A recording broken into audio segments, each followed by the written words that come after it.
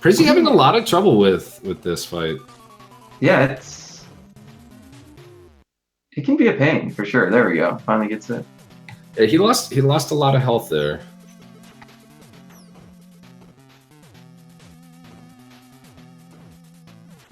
We'll see how Yogi handles it here. It seems like Yogi is still gaining a little bit of time. He gained another 10 seconds or so on City Connection.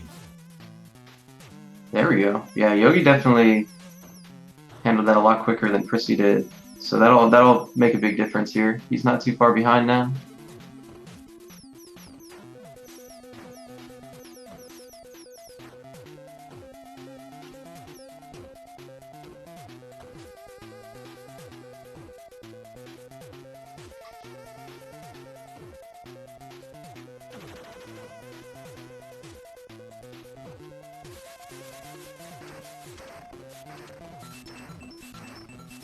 Yeah, there are a lot of people that like this game. I don't think I could get into it.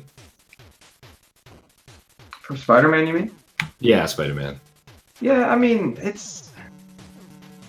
I'm not gonna say it's the best game. You know, I just don't think it's.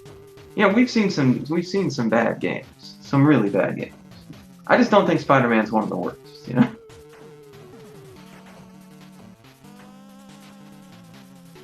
Sure, I'll give you that.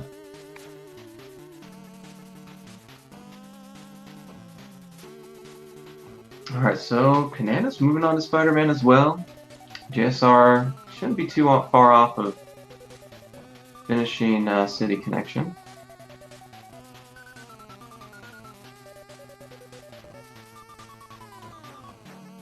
Yeah, I mean we're gonna end up having a good number of runners on the lead game pretty quick, and the games are still short. These first 10, or the first 9 at least, are able to be finished really quickly, and then they start to get a little longer. But definitely the majority of the race, the bulk of the race, is going to be those last 6 to 8 games.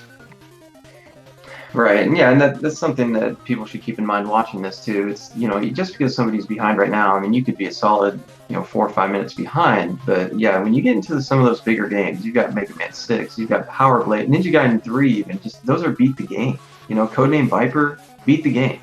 So yeah, when you've got multiple games on there that you actually complete the entire game, there's still a lot of things that can go right or wrong for any runner. Yep, I mean, Spider-Man you can definitely game over. Mappy is really easy to game over in if you make a couple mistakes.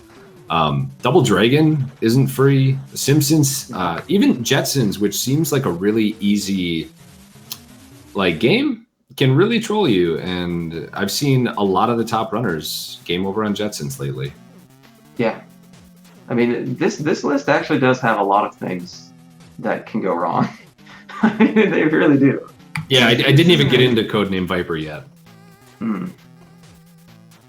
That is probably the most trolly game on the list by far. Okay, yeah, I might have to agree with that.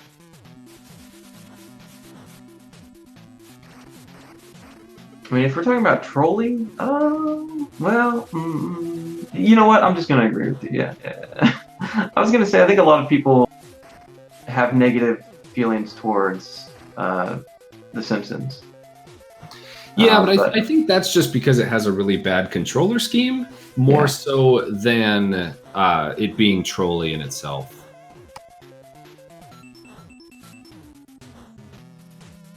Oh, and Prizzy does take a death on the boss there, so he is on his last life now. And that's pretty scary for this game. Yeah, and like JKL said, this boss is really, really difficult. I think it's called Vulture. I don't know the names. Yeah, that sounds close enough. I don't know what it is for sure either.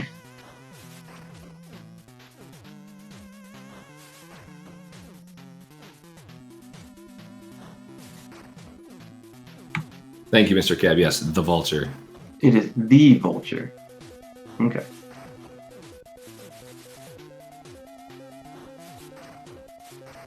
Yeah, I don't get when people have "the" in front of their name. It just doesn't make sense. So weird, man. Is it the underscore vulture by chance? It should be the underscore vulture for sure. And this level is so dark. This one that Prissy and Yogi brought on, it's just like, I don't know. I don't know why it seems so dark to me. Is it intended that way? It is a darker level, yeah. It's gotta be.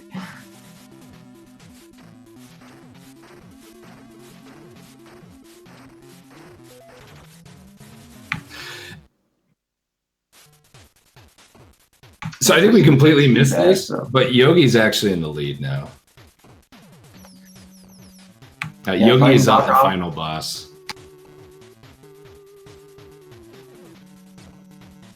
Let's see.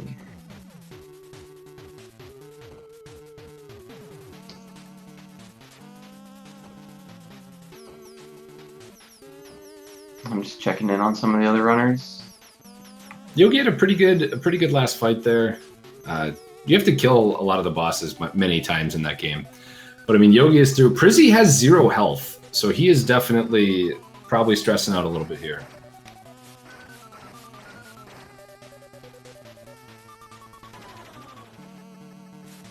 Yeah, really, really important to clutch this one out.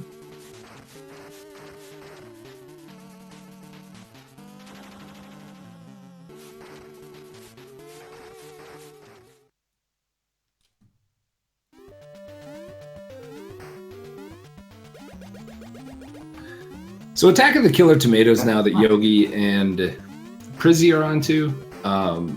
There's not a ton to say about it. You'll notice Yogi's jumping a bunch. Jumping is actually faster.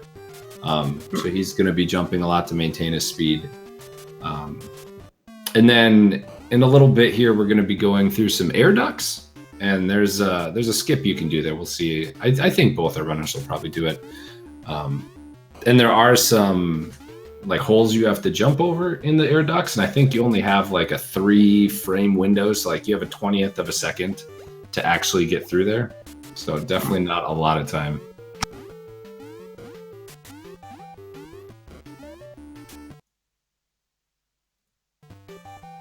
I'm just trying to see where our runners are at. Check in on some people that we saw a little earlier. Looks like Katz is moving on to City Connection now. So like we were saying earlier, I mean, you've got, a lot of games left to play. Some games, beat the whole game, all that stuff. So, I don't know. I mean, you're seeing a little bit of the impact of Battle Kid, but ultimately I don't think it's that, like, it's not something you wouldn't see in, like, some other games too, right? I mean, there's always games that can maybe, set somebody behind a little bit. They need to play catch up. But it looks like everybody's, getting there, right? Yep, and I'd be willing to bet if you look at just the times for games 2 through 20, you're going to find that the people who are in the lead now probably have the best times for those games as well. Right. I think the main thing is, it looks like Arcus is still on Battle Kid, and that really, we talked earlier about trying to like have the mindset as you would try to push through past something like that, but it's I don't know. That's something that's really difficult to overcome. So it is, but I mean, knowing Arcus, like I just said, like when he does beat it, let's see what he does for games 2 through 20. Yeah. I'm pretty sure he'll still come through pretty strong. Exactly. Totally agree there. So yeah, otherwise everything's looking pretty good so far. I mean, obviously JSR still making his way through Spider-Man. Attack of the Killer Tomatoes, yeah, this is a game that I don't know where like the big points are that you would lose time, or even if there are places where you lose like a big amount of time. But I think that I expect to see Prissy and Yogi both kind of making a similar time here through this game. I don't think this is going to be one that anything huge is going to happen. But you never know. I would agree too. I think Barbie should be the same way. I think they'll be pretty close going into Mappy, and then we'll see what happens. Yeah, Mappy's going to be an interesting one. And honestly, I don't hate that game. I think I've seen some people, come at Mappy the wrong way. Talk down on it a little bit. It's a fun game. It's very happy. Yeah, I agree. I mean, the story's a little weird. You play a police officer mouse that's chasing some cat or breaking into a cat burglar's house that has stolen a bunch of art. But I mean, it's definitely a fun game to play for sure.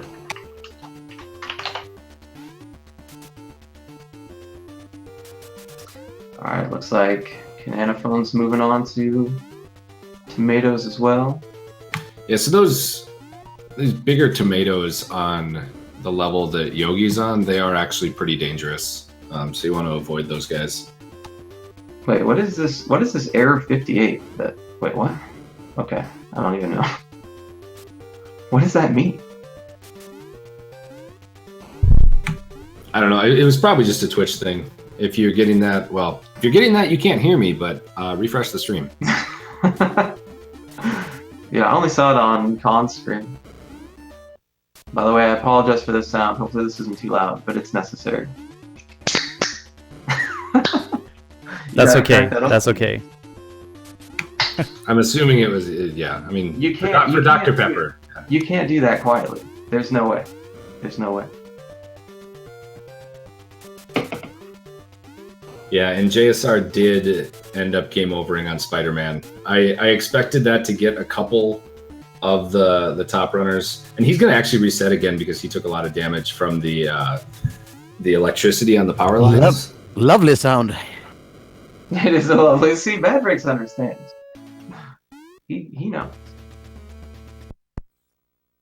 I just wouldn't let Bad Breaks pick my pizza toppings. Oh, and as we were talking about Dr. Pepper, Yogi is through with the killer tomatoes, with Prizzy right behind him. Yeah, very close. So now we get to everyone's favorite game in the Big 20. It is Barbie. Oh, this game. This is, I don't even know what to say about this game. I really don't. What are you talking about? I mean, it's just... Do you not like this, McFly? Yeah. I mean, I'd rather go play some Spider-Man. I don't think Barbie's too happy to hear that. She has a dream house, man. Fair enough. Fair enough. I mean, there's not too much to say about this game. There's a route that the task takes that you pretty much just want to copy to make sure that you're not gonna get in trouble and die. Other than that, there was a new skip that was found in, I think it's stage 3, where you can actually warp in a fountain, and it saves about 5 seconds. No, really? Yeah, I think that was just found this week, maybe. Cool, I haven't seen that. Yeah, it's actually pretty simple. You just stand in a fountain. I think you hold down or up when you do a jump, and it warps you in.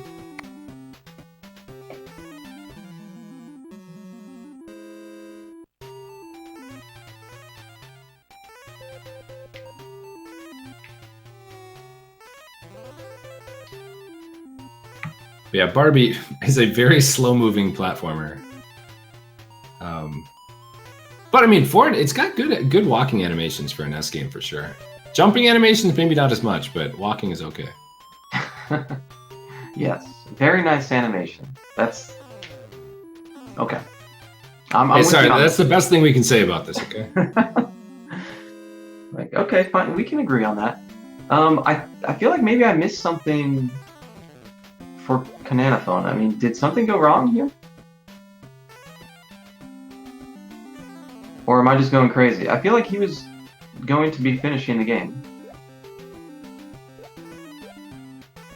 I am not sure. I was not paying attention with his... Man, you had me looking at Barbie's walk animation, and I totally missed it. Come on, Code. Oh, I know. That's the important part.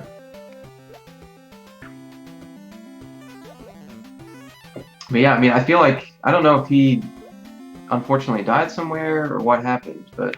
Well, I'm not sure if you're watching Prizzy. He just took the warp. Man, now I'm missing that too. Okay. All right. Back to Barbie. I need to watch this game. Never take my eyes off.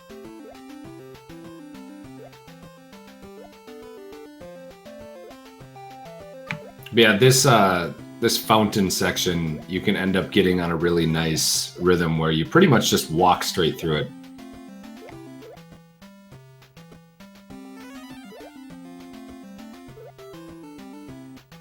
Looks like we have Drumbordist and Overswarm up on stream now, who are both working their way through Attack of the Killer Tomatoes, so they're not too far behind. Overswarm is just about done with Killer Tomatoes.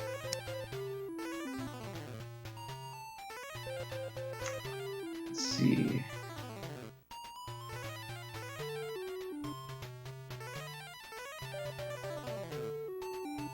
Yeah, I was trying to go back and look what happened to Cananophone. But like you said, Overswarm, Drumbordist, both on stream now. And Overswarm moving on to Barbie. Get to see more of that very lovely walk animation. You can see the different outfits too, because she changes outfits on each level. So much detail.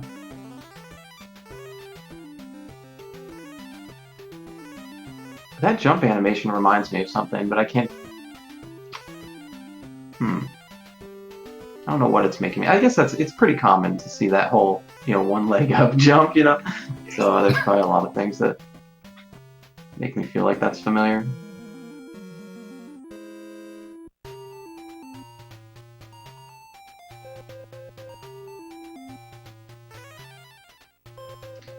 So, I don't know. I think I was just going crazy earlier. About when I thought something devastating happened? Yeah.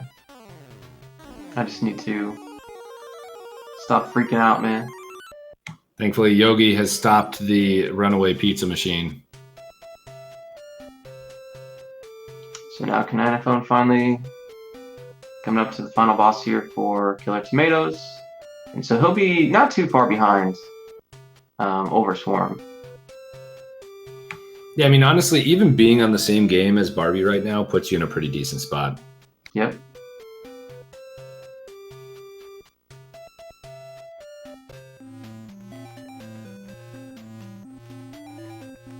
Yep, so now we get to the best form of Barbie. We have Mermaid Barbie. Oh, man. No more walk animation. Instead, we get this just swimming, I guess. This beautiful Very nice. tail kick or tail flip animation. You know what this kind of reminds me of? It's kind of like Karnov. A little bit. Oh, we don't need to talk about that game, though, do we? Anyway. At least not till next month. Yeah.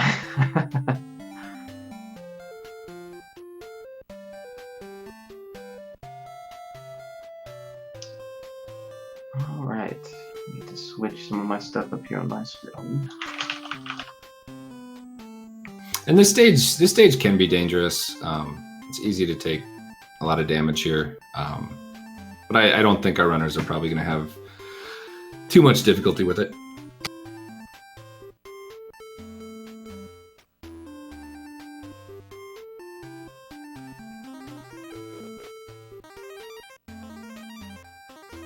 I wonder what this is going to spell on Yogi's screen right here.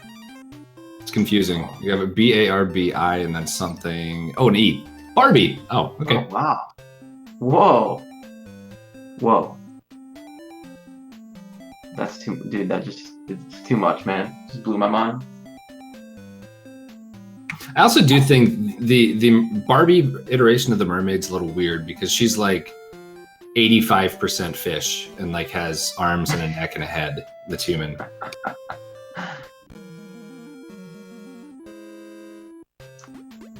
Yeah, so we were talking earlier about how we didn't think that these past two games would really make much of a difference for Yogi and Prissy, and it looks like that's pretty much the case.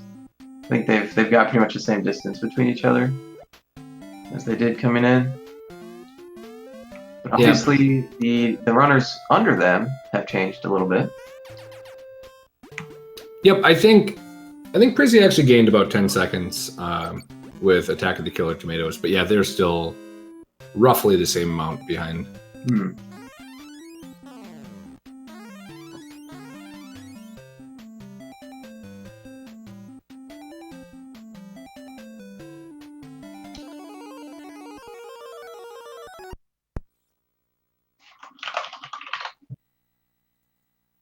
Yeah, and it looks like Arcus is moving on from Battle Kid, so we'll see if he can, go all in, man. And playing catch up. Knowing Arcus, he always keeps a really cool head, so I'm sure he's going to be able to bounce back and have a good rest of the game, or a good rest of the race. Yeah, definitely, and he's one of the runners that has put in a lot of practice, a lot of good time, so he can definitely play these games very well. And now we get to the sweet kind of barbershop tunes of Mappy.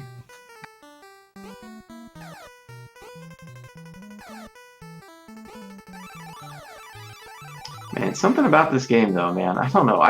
The graphics are so cute in this game. I really do. It's fun to see. I like the game. But yeah, understandably though, for the sake of running this game and playing it in the race, there's a lot of things that can go bad for you in this game.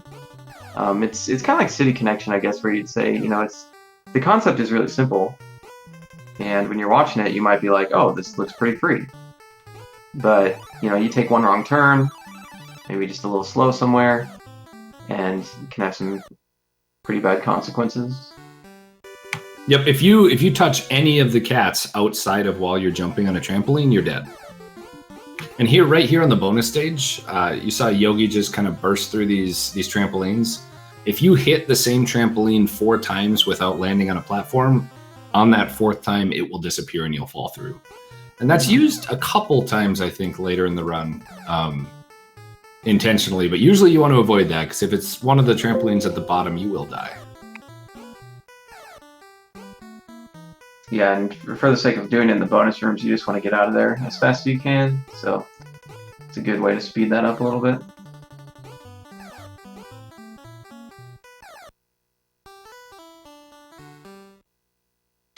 And Mappy is 15 rounds, and so you're going to see pretty similar stages all the way through here. But it looks like Yogi is on 5, while Prizzy is on stage 4.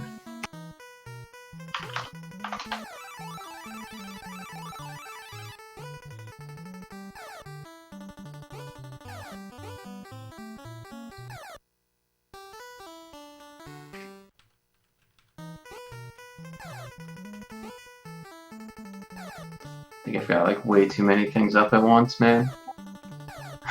Eventually, like my internet just can't handle watching so many at once. Might have to tone it down a little bit here.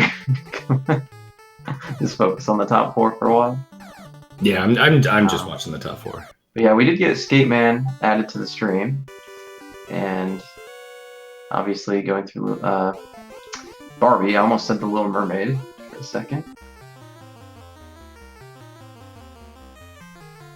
Yeah, I think Skate Man was definitely one of the surprises of the last Big 20. I think it was his first one, and he finished, I want to say 4th? He did really, really well in the last one.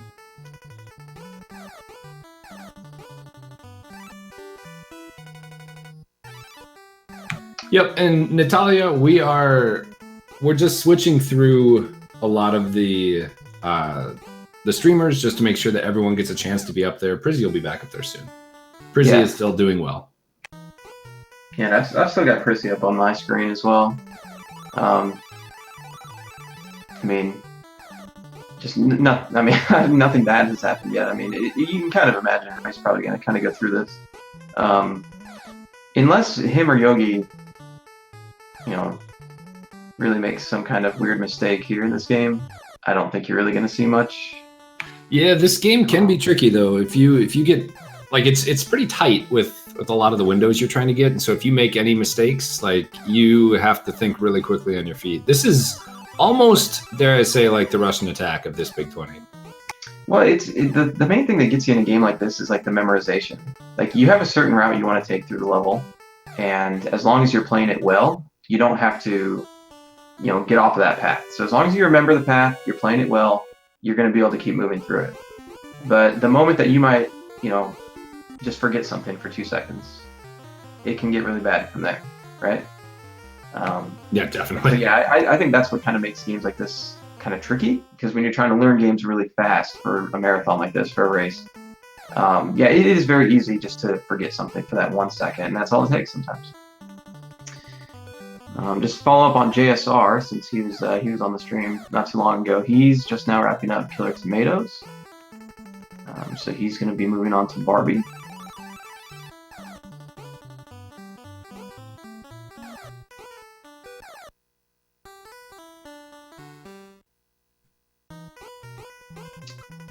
And let's see. I think Cananophone's going to be getting done with Barbie pretty soon as well. But Overswarm on Mappy now, obviously. I believe somebody else is on Mappy as well. And Drumboardist should be getting there in a few minutes. Yep, I mean, we're just, most of our runners are most of our top runners at least are plodding through Mappy right now. There's not a lot to say after the first few stages once you get the mechanics down. It's just learning the little differences in each level. As Yogi finishes up 13, is on 14 now, so he's got this last level for a real level, and then I believe 15 is just another bonus stage. I think. I could be wrong.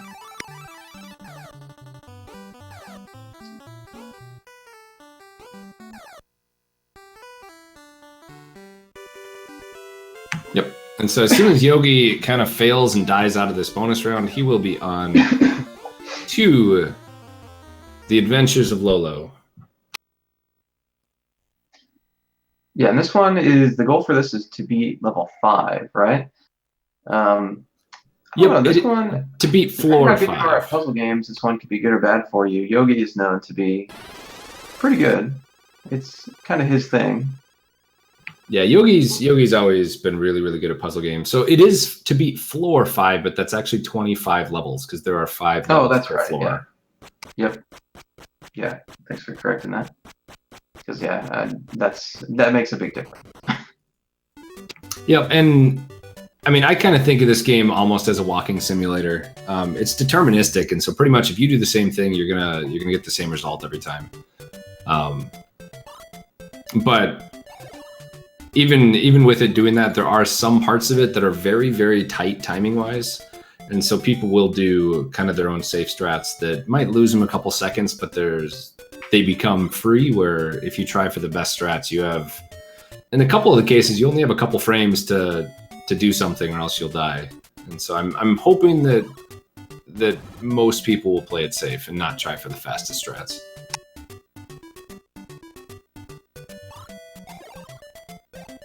Yeah, and of course, it's another game with some very, very cute graphics, very adorable. I'm a fan. And these are the kind of graphics I like to see on the NES, you know? Gosh, we have a lot of hate for the music in this game. I love this music. Yeah, people hate this music? Come on. I guess Gyarados will no longer be my friend. Come on, man.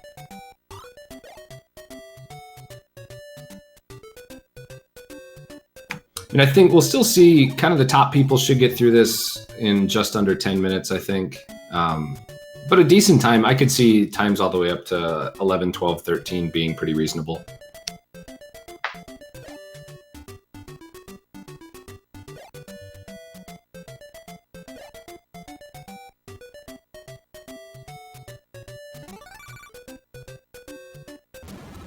And Yogi is through with floor 1.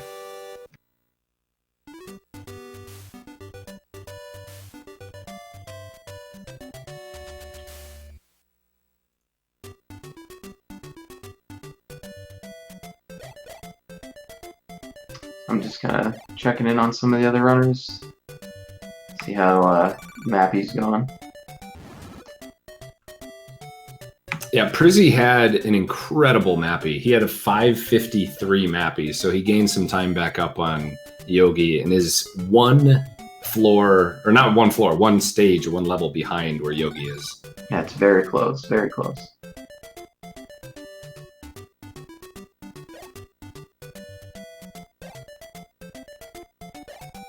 So yeah, I wouldn't be surprised if we see Yogi and Prissy both kind of in the top spots here going forward.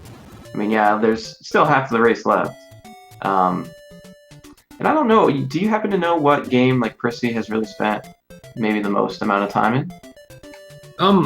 I actually know Prizzy was actually gone for a decent amount of it.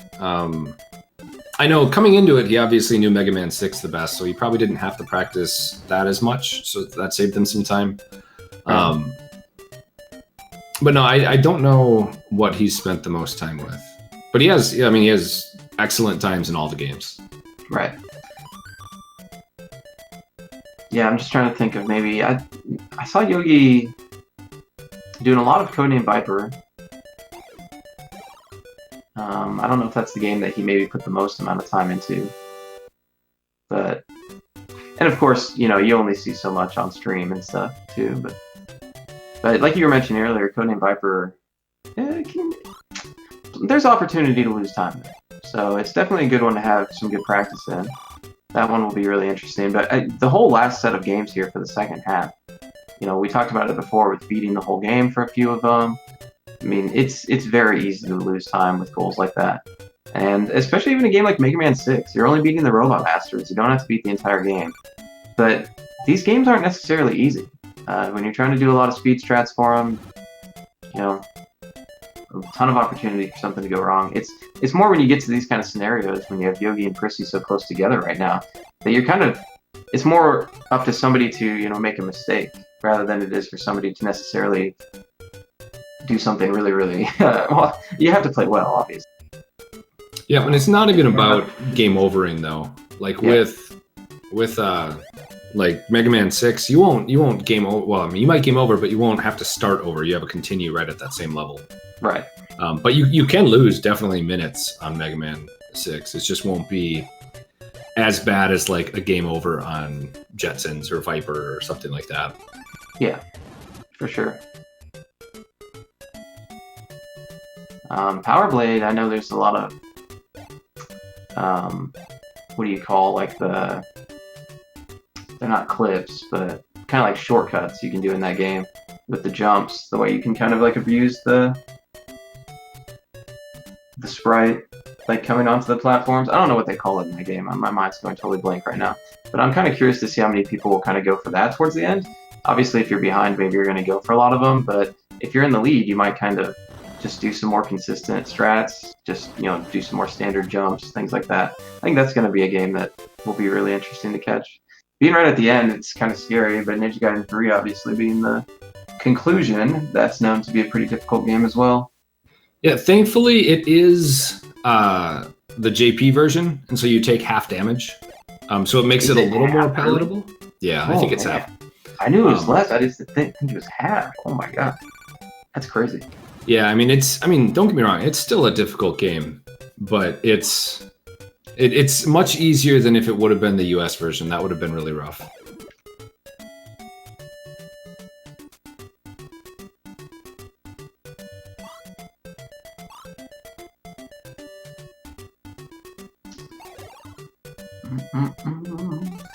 Let's see, I didn't catch what level Yogi's on right now. I love this room right now, though.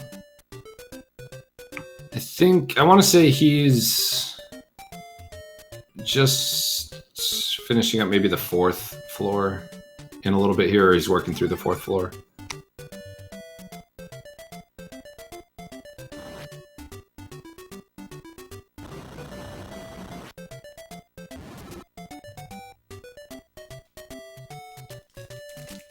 And you can box yourself in on some of these stages. If you do, I think the select button will give you an intentional death, and it'll kind of reset the room. So it is interesting. Mm-hmm. Got JSR moving on to Mappy now. I'll check back in on Cats, see how she's doing.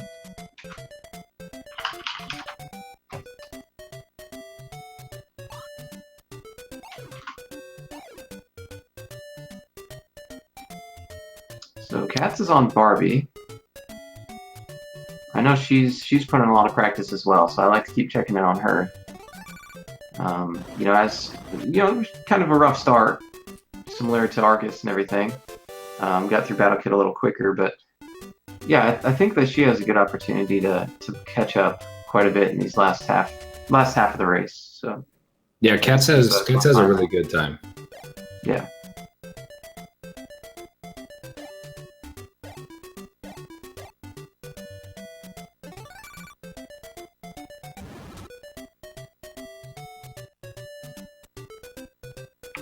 I could seriously just sit here and dance to this music all day. It is good, man. That's why I was surprised when you said people were hating on it. Well, I mean, by people, it was just Gyarados, but I think Lolo touched his spaghetti. Shame.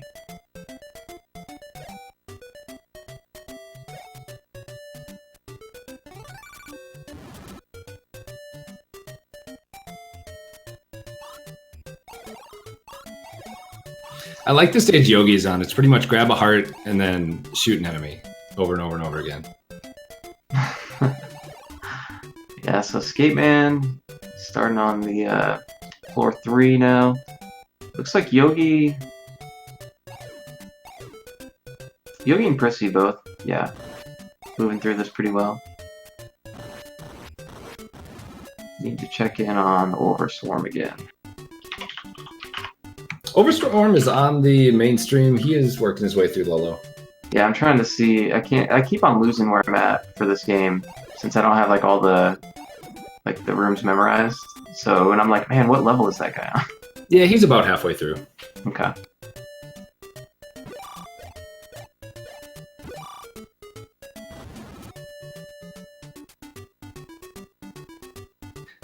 And I think this is the last stage that Yogi's on. It's a gigantic maze room with all the arrows because you can only go certain directions through them. You can get stuck in certain spots and have to respawn.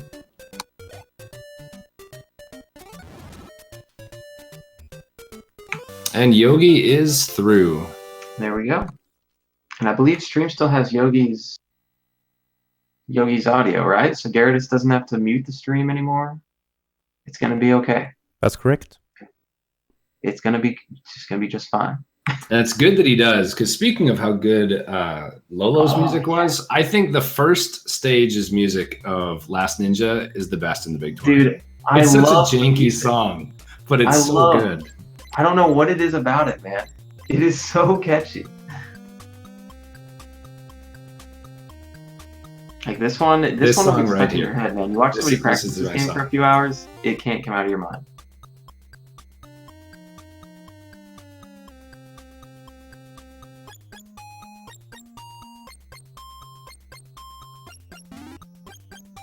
Yeah, Prizzy is still, as far as I know, he should still be in second place. Yeah, I believe so. I haven't seen anybody up there yet.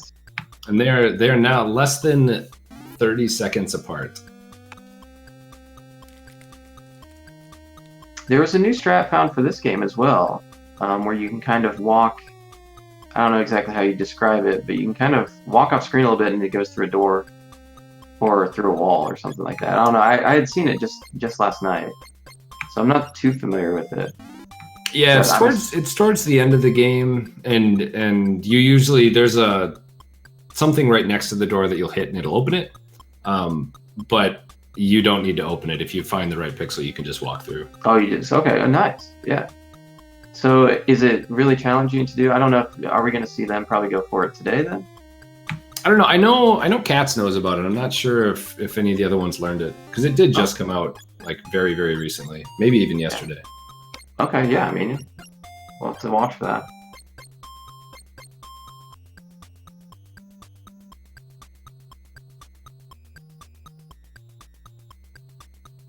This part Yogi's coming up on is pretty nice when you just get to poke.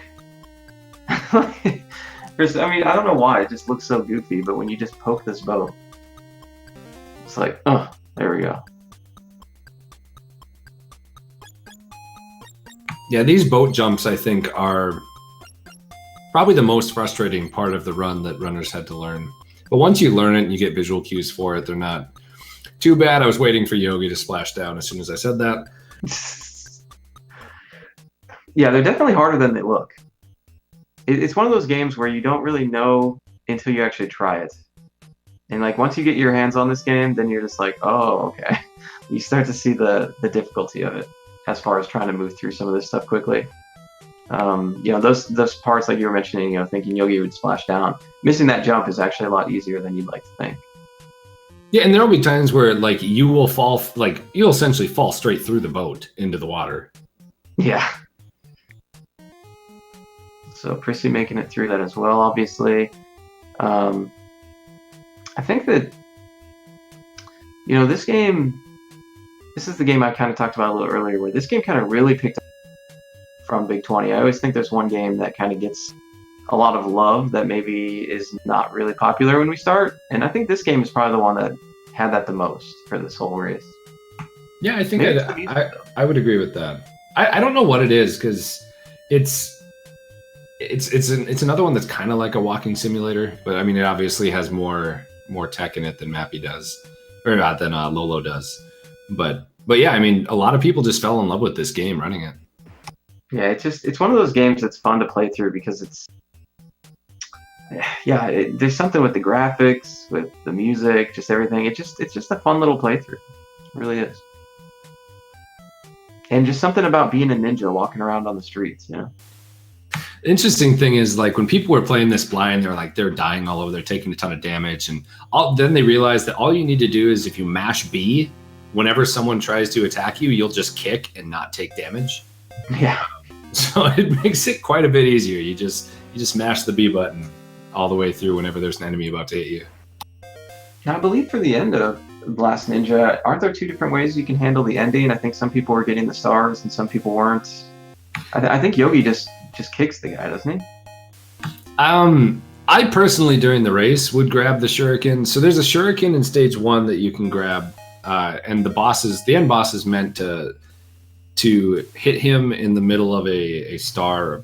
I don't think it's a pentagram, because I don't think there's a circle around it. But hit him and knock him down in this star, and then light these 5 candles to kill him.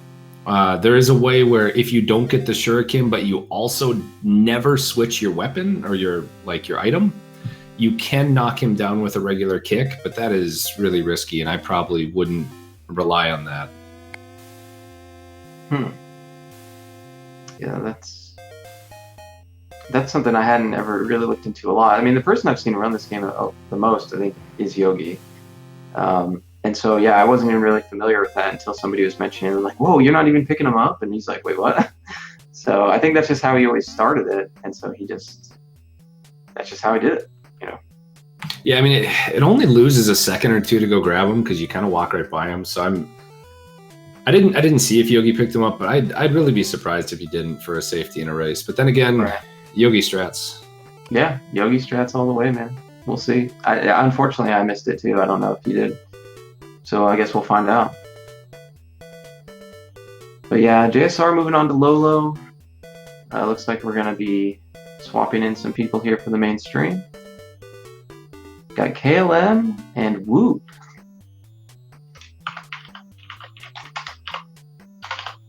Yes, I know KLM did the last Big 20.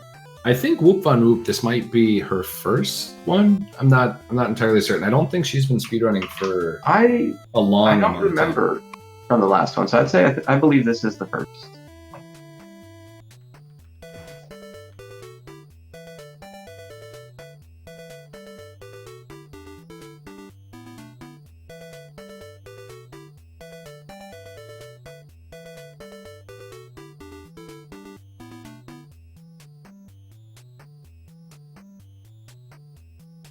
Yeah, I know, like KLM, like a lot of others, have been everyone's been putting in a ton of time into this, and so it's always great to be able to get everyone up.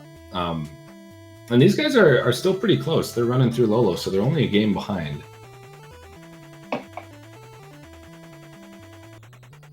I would say as long as you're on Lolo right now, you do have a chance to win. If you're behind Lolo, you're not going to have enough people in front of you mess up to where you can get there. But if you're on Lolo, I think you're still in good shape.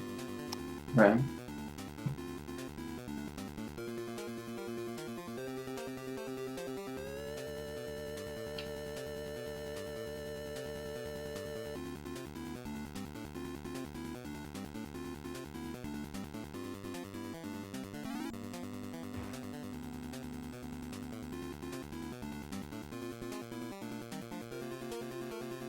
Yeah, so I think it's the next room that Yogi's going to come into is the one where you can skip through the door without opening it. Oh, I'm wrong. It's not this one. Yeah, it must be because it's like the orange room, or It's orange or yellow, I think. I don't remember. I remember seeing it just so quickly. Yeah, it's very similar colored to the one that we're in right now. This one's like made out of like golden grams or something. I don't even know what this is. Yogi is just getting punched a bunch.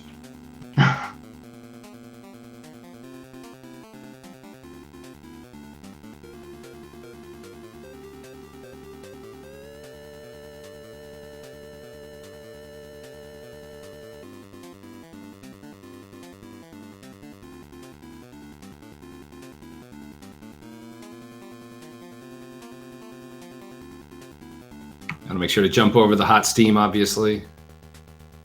I mean, Yogi is actually to the end right here. And so here is this star that we have. He's gonna open a safe, because you get a random code that you need to open, and then you usually want to light a couple of these and then get him in the circle, knock him down. So Yogi did use the shuriken. Oh yeah, he's got him. He did throw the shuriken, so he got the 5. The last enemy like blows up into fireworks because that's what happens when you put him inside of a star with 5 candles on it, and then you put the orb back and you win.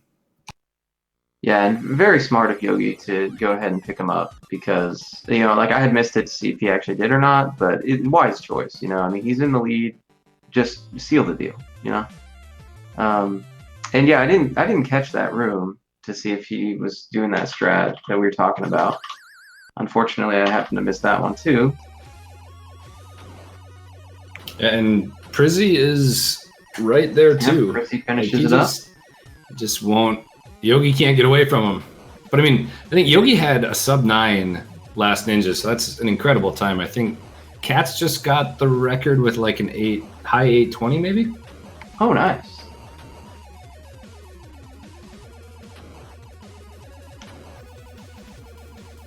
So Silver Surfer, rather infamous game for its difficulty. We don't have to beat the game here though, so that's good, right? I mean, I think we're just beating the one level, and yeah. So this game, I think a lot of people, especially if you've seen AVGN or things, a lot of people just think when they think of this game, they're just like, oh my god, this game's impossible. I mean, it's certainly not, but I think when you're just going for the one level goal, this is quite doable. Which is why it's here in this race. It's not an impossible task. But I think a lot of people kind of are quick to judge this game. No, this definitely has a reputation as a very, very difficult game. I know when it was announced, people were like, oh boy, here it comes. But then once it said there was just the reptile stage, I think a lot of people were kind of relieved with that. Yeah, if this would have been a beat the game goal, it would be way different, for sure. Because, I mean, the game is definitely hard. No doubt about that. But I think, especially since we have as many runners as we do, I'm pretty sure people believe that they can beat this.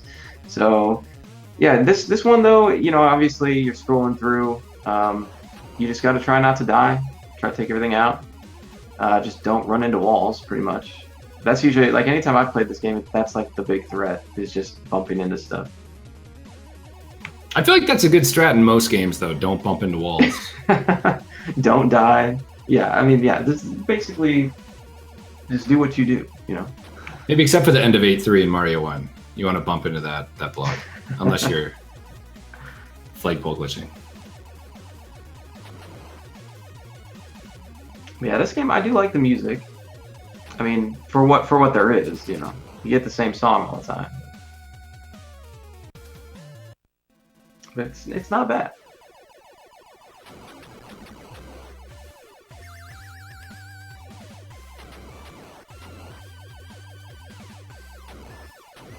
I guess this question's more for chat, unless you know McFly, but why does Silver Surfer have a surfboard? I feel like he should have something else, or is it not a surfboard? Because, I mean, he's flying. I don't know, I'm sure there's somebody that's got that knowledge out there in chat.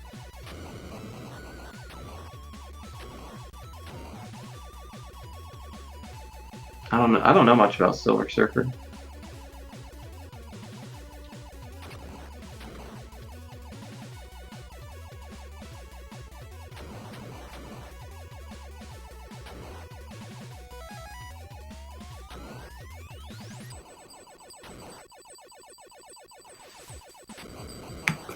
Yeah, I probably should have thought twice before asking that question to chat.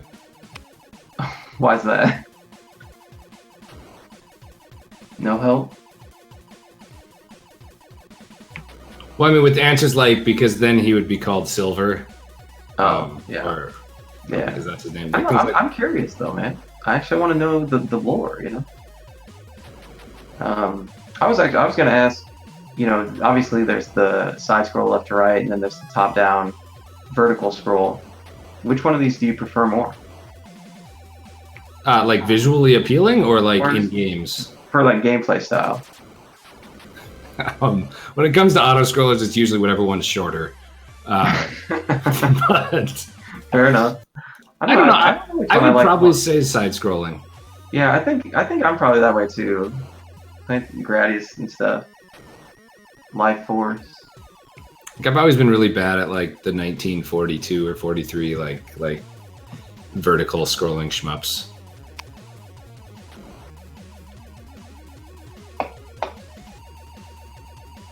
Yeah, I don't know if I think it's just a matter of I've played more side scroller ones. Like left to right.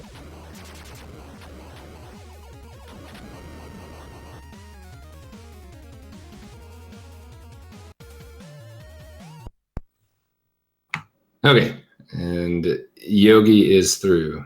He's moving on. 5 minutes is a really good time with that, and so that Yogi was right there at a 5:01.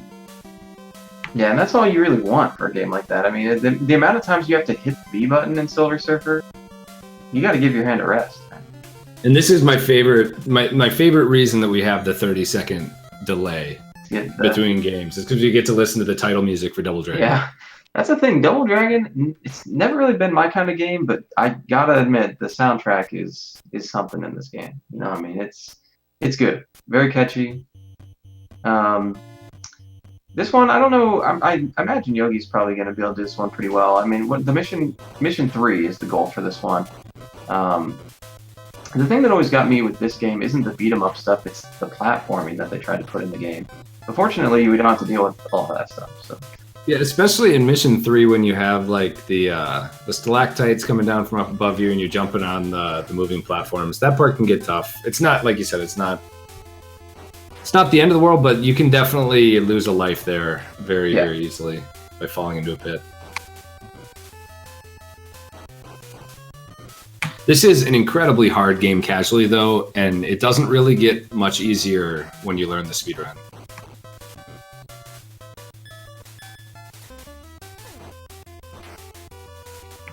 Yeah, I think the main thing that you pick up when you're doing like the speed strats is like how to handle a Bobo better. Because like the first time you run into a Bobo, you might be like, "What am I supposed to do here?" You know, maybe have some trouble. But there's really cool ways of dealing with them in this game, or in the run speed run. Yeah, and here's going to be a strat you're going to see for many enemies or many boss enemies is we're just going to kind of pop them off the conveyor belt. Send them we're right going to see down. that again, dropping more Abobos into pits.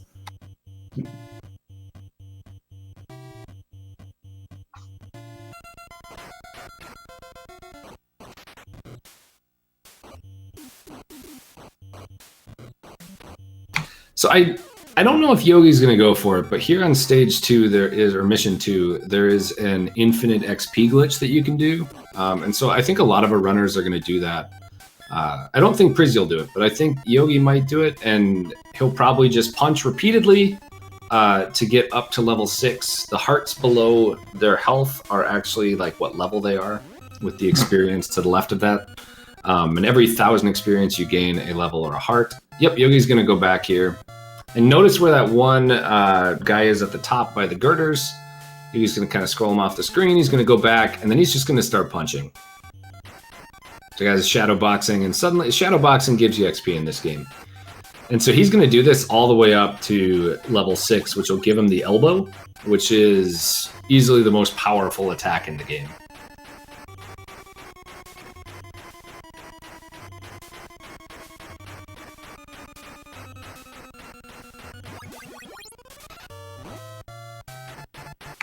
Or, okay, yeah, he's going back to it. I was like, or he's just going to move on when he got to level 4. You never know with Yogi, man. Yep, and like I said, Prizzy, it looks like he is just moving on. He's not going with that glitch. And Yogi is also not going to get the full 6 levels. I think what he figured out is he really just wants level 6 by the time he gets to the double abobos in Mission 3. And so he has plenty of time to get that last 1,500 health or so. Or experience, sorry.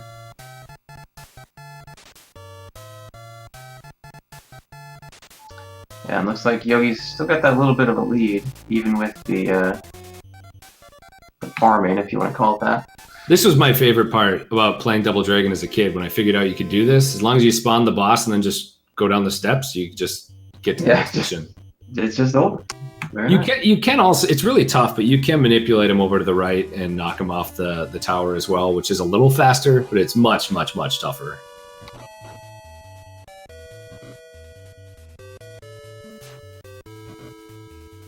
Yeah, so Yogi and Prissy extremely close right now. Yeah, they're fighting the same enemy. I wouldn't. Yogi's definitely ahead though, because he's going to be able to push through these 2 abobos way faster than Prissy. Yeah. Right. So yeah, once we actually see how this goes, like at the end when they both complete the game, that's really what's going to tell us how much Yogi's strat paid off. It's actually kind of funny to think about, because I think you would traditionally see Yogi kind of do Prissy's strat here. I mean, maybe we're seeing a different Yogi today. You know what I mean? Like, has Yogi changed? I mean, is this a Yogi that actually goes for some consistency? So this is one thing I was actually going to mention at the beginning. I think participating in the Big Ten, Yogi had never done a live competition like that. And I think he used to get a lot of like nerves and jitters and stuff when he was like in the Big 20s, but I think going to that really helped him. And I think he's going to perform a lot better today because of it. And we've seen that. He's been obviously really good so far. Yeah, and he's obviously got a ton of experience just doing races like this and stuff. None of them before Big Ten were live, like you said. But you know, if you combine those, you combine the amount of experience he has with maybe just kind of finding his groove a little bit like you were talking about, then yeah, I mean, maybe that's all it took.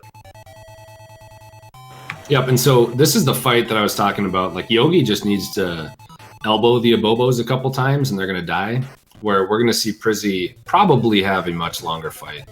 Mm-hmm. And even if it's not much longer, it'll be much, much more dangerous for sure. Right, and we don't know if Yogi, you know, maybe just decided to do that strat because he finds it to, you know, just maybe that's he had already planned to do that, or if maybe he's aware of how close or the kind of lead he had on Prissy, and maybe that's why he decided to go for that.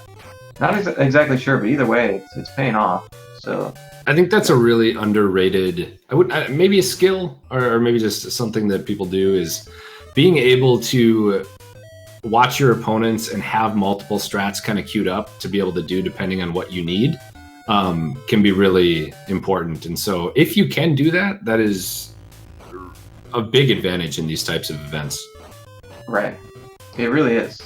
And I mean, I would consider that a skill, yeah, being able to adapt to the situation. Looks like we got, I don't know how long they've been on there, but Desiax and Darkwing are now on the mainstream as well. Oh, nice. Looks like Darkwing is working his way through Last Ninja, and Desiax is on Silver Surfer.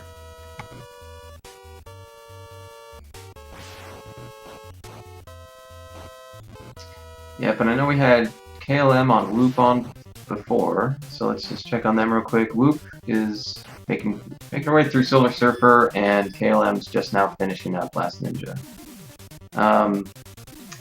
This area here, we were talking about the platforming before for Double Dragon. Man, the Double Dragon platforming, Oh, it's rough, man. It's rough. Yeah, it's not good. Yeah, it's just not good. And here you're going to see Yogi is actually going to move these Abobos over to the left here and then just knock them off. These are pretty much the last. This is the last kind of tough part of the run. After this, you just need to fight like 7 or 8 of the girls with the whips.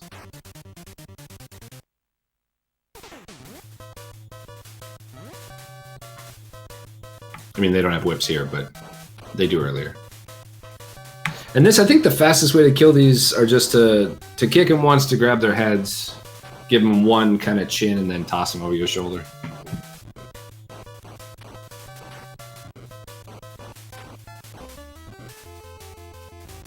And Yogi Stew, this is actually a really good double dragon time at like right about an 840. It's actually really nice.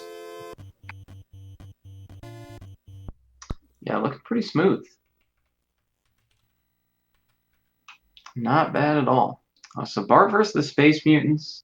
I mentioned earlier, I think this is the game that I think people probably maybe hate the most out of the list, or it seems like a lot of people have negative feelings towards this one. But it's kind of fun to watch, man. I kind of like seeing people play this game well.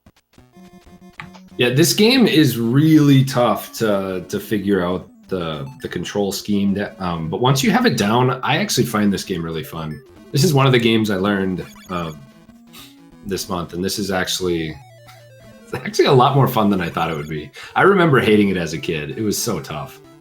Oh yeah, I mean the first time I played this, I couldn't even get past the first level. I mean, although we are just playing the first 3 levels, so it's just through the carnival. Like the 4th level, the museum is kind of where it starts to get really tough, and so we definitely aren't playing the hardest part of the game.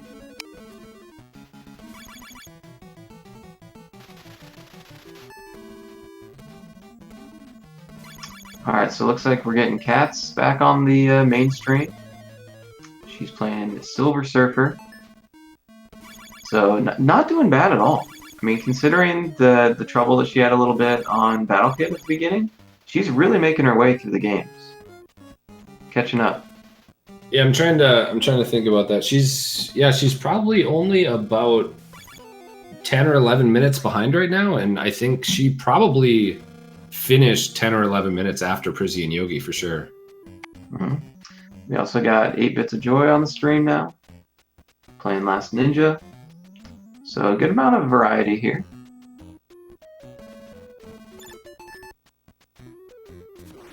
Yeah, and I do want to just kind of drive this point home. Like, all of these people are just volunteering to do this. They're kind of challenging themselves to see what they can do, and it's really tough to learn 20 Nintendo games in a month. So I'm glad we're getting everyone on screen, because like no matter where they place, whether it's first or last, like even finishing it, I think is a really good accomplishment for these types of things. Yeah, it really is. Like I know that's what Bad Breaks was saying earlier, that it's like the best part of playing Big 20 is that you just learn 20 NES speedruns. You know, it's more like what you gain out of it. I mean, it's not only just about the race itself. And a lot of times we see people after a Big 20 or even during, like, get attached to a certain game or a few games, and then they end up having main speedruns for themselves that they continue to work on later. Yeah, definitely. I mean, I know I grinded out raisins a lot after the last Big 20 for sure. It's just, man, I mean, you find these weird games that for some reason you like it, and yeah, you stick with it. You just get attached. And I think that's what's really cool, is because, like, yeah, if you sign up for a Big 20, before you did so, maybe you wouldn't have ever thought about playing some of these games. But by doing it, by joining, it gets you into it. Or even, you know, just being here today watching this race. People sometimes just see the game, and then they're like, wow, I want to go back and play that. It does look like Prizzy's having a little bit of trouble here on stage 2.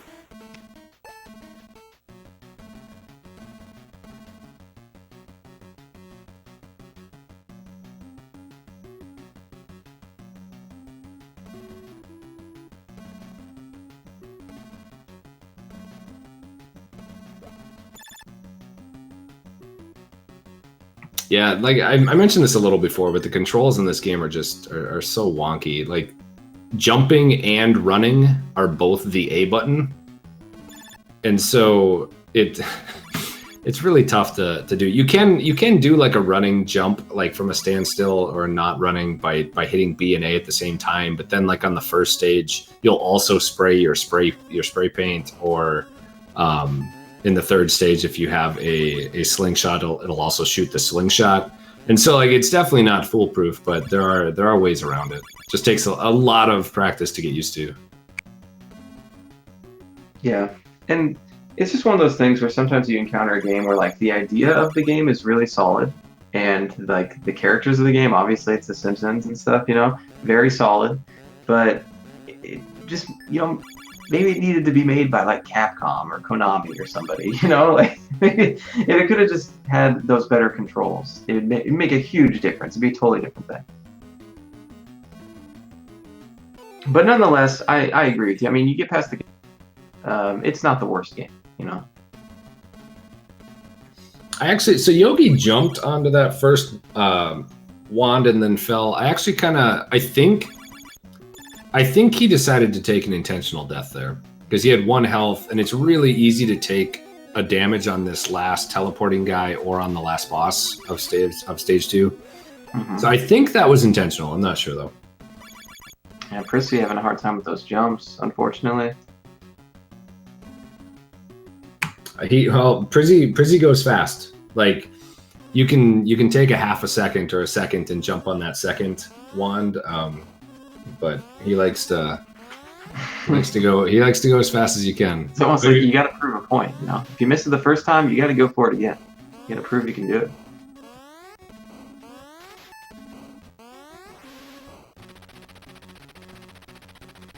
Yeah, so we're through the mall, and we're gonna go to the carnival, the circus. I'm not really sure what the third stage is called.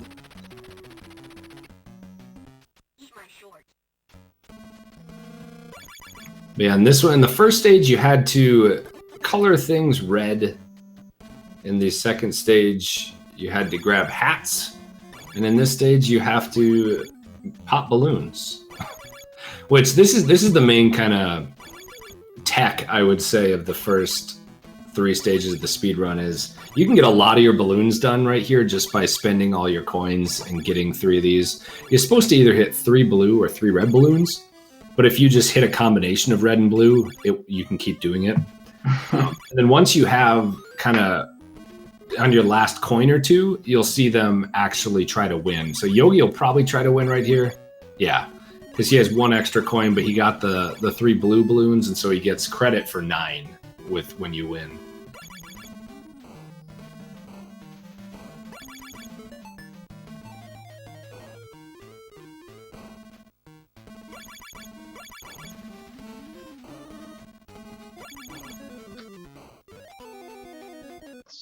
Yogi does take a death. This won't lose a ton of time, but when he's only about 30 seconds ahead, it gets it. Ooh, he takes another death. So Prissy has now taken the lead by a couple seconds. It's just that easy, man. Just that easy to lose it. And I mean, for a long time, Yogi and Prissy have had just that little bit between them, and we knew, like, just as we talked about it earlier, you make 1 mistake, that's all it takes. Yep, and you're going to take an intentional death here at the start of this level, or this screen. Usually you have to wait 30 seconds and do this kind of door puzzle, but if you just die on that kind of green electricity and then run to the right, you can get right past it. Man, look how close they are. Yeah, I mean, we're within 5 seconds now of first and second, which is just insane to be halfway through the run and to be tied. Prissy? He took a hit. He's not dead. Oh, he did die. Wow. Yeah, I think he fell on the bottom of the wheel. Yep, he missed the Ferris wheel jump? So yeah, unfortunately I did it again.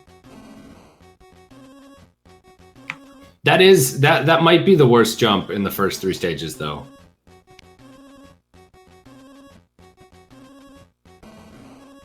So yeah, with that, Yogi takes it back.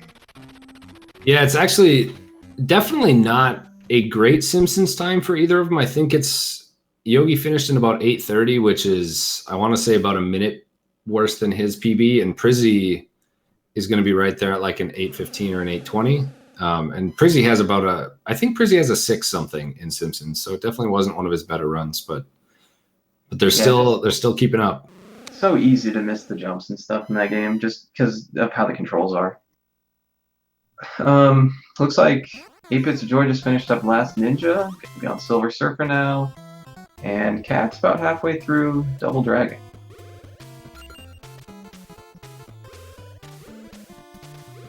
Yeah, so they're definitely, or at least Cats is definitely keeping up there.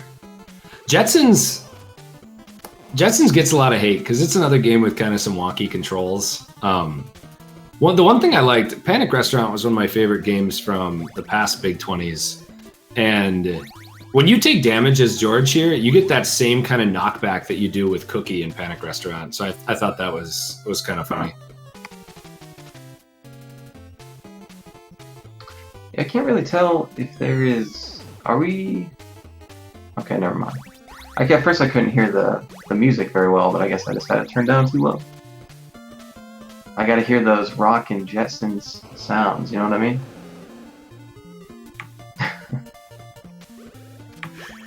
Yeah, I will say though, I played Jetsons a bit this month, and I thought it was such a fun game. It was one of my excuse me, it was one of my favorite games of the list that I tried. Yeah, I mean, it doesn't look terrible, honestly. It has its issues though.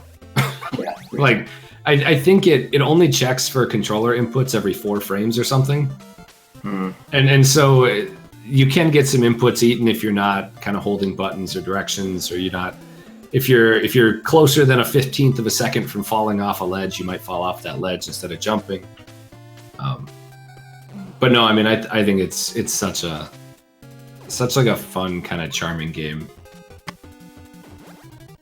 Yeah, good graphics and all that. Bad Breaks, definitely a Bad Breaks game right here. You can just picture him playing this game, man.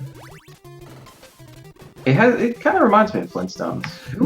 George's walk is exactly like Fred's. Yeah, maybe that's what it is. I mean, it just like something about it really gets me going on, or like just makes me think of it. This dog boss is actually kind of trolly. It can be pretty difficult.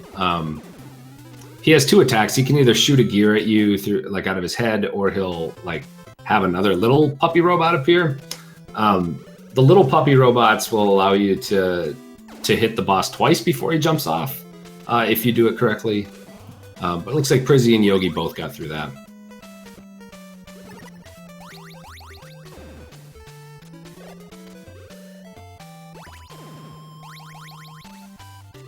Alright, you see, we swapped out another one on stream, so we have D-Rock on stream now. He's doing the strat for Double Dragon there, going to farm up the elbow. And Cats is fighting the Abobos there. I don't believe she got the elbow. Nope, she's at level 4, yeah. But she's got him in a nice little jump kick cycle. So that's good.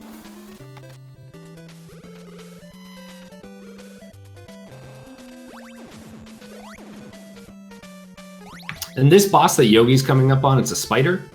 He drops apples, and if you grab an apple, he'll drop 2 apples. If you jump in the air and grab the apple out of the air, a second one will land, and so you'll end up getting 3 instead of 2. And so that is one way that you can definitely beat this level a lot faster. I've actually never seen the 2 apples appear on the left like they are for Yogi. I've always had them on Prizzy's screen where there's one on the left and one on the right. Yogi did a really good job on that boss, though. Yeah, and he needed it, too. I mean, Prizzy's right behind him.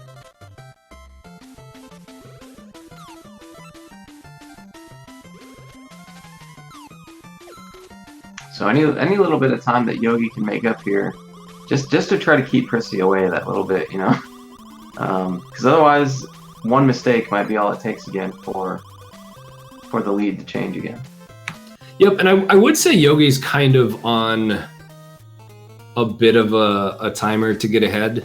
because Prizzy is probably going to have quite a bit better Mega Man 6 time than Yogi will.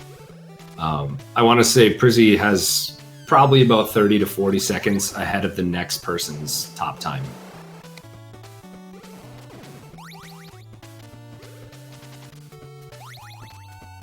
That being said, though, I mean, anything can happen in race day. Yeah, for sure. And like with Power Blade, Power Blade has a couple parts in it where you can lose a lot of time. It's a pretty unforgiving game for deaths, and then naturally Ninja Gaiden. But Prizzy has a really strong time in all of those last games. So I think Yogi's looking to get a little bit ahead here in these last few games before that. Yeah, and for Power Blade, you know, like I said, I don't remember what exactly they call them in that game, but you have like the jumps that you can kind of like take some shortcuts by jumping up to some of the platforms that I don't think you're supposed to be able to do, but there must be like a pixel perfect or something. And I'm really curious to see the people that are going to go for those kind of things, because obviously if you try to go for strats like that to save a little time and you're not getting it, if it's a very difficult strat, you might end up losing time. And so, you know, if Yogi maintains this lead, for example, maybe he doesn't go for him. Maybe he just tries to play without those skips, you know? And maybe that turns out better. Yeah, I do think most runners will try for at least 2 or 3 of the wall clips in Power Blade. There are 2 of them, one in Stage 5 and Stage 6, that actually save a lot of time. The others will save time if you get them in the first couple tries, but other than that, you probably should have went around. Right, yeah, that's a really good point. Some are definitely more worth it than others. So yeah, go for the big ones, maybe don't go for the small ones, but I don't know. I mean, I don't know if Chrissy has practiced that a lot. Maybe he'll go for them. Maybe that's a way that he can catch up. Or yeah, maybe there's somebody out there that can do it. I know I watched Chambers playing that the other day. It looked like he was getting them down pretty well. But Chambers is not in this race. So. Yeah, I was gonna say if you're grinding out PB attempts, yeah, go for all of them. But once you get into a race setting, you really got to be careful. Yep. Yogi had a really, really good Jetsons time. It's going to be sub 7 here, which is a really good time. And Prizzy actually takes a death on the auto-scroller section. So that's probably going to lose him, gosh, I don't know, 20 seconds or so. Yeah, not a good place to take the death. I mean, not that there's any good place, but yeah. So Yogi is now probably up his minute that he needed to be. Yeah. And since then, we've had Cats playing Simpsons, right? And D-Rock getting through the platforming in Double Dragon. Looks like we're going to have another person put up on the stream for you guys. I want to say D-Rock may have... He does take an unfortunate death there, but I want to say D-Rock was in the Big 20 last time for the first time as well, and he actually did pretty decently too. Maybe he's done 2 already before this one, but he's a newer Big 20 runner as well. But's been putting up some good times for the short amount of time that he's been doing it.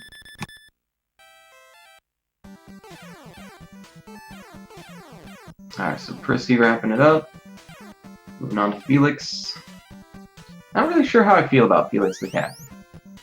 Yogi taking a death there, too. Yeah, I was gonna say, I'm pretty sure Yogi's not too thrilled about it right now.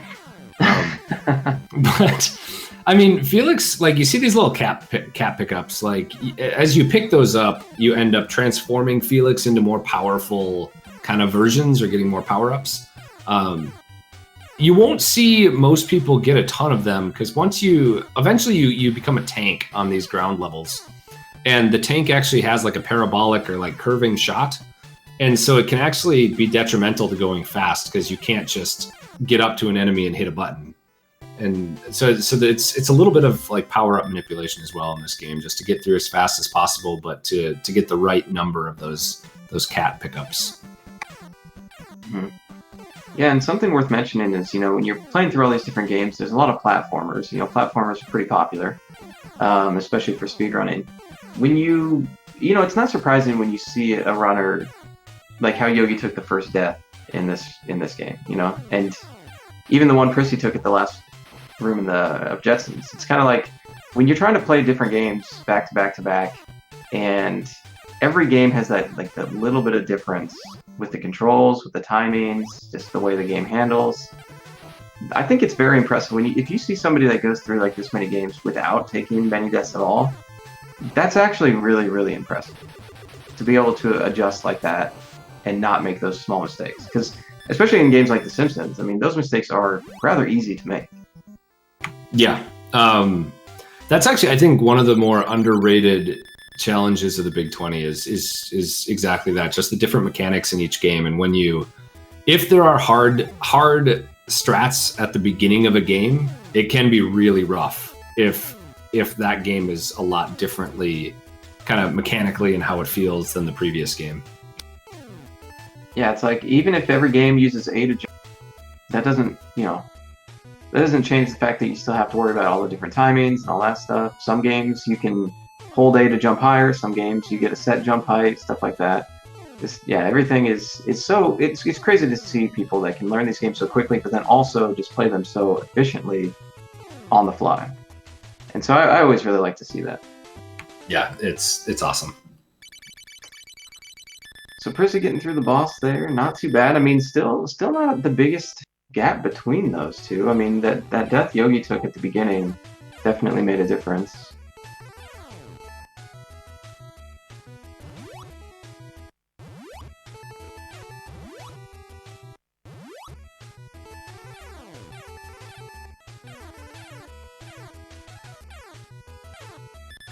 We got Stans on screen playing Lolo and Smart Alec, which is coming towards the end of Double Dragon now.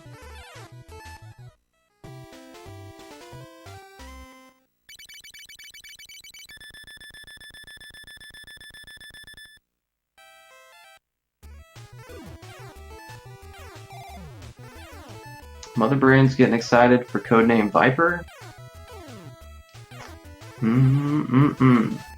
Pretty fun game to watch, man. I like the music in that game quite a bit.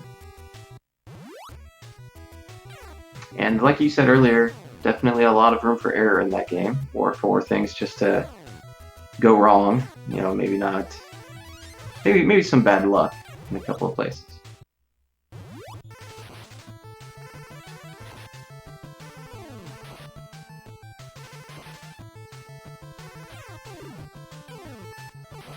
All right, sorry, I'm back. Did I miss anything? Not really. I mean, no mistakes as of right now, really. Just kind of getting through.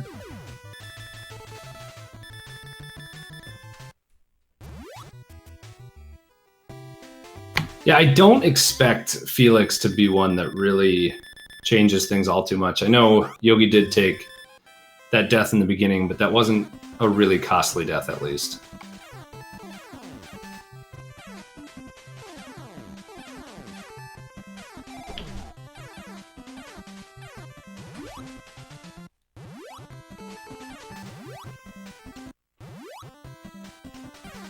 Alright.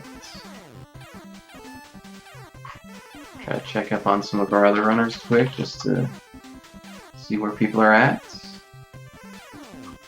Oh, nice. We actually got Smart Alec and Stans on the screen now. Yeah, and Smart Alec... Oh. Having some trouble with my Twitch here.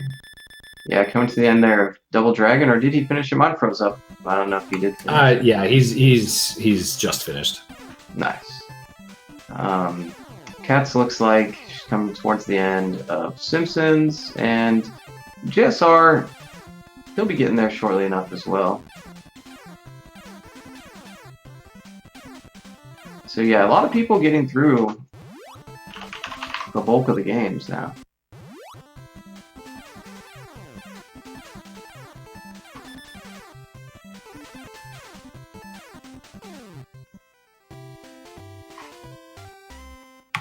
Yeah, it's interesting. I think Felix has really good controls. I think it would be a game that I would enjoy playing, but I don't have as much fun watching it for some reason. There are a lot of these games that I really like watching, but I could care less if I'm playing it.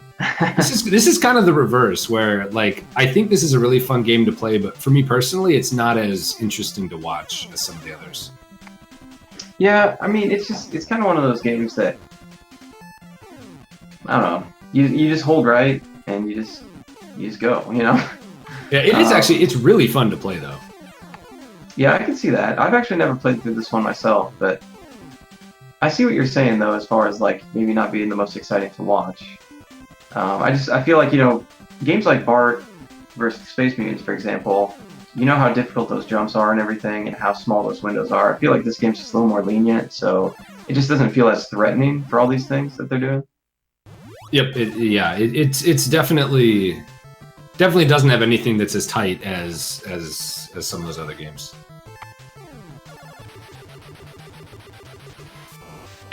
Stans is actually an incredibly good speedrunner. When he picks up a game and grinds it down, he gets a really good time pretty quick. And so I was really thinking that if he had a lot of time to practice, that he'd be one of the top contenders. I'm not sure how much time he did have to practice, but his times at least weren't up there in those top 5 or 8 times for most of the games. But that also goes to show, like, the Big 20 isn't necessarily who's going to be the best, or if you can get a world record time. If you can get a decent time at all 20 games really quick, oftentimes you're going to do better than somebody who might be able to get a world record time in one game, but then have more average times on the others. Yeah, and I know Pikachu as well, I think, was up there as somebody that people thought could be a really good contender here, too. He's playing Simpsons right now. I think he might have had some trouble with Battle Kid. Yeah, he had a lot of trouble with Battle Kid. He, out of the newcomers, like, I mean, we knew Prizzy and Yogi were going to be up there. We knew like Katz is really good. Arceus is really good. But like, out of the newcomers, I think Pikachu is the one that most people thought would have a chance to win. His times were really good.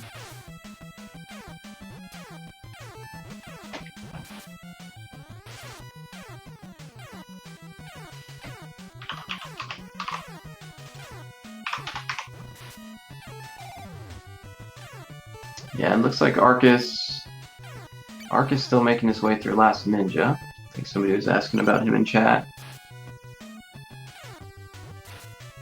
I think Pikachu's actually a newer speedrunner too. I think he's only been speedrunning less than a year, maybe.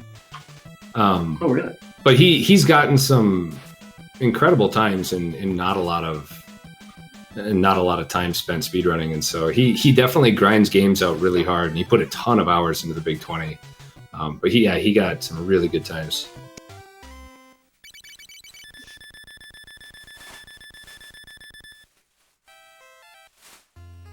Yeah, I believe I was gonna check on Kananathon again. I think he was playing really well earlier. Kind of curious to see if anything happened there to push him back. Oh yeah, he's playing through Jetsons now. Nice. Nice. Yeah, I'm trying to get an idea of who else coming up behind these top two. It's always hard to really tell. Kind of like the current like top placings, I guess if you want to call it that. The current positions, the standings, whatever. Yeah, at this point, it's definitely looking like Prizzy or Yogi will be first. If one of them has a bunch of issues, somebody else could swoop in for second. But I have a hard time believing that probably both of them are going to make enough mistakes for somebody to catch up. That being said, I'll say that right before we get into Codename Viper, where you can lose 15 minutes. No caster curse. All right, Mother Brain. Sour, please. This is the moment he's been waiting for. Yeah, as Bad Breaks actually said in chat, like, down to the second, Prizzy and Yogi had the exact best sum of best for their 20 games. I think it was like a 236 something maybe. But it was exactly tied to the second. And I would dare say it's not that this guy isn't wearing pants. He just has a butt on the front of himself. It's just that he's kind of twisted at the torso.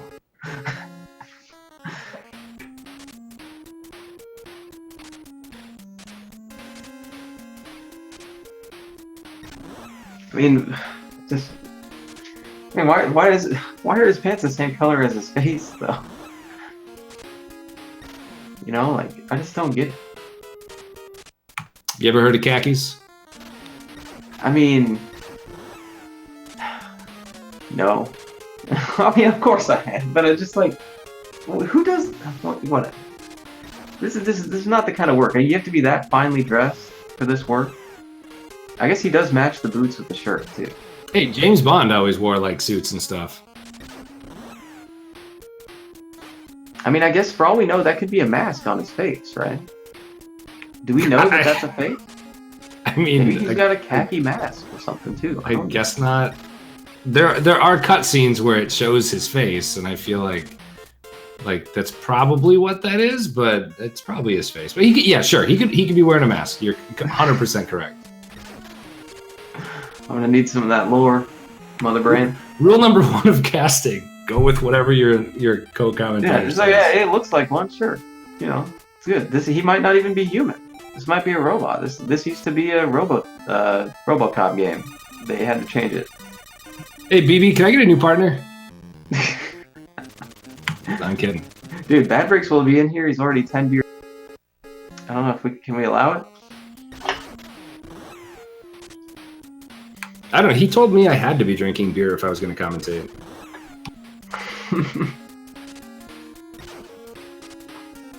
I thought that was just a best in S thing. On a serious note, though, I think this is one of those games that I think is pretty good. Maybe underplayed. The music is really good in this game, especially. You know, this game can be really trolly. There are a couple things that'll help. Like, there can only be 3 enemies on a screen. And so there are a lot of times where you actually want to have some enemies chasing you from behind so that nothing in front of you can spawn. So there are ways that you can make the game less trolly. But it's definitely one of the games I think that have probably given people the most issues in this Big 20. Looks like we're getting, are we swapping some people out on stream? It almost looked like it, but then we didn't, so. We may have swapped, we just might not. Or did we? Did we just, yeah. Oh, well, I guess maybe we had swapped Smart Alec and Stand Out for a little bit. And they're back now.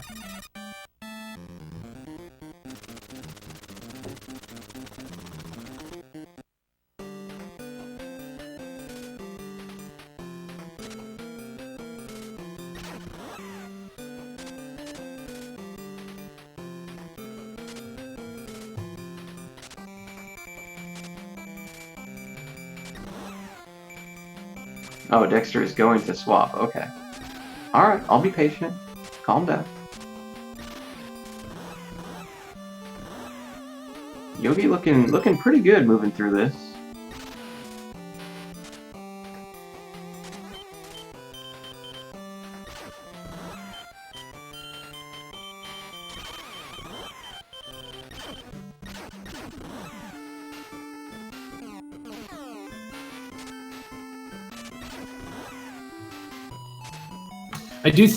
I think I would enjoy grinding this game out more than I would racing it.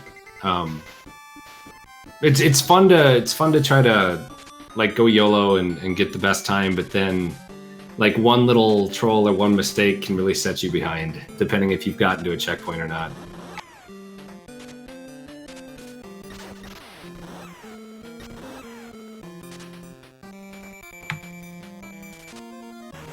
And so Yogi is just finishing, I think, stage 3.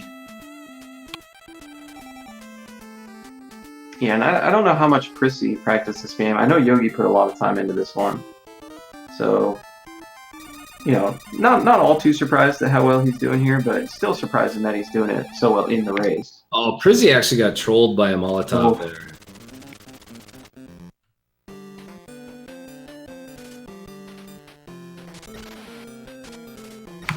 So we are rotating through the stream, so we're going to be getting up, like we'll have our top 2 kind of on the top there, and then we'll be rotating through everyone else just to make sure that everyone gets a chance to get in there. So even if you only see 2 streams right now, you'll get more momentarily as they are coming up now. So Death Devil, there was kind of a Molotov, like it's like a glass bottle that has like a cloth and it's on fire. He actually had one thrown right at his head as he was passing by where it spawns. So that was just a really unfortunate death there.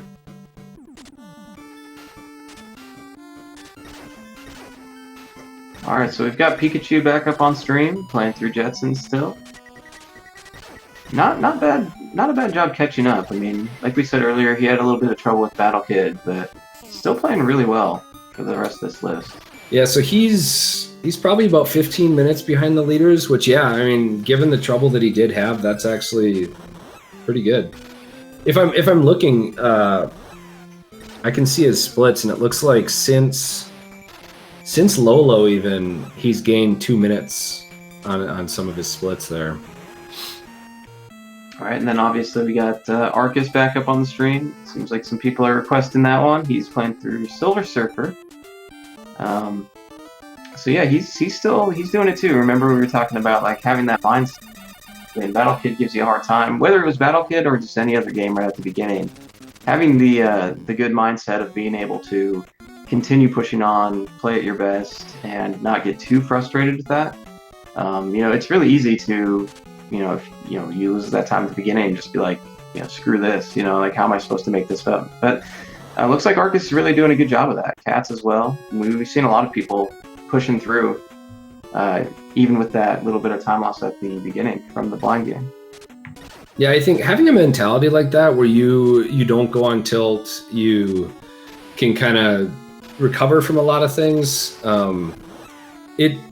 It's rare, but I think if you can do that, like it makes you a much better speedrunner. Like you look at people like a Cool Kid who can just sit there and he can die 1,000 times in a row, but he knows that 1,001st time he's going to get a PB. And it's awesome watching people like that because it seems like they make progress a lot quicker than people who rage easy.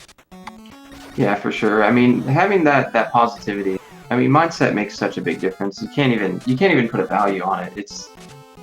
It makes such a big difference on people that are going to be able to continue to get PBs or work on their records or anything like that, especially when you're on a really long grind like Arcus is familiar with grinding Ninja Gaiden so much.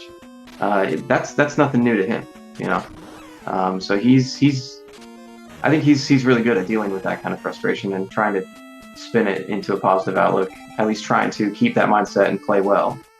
Yeah, absolutely.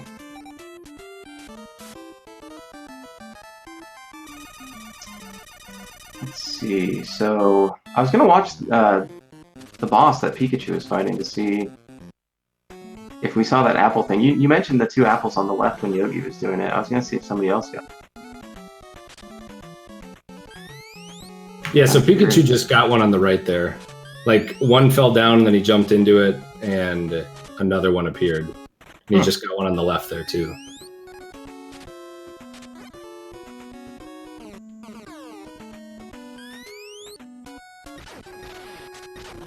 Yeah, I mean, as a couple people in chat are pointing out, like, it really doesn't matter in this whether you're first or 37th. I think we had 37 that ended up starting the race. If you're finishing this is such a grueling challenge that it's awesome just to finish it. And so, I mean, we're going to be sticking around. I'm sure Dexter will have the stream up for 5 or 6 hours today, like trying to make sure. Ooh, Yogi takes a death right at the end of the stage. It's not a good place to take it. But yeah, I know what you're saying. Arcus, by the way, moving on from Silver Surfer. Yeah, I mean, there's just so many runners playing in this that have all practiced for this. Obviously, it's hard to give everybody that time on the screen, but I think we're doing the best we can, at least trying to cycle some people in. We want to keep Yogi and Chrissy up there because they're in the top 2 placements right now, and they've been so close this whole time, especially now, after that death.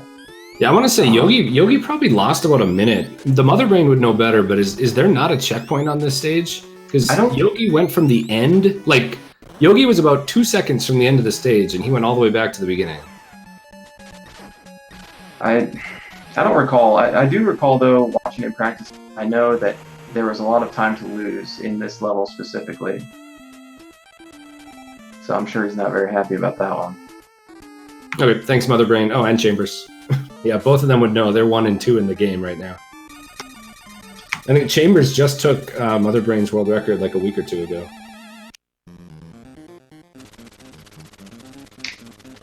And yeah, I mean, as far as like what we were talking about before, stuff, it's like, yeah, I mean, it doesn't necessarily guarantee success by any means. Some people be the most frustrated people ever and be cranking out world records, you know? I mean, but for a race like this, I do think that, you know, it is it's vital to be able to keep pushing through, because no race is going to be perfect, you know? There's going to be mistakes.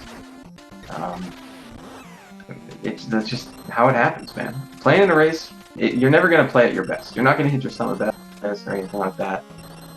So you just got to be able to take it for what it is and keep moving on.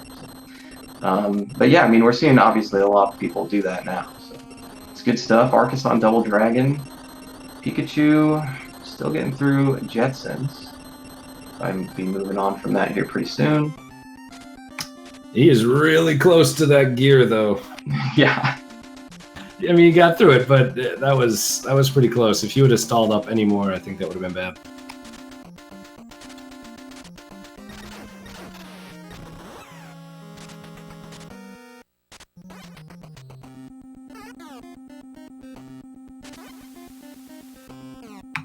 Also, I'm not sure.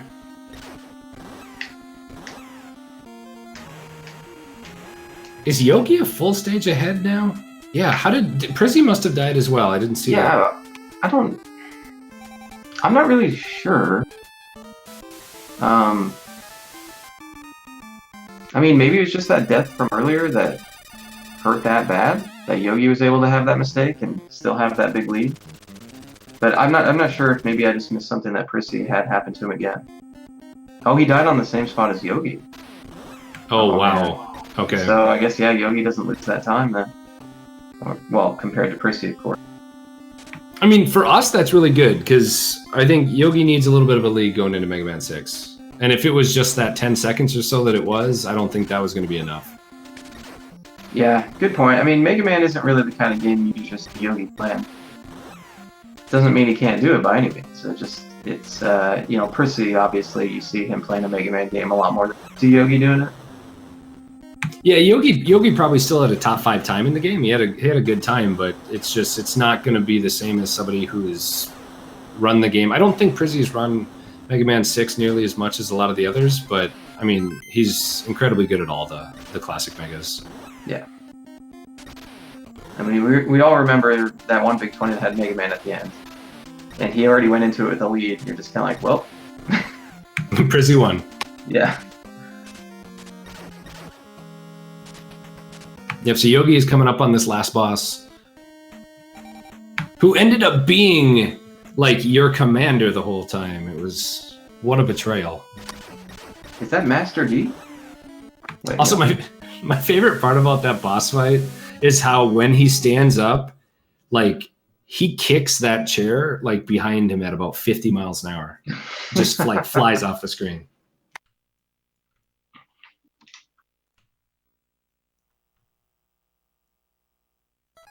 All right, so we're going to be seeing Mega Man 6 now. Man, look at the graphics, dude. Oh. Mega Man 6, such an impressive game on the NES. Really is. Very well polished. I feel like it got a bad rap. I don't know if it necessarily got a bad rap or that most people were already playing the SNES by this time. But it's definitely not one of the more popular ones. But after learning a bit of it, I didn't have that great of a time. I think my time was like a 1958 or something. I just broke 20 minutes for the Robot Masters. But like it's an incredibly fun game. The only thing that was a little frustrating at the beginning was that coming out of a slide works a little differently than a lot of the other Mega Man games. Like you actually have to, once you're sliding, you either one, have to finish your slide, two, you have to press away from the direction you're moving, or three, you have to press jump again to stop sliding, or press the A button again to stop sliding. And so that takes a little bit to get used to, because if you're sliding and you want to jump, you either have to press away and then jump, or press jump twice really quick. Yeah, in this game, the thing I just think the soundtrack in this game is one of the better ones in my opinion. I love the music in this game. I mean, the Robot Master design, all that stuff. It's really good. And like you said, I mean, maybe people were playing SNES and all that, but I think this game is one of the better ones. And I don't believe, I mean, it's been a little while since I played this game, but I mean, don't remember feeling lag in this game and stuff. And I think that that's one big thing. You know, if you go back and play Mega Man 3 now, you'll feel a lot of lag through some of those areas. This game is just, this is a very smooth game. I think it's extremely good. But yeah, like you said, I mean, as far as the classic Mega Mans go, this is probably the one that gets fun to lead. Yeah, and for whatever reason that is, it's just, it doesn't deserve it. It's such a good game.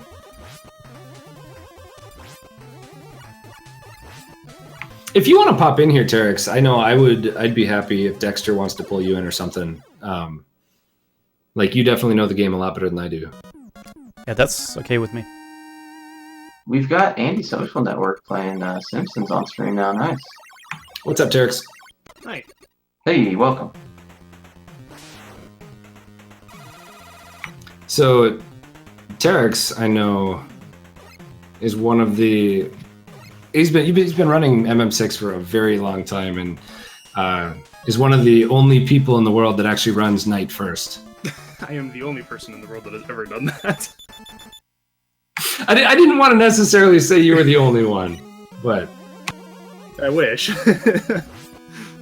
So yeah, I mean, do you want to tell us a little bit more about this game, Terex? What has been said so far? Just because I just got in here. I pretty much just talked a little bit about how to do slide canceling and how it's a little different than some of the other Megas, and how I feel like Mega Man 6 gets a lot less love than some of the other NES Megas, and I'm not sure if that's just because it was coming around about the time that the SNES was out, and so not a ton of people played it, or what, because once I started playing it, it's a really fun Mega. That is one of the reasons for it, yeah. A lot of people didn't know it came out. The last few games on the NES were kind of like that. And then, Mega Man 7 came out and they all wondered where 6 was. Yeah. A lot of people at that point were kind of like, okay, well, the series has gotten stale. It's not doing it for them anymore after they played 5. For whatever reason or another. Speedrunning-wise, a lot of people... At least when I started 5 years ago, a lot of people hadn't picked it up because everyone hated the slide canceling. They wanted to jump out of the slide. So nobody picked it up. It definitely is a lot more challenging at first, but I feel like, I mean, once you adapt to it, it's not as bad. It's not too bad, no. The speedrun for 6 is all based around movement. 1 and 2, you've got a lot more tricks in it. With zips and things, but in 6, it's all about that slide canceling and be able to do it without stopping to lose any time, and being able to do that efficiently. So trying to get that down consistently, and getting your slide chains together correctly, that's what's going to save you all that time over anything else. All the small details. Man, you guys, you got to give it up to Yogi, man. I mean, he's not the kind of guy you think of when you think about a Mega Man game, and he's killing it right now, dude. Yeah, he's doing pretty good. Like, what the hell? This is where his offline practice had to have gone. Yeah, I'm still interested to see. I think Prizzy will gain at least a half a minute on Mega Man 6 is my prediction, but we'll see. We'll see what happens. I would kind of guess that too, just given that is Prizzy's series. It's Mega Man, so he's kind of used to this kind of game already. Yeah, I'm kind of keeping track of where they warp out of each stage too, because I'm interested to see how far behind they are, or how far behind Prizzy is at least. Yeah. So no, he started at I think a minute 25 behind.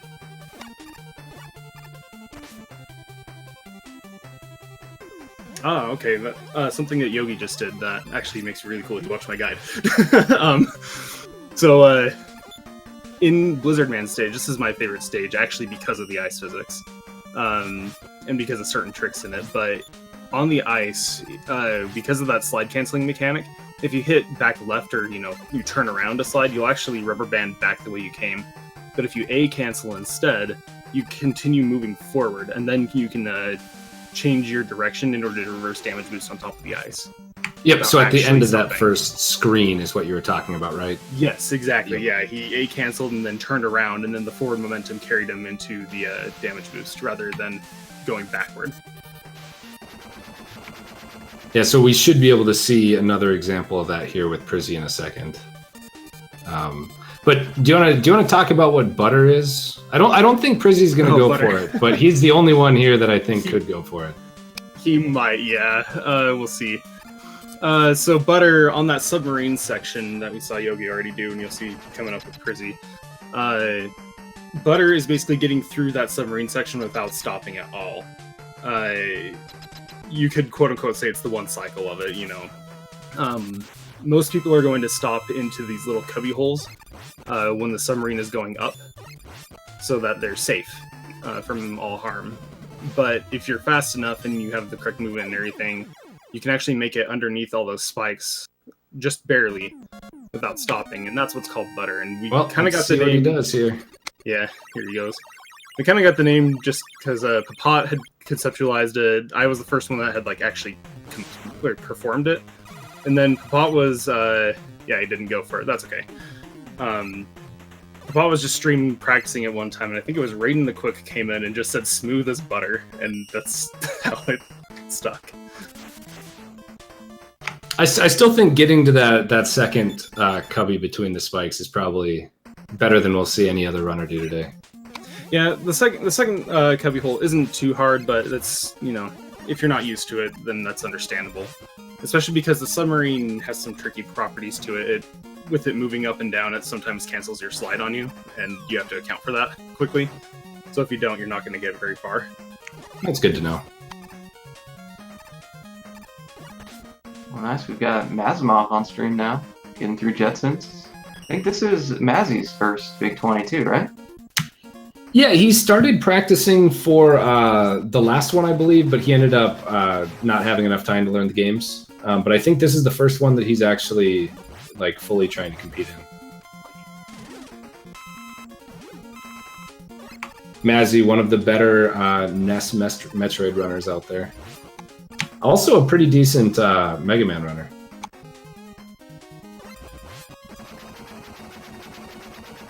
I'm curious to see if anybody's going to go for the platforms section here. I don't expect many to, but I'm curious. You mean just sticking with Flame? Yes, so the platforms are these platforms right here. Yep, okay, he's swapping to Buster, and he's going to open them up. But as you saw right there on the first one, he jumped off of it instead. You can do that all the way across. We only have about 6 frames to jump off of it, so it's pretty scary if you're not used to it. Yeah, I think Prizzy's the only one that I've seen really jump across anything other than that first one the whole time. And I think Prizzy's even going to switch to Buster, if I had to guess. Yeah, he might. We'll see. It's really risky to do in a race. Yeah, if you're not used to it, it's pretty risky. So I don't blame anybody for not doing it. Yeah, I mean, you got to realize we're not, or most of the runners here, they aren't MM6 runners. They're trying to learn this in a month, along with 19 other games. And so it's tough to get the consistency down with some of the tougher strats. Yogi doing a decent job though on Plant Man facing away with the blizzard shots. I think that gets it a little less leg. It does, yes, because it clears off to the snowflakes immediately. Alright, yeah, so Percy swapped as well, so that's okay. Better safe than sorry in a big race like this. Oh! And Prizzy actually takes a death. Oh, no. So yeah, that's rough. That's actually an M6 thing, unfortunately. He got ledge clipped. So sometimes when you're falling and you hit the very edge of the platform, it clips you back the other way instead and you just die. It just happens to do that. I'm not entirely sure why. So unfortunately it just happened there and he's got to play through the whole section. Yeah, that's like such an incredibly bad place to take a death. I mean, he went back so far. Yeah, so he was like 2 springs away from finishing the stage. And do you want to talk about like the ideal Plant Man fight, like what you're trying to do at the beginning of the fight? So at the beginning of the fight, you're actually trying to do a small glitch. And by standing on top of Plant Man's like exact center, basically. So you try to position yourself to where you're in that spot. And once that happens, he is supposed to track where Mega Man is and run, make a decision on where to run afterwards, but he can't track where Mega Man is in that spot. So he instead just runs across the bottom of the stage for quite a while instead of actually attacking like he's supposed to, which leaves him wide open for attacks. Let's see if Prissy gets it here. We found the right pixel. Yep, just like that. So he's just going to keep running like that, and you can... Oh, he's going to get a 6. Nice. Oh! Yeah, I mean that fight, I mean, the death obviously hurt him, but that fight was much quicker than Yogi's, who didn't get the glitch.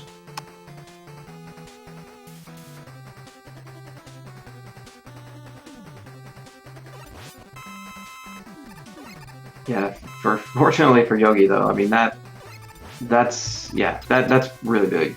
This is really big. I mean, this is the kind of game that Chrissy really needs to close that gap with a little bit. And not only because of that death, but also I'm telling you, man, I've been watching Yogi play. This guy, I can't believe how well he's playing Mega Man 6 right now. I seriously can't. He looks like a Mega Man runner. Well, you guys, obviously, people that have practiced Mega Man games quite a bit.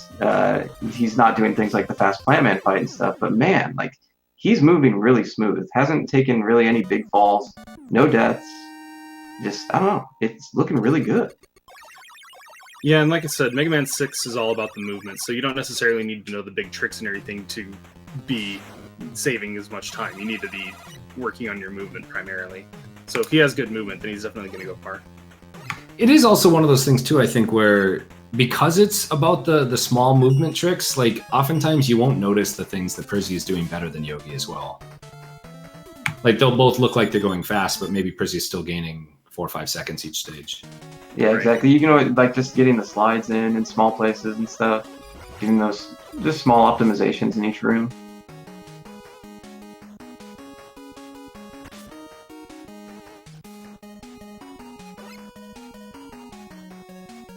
But yeah, I mean, obviously, so far so good. Prissy can still, really kill it for the rest of this, even with that death. I mean, do we know how much time he really lost there? I mean, it had to have been like a minute, right? Yeah, but Yogi almost lost. Yogi's losing more right now. Mm. Yep. Oh, yeah. Yep, that's 2 deaths. Prizzy lost, 50 seconds or so for his death. That's probably one of the worst places in the game that you can die because you have to go through a mini-boss again, and you don't have the ammo to go through the section afterwards again. So those 2 deaths are going to be very, very good for Prizzy. As far as Mazamon, or Yogi dying, excuse me. So is there anything else that we need to know about Yamato Man stage? This is actually one of the most straightforward stages. There's not really a whole lot to it. The beginning screen is probably the scariest screen in the game.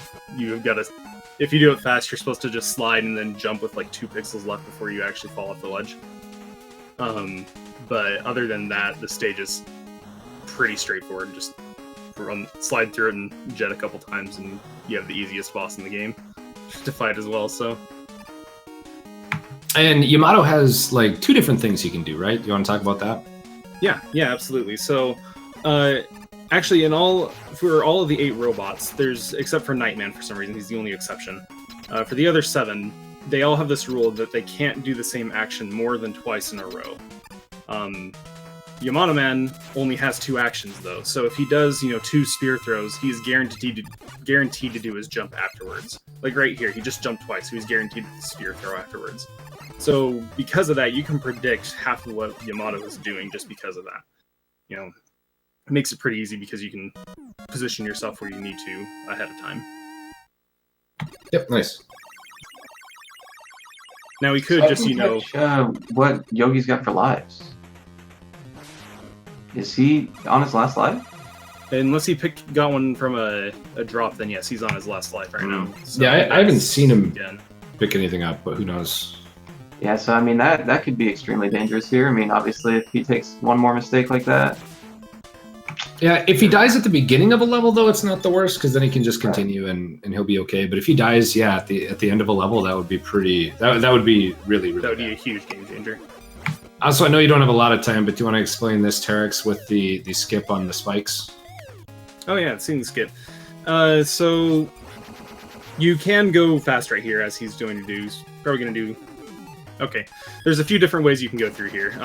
So he's doing the easy way of swapping to Yamato in the middle of it. So that spike ceiling moves a little bit when you still hit the pause menu. But you don't have your hitbox out anymore for it to kill you. Now, because of that, you can continue on because it doesn't, kill you anymore. If you slide at the right moment, though, you can also trick it into thinking that it's a ceiling, and that you just slide further past that. So there is a setup where you can get that extra slide to go faster, but it's a lot trickier for what someone here is likely going to be doing. And I'm kind of glad that he didn't slide in this checkpoint room here on those platforms with the browns, the barrel enemies, because that's one of the scariest. Oh, if you go back for that one. Eddie, there you go. Okay, that's not a bad choice. Very smart. See, Yogi, he learned, man. We talked about this earlier. It's not all in Yogi strat this time. He's playing it a little safe. Wow, yeah. Yogi being nice to the mad nerds there, though. Just letting them be.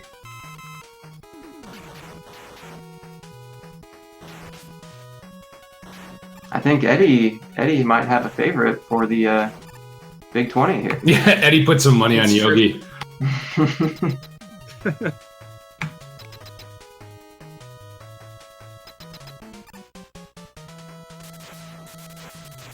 So the Nightman, recently there was a way that we found that you can actually get him to stand in one spot, but it's completely random as to how it happens. You have to have him jump over to a certain position, and then you have to jump at a very specific time for him to throw his Night Crusher off screen. And then with that gone, he can't do anything else because it's supposed to return to him. But getting him to jump A into that spot and then B throw the thing afterwards is, going to be totally random. Yep. We also have a nickname for him, Sir Jumpington, as he's proving right now. Sir Jumpington. Yes, especially in the refights for some reason. We'll get there, and then he just does like high jumps the whole time, and you can't hit him because he's up in the air, and Yamato Sphere goes forward, not up.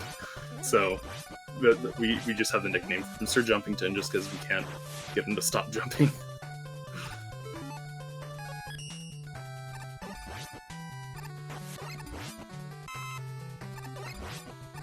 Now, I am curious to see if anybody goes for Miracle Jump here at the beginning of Centaur stage. Yeah, Yogi, I think smartly didn't.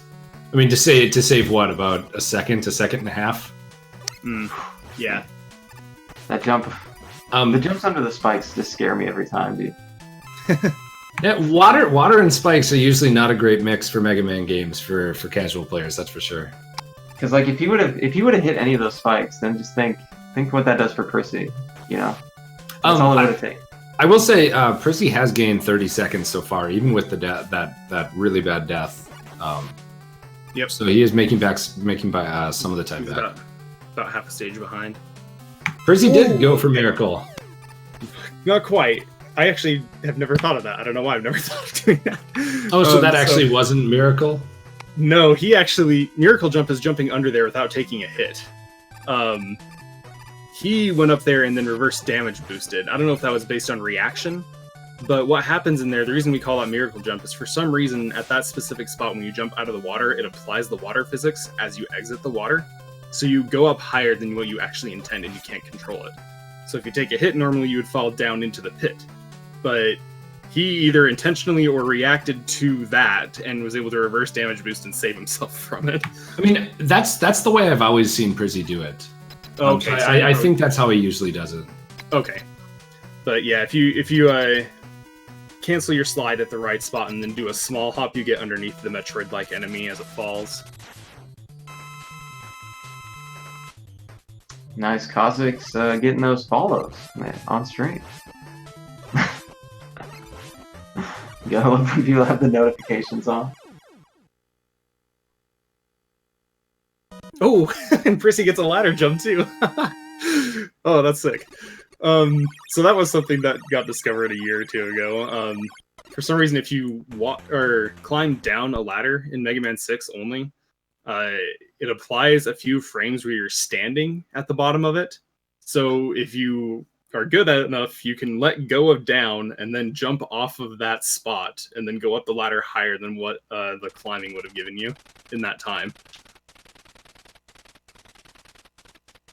All right, so Prissy obviously doing a great job trying to bring this back. And yeah, they had some deaths, Yogi and Prissy both, but you can still tell that Prissy made up a good amount of time. So Oh, that was insane. Prissy had I think a 1947 kill on Centaur, and I think he said his PB is like an 1859, so that would have been at his PB pace pretty much without that death. wow. That was really You good gotta give outside it of to that Yogi, one move. man. I seriously can't believe he played that so well. I mean, if you think about the games, like he had to have been like thinking of that specifically, thinking, okay, if I gotta beat Prissy, what game do I need to practice to make sure I don't lose a ton of time? Mega Man 6, man. I mean, there's some of that, but like, I mean, you want to get to at least a really good, or at least a good time in all the games. So I feel like Yogi probably, I mean, he's smart, so he's going to be putting his time, and as he gets better at certain games, he's going to say, yeah, okay, I have the most time to gain in this game, so I'm going to practice that more. Exactly. Yeah. I mean, that's just so impressive to me because, I mean, like I said, it's not the kind of game that you really think of Yogi for, like when you think about a Mega Man game, right? So just the fact that he held his own and he actually like stuck it together like that. Well, really the good news for Yogi is that it's right at the checkpoint. Yeah, fortunately. No, but Terex, thank you. Is there anything else you wanted to mention about Mega Man, or anything else about Big 20 or anything? Not that I necessarily had. If you want to get into it, you know where to find the people for it. So.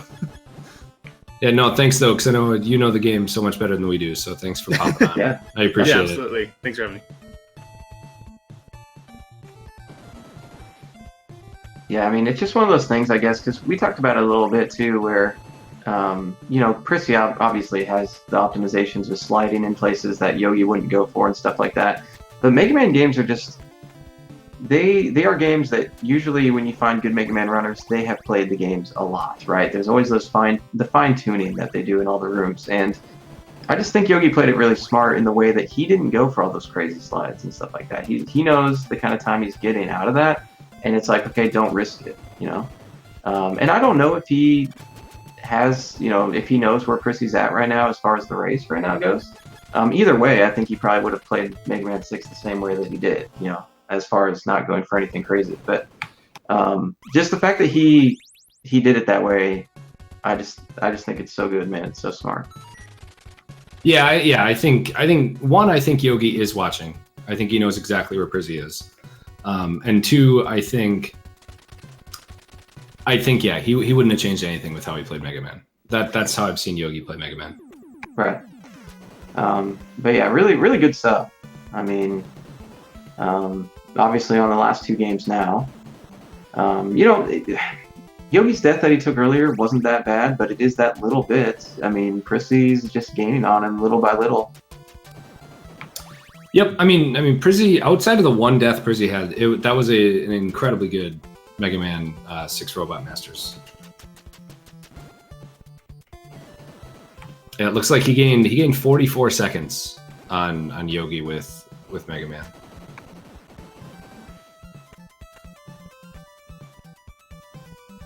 And their PBs, looking across Power Blade and Ninja Gaiden 3, it looks like Yogi has 13 seconds better for their PBs across the last two games. Ooh, nice. Yeah, and both the goals for these games, Power Blade and Ninja Gaiden 3, are both beat the game, so they've got to get through the whole thing. Gotta play it all. Yep, and Yogi took probably the best death you can take in the game, because you get a checkpoint at each of these midway point guys where they give you the key. That's a checkpoint, and so Yogi died about a second and a half after. Yeah, it was the fairy jump after that. But especially in stage 4, there's a moving platform section that is really difficult to do fast, and that if anyone takes a death there, the other person is by default in front. Like, you lose a lot of time. And the clips, to a lesser extent, could get you for a while. I think these two have practiced the clips enough to where they might lose 10 seconds if they're having troubles getting the clip in 5 or 6, but they're not going to lose a large amount of time. Mm-hmm. I love how we have Infinite Mystery playing Defender of the Crown on stream. Gotta love some Maya. Yeah, so if you guys don't know, I'm sure you've seen from the chat, like Infinite Mystery always plays the big 20s pretty much blind. I think he did practice Defender of the Crown a little bit. I think he might have practiced Viper a little bit, but like some of like the really tough games he put in a tiny amount of time into, but mostly blind. He's going into every single one of these big 20s. And I think he's also, after this, going to play the DOS Cathalon as well.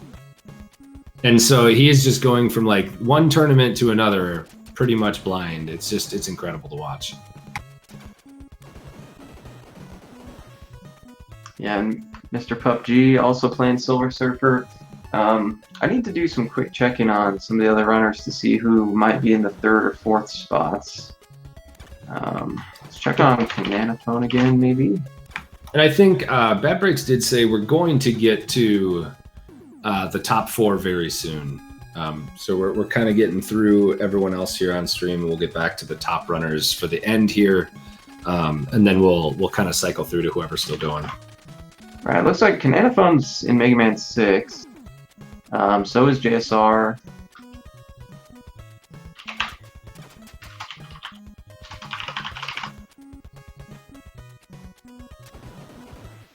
So is Cats. Yeah, it looks like there's a good amount of runners on Mega Man 6 right now. So 3rd and 4th place might be getting kind of close. Yeah, I mean that's what I kind of figured. Going into this, like obviously the blind game kind of set some people apart.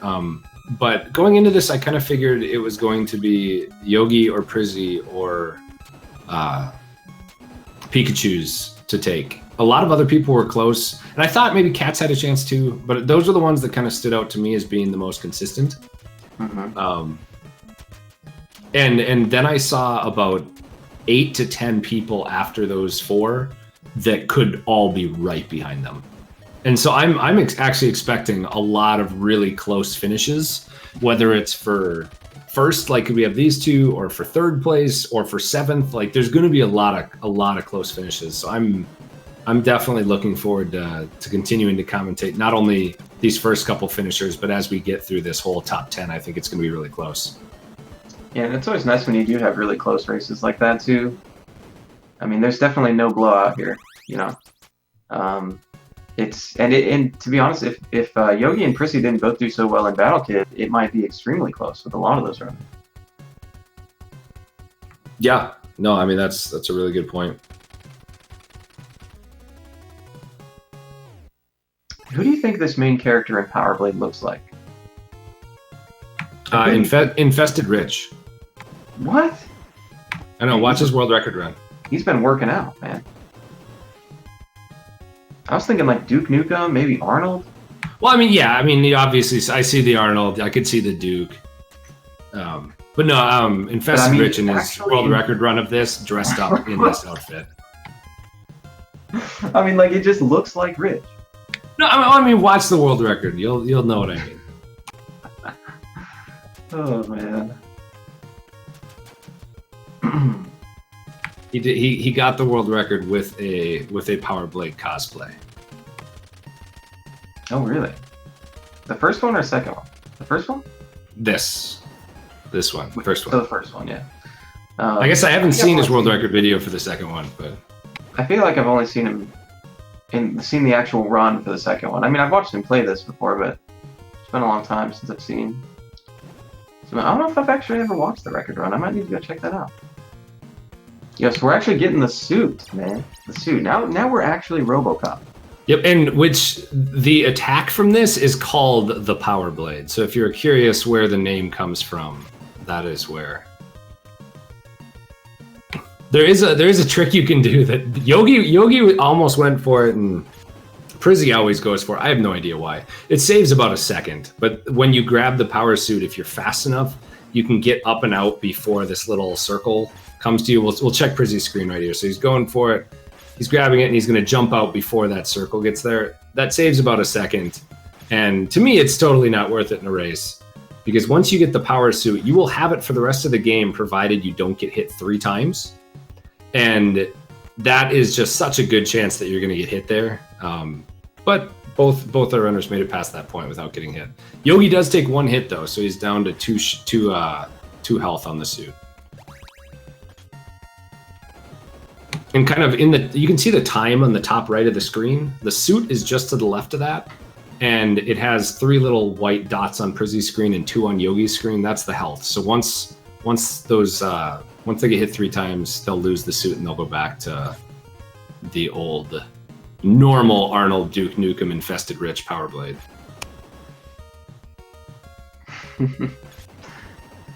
And Yogi did just get past the moving bridge part that I said could set you back a lot. And Prizzy's coming up to it now, so let's see how he does. These jumps are very tight. Yeah, you can just tell, like, as you're jumping, you just feel like you're not going to make it. So Prizzy hesitated for a second there. Oh,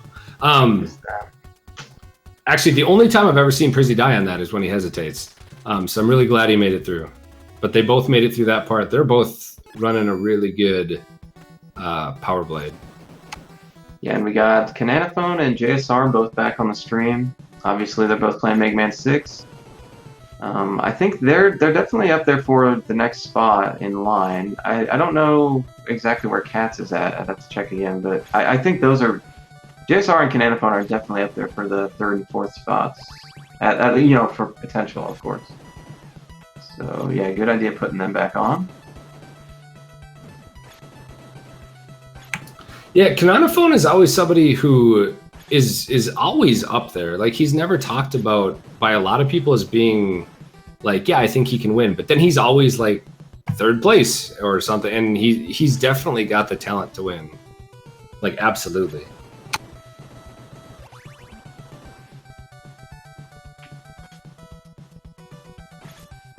In JSR, I think this is his first Big 20. I think so, yeah. But he's a big NES collector, and he plays all sorts of NES games. So. Hey, Yogi was going for that clip there for a little bit. He finally gave it up. Yeah, I mean, that's one that saves almost no time.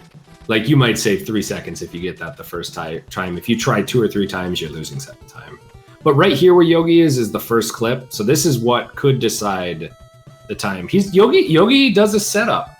So there's 2 different ways to do these. You can try to find a setup that works, and Yogi gets it second try, so that was pretty decent. It took a little time setting up, but a lot of people, I think you'll see Prizzy just kind of run back and forth and not do a setup and just kind of feel it. I don't think one way is better than the other. I think you get a lot more tries if you do the way Prizzy does it, but I think Prizzy got it about a second faster, but it was pretty much the same. Mm-hmm.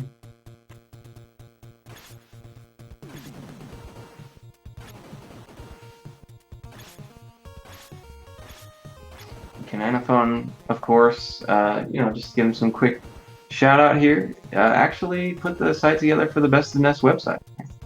He put that site together. So, which is pretty awesome. Looks pretty nice.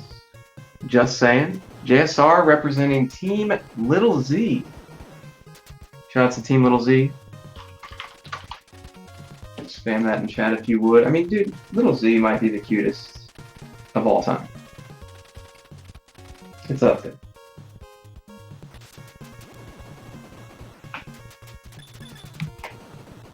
I won't disagree with you, but but yeah, obviously Cananophone getting up into Plant Man stage now. JSR just finished it. Or no, Centaur Man, right? Cananophone's on? yes. Sorry, So, yeah. I was watching you again. There. I'm just trying to scope out to make sure I see who might be possibly in 4th place. And Yogi got the Sector 6 clip pretty quickly there too. So that's actually really good. Prizzy will save a time, like just a few seconds, because he doesn't have to go grab that power suit that Yogi had to grab.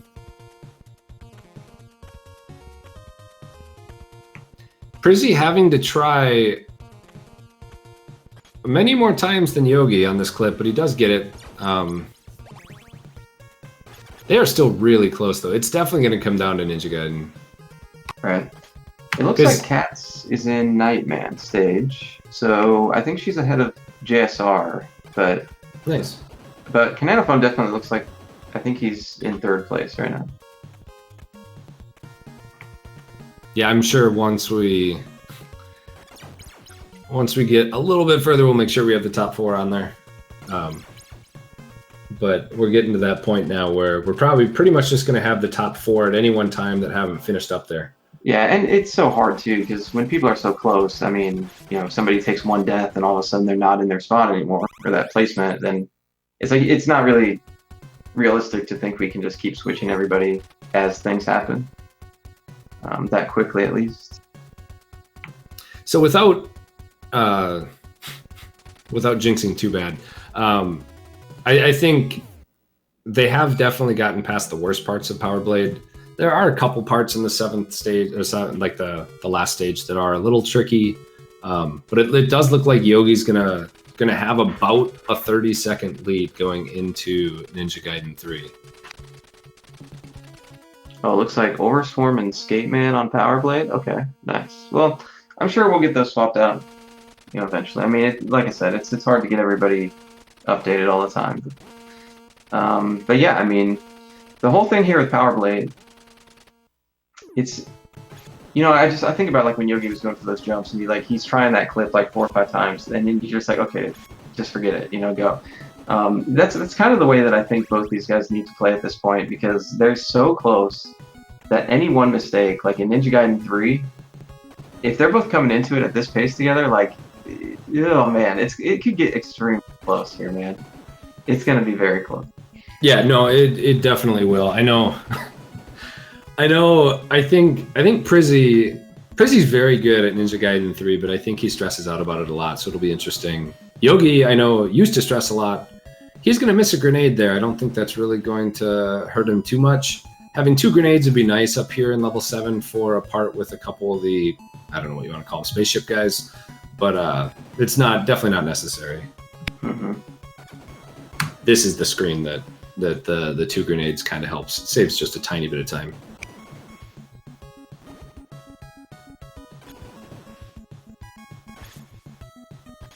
Yeah, and the thing about Ninja Gaiden 3 is, I feel like when we first announced this list, I think Ninja Gaiden 3 was one of the main ones that people were like, okay, I gotta put a lot of time, really need to learn that. Even though it is the Japanese version and everything, less damage and all that. I think you, what is it? You get continues, right? I'm trying to think back to how, it's been a while since I've played that, but it's like 3 lives, then continue, right? Yep, I mean, there are continues, but especially for like the last stage, it gets really punishing if you die, because you lose the fire shield for the last bosses. Mm-hmm. And with the fire shield, the last bosses are pretty much free. I won't say free, but they're a bunch easier. Right. Yogi with a really, really good Power Blade time here. And I think Prizzy's might even be a tiny bit quicker. Like, Yogi should be sub 19, I think. So for having that death in the first stage, that was pretty good. Yeah, it should be like an 1853 or something for him. But Prizzy is on the last... Oh, Prizzy has definitely saved some time here. Yeah, I mean, just look how close this is, man.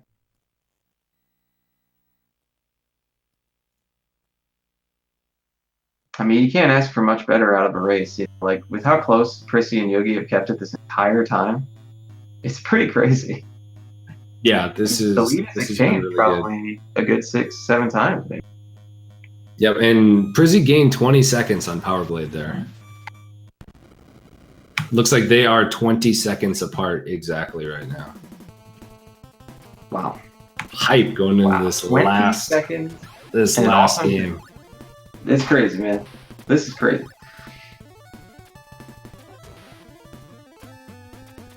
"20 games, and it all comes down to the last one." That's pretty high. Yep, so I mean, obviously, Yogi has just been 1 second better than Prizzy in every game so far. It's crazy to think about that, though. Over 19 games, you're averaging just 1 second better than your opponent.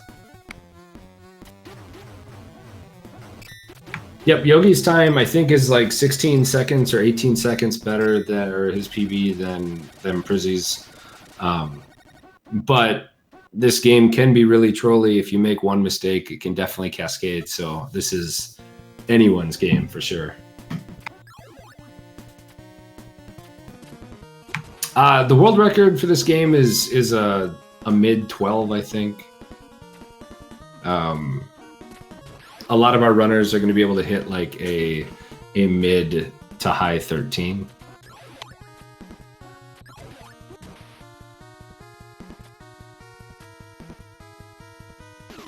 And this game is so crazy to watch too. Okay, 1224, thanks. Like Ninja Gaiden games are just so big as far as just in speedrunning. NES speedrunning, it's hard not to think about Ninja Gaiden, you know. Any of the three. Yeah, I mean, some of the best NES runners we have been fighting over some of these games for a while.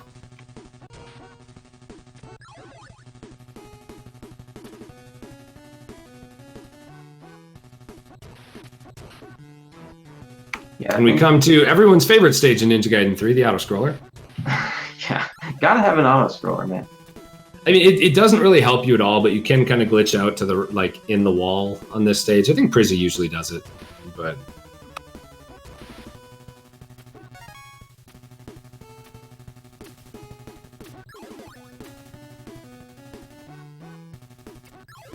I just want to give another shout out to Skate Man, because I think last Big 20 was his first one and he got fourth, and now he's sitting there in third. Like, he's doing a really good job.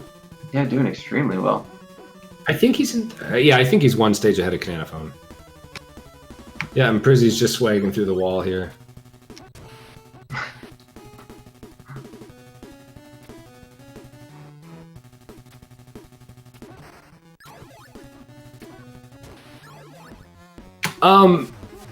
They're. I would say neither of them are very experienced Ninja Gaiden 3 runners. I don't think either of them had speedrun it before this. I wouldn't doubt if they had both played it before this, but I don't know for sure. Right, yeah. I don't believe either of them has played this a lot. Unless it's been offline or something.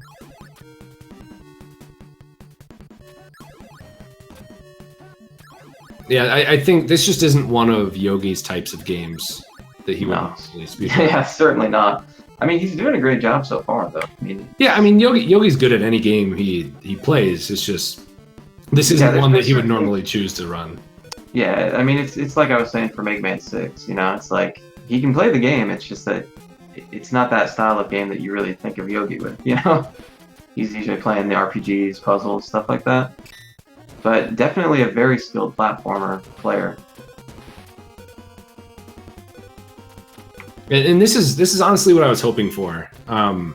We had our two best runners who had the best sum of best, and they've been right next to each other nearly the entire time. And I mean, yeah, there have been a couple lead changes, but I think it's only been about a minute either way this entire time. So it's just been such an amazing race. Yeah, it really has been. I mean, you can't say it enough, man. It's just the fact that they have had this neck-and-neck competition for the entire race, you know? It's insane. Like, you know, anytime that we saw a death, like in Mega Man 6 or Power Blade, the other one took a death too, you know? It's just like, it's crazy how close it's been. Yep, and I mean, even, like, I think if you, like, there's some talk in chat right now. I think even if you looked at games 2 through 20, I think it's going to be these two at the top. I really do. They've been going really strong through this whole thing, and they're looking at having a time around somewhere 303, 304, maybe, and that is with a blind game of Battle Kid and an extra 30-second transition that wasn't on their PBs. So I mean, they're just doing amazingly well. Mm-hmm. And if I remember correctly, I think Yogi and Prissy both joined this Big 20 a little late, I think. I know Yogi did for sure. I think Prissy didn't join right away. Yeah, no, it's true. And Prissy had a break in the middle too. I know. I think he went on vacation or something, or he was out of town. But I don't know about Yogi. Yogi did a lot of coincidental learning, and I'm not sure when that might have started. I know I was talking to him the first weekend right after it was announced, and he was talking about potentially doing a bunch of offline practicing and just joining randomly. Obviously, he started streaming it, and people found out. But I don't know. He might have been. That's something we can ask him because I'd like to know when he started practicing. Yeah, I forget exactly how it went. He had something else going on that he was playing for a week or something like that. But then after that first week, I think he got into the whole coincidental. Oh, he's playing Path of Exile. That's right. There was a new I think there was a new season of Path of Exile, and that's what he was doing. Oh, that's right. Yeah, he was playing Yogi. I thought there was something else too. I can't remember. Anyway, yeah, we can ask him about that. So yeah, still very close. I think Prissy was really gaining some time, and then I think took an unfortunate death somewhere. But still within reach. Yeah, I mean they're just pushing through this. They haven't really done anything wrong yet. This stage 5, I think, it's pretty short here on these first few screens, but it's really hectic, and it's so easy to make a mistake. I do know Prizzy says this is his favorite stage. I think part of that is because it's so hectic. But I mean, it's so easy to die on especially the screen Yogi's on 5-1C. Really easy to die. Prizzy got the really quick elevator. I don't know if you want to call it a skip or just elevator climb. He got that. He does teeth mash some of these elevator climbs. For those of you who don't know, Prizzy does actually mash with his teeth. He will put the controller up to his mouth, and he can vibrate his jaw at an incredibly fast rate, so he will mash the buttons with his teeth. Yeah, it's just crazy, man. It's insane. And I'm not joking at all. Like, that is how he mashes for a lot of the mashing parts. I don't know. I mean, last AGDQ, he did it live, I believe. Yep, he did it during the Mega Man 1 through 3 relay race. So if you want to go check out that VOD on AGDQ, I'm sure it probably has it on. He might have been on the far right though. I'm not sure if they got his mouth on the video, but I think they actually had a picture. I remember seeing in the gallery of all their photos. I think they got a good picture of him doing it. Yeah, and actually, Prizzy took a lead there because Yogi went to he had taken a lot of damage and ended up going for the health there. And so Prizzy is getting to the stage 5 boss, and Prizzy does like the optimal kill here, or attempts to. Doesn't quite get enough, but still gets a pretty quick kill there on stage 5. Oh, man. Where Yogi will do the more traditional walk across. You can actually swipe at him with your sword through the left side of the screen. Yeah, this is pretty crazy, man. That could very well be what cost Yogi the race. So Prizzy's in the lead now. We'll see. I mean, really, it's whoever makes a mistake at this point.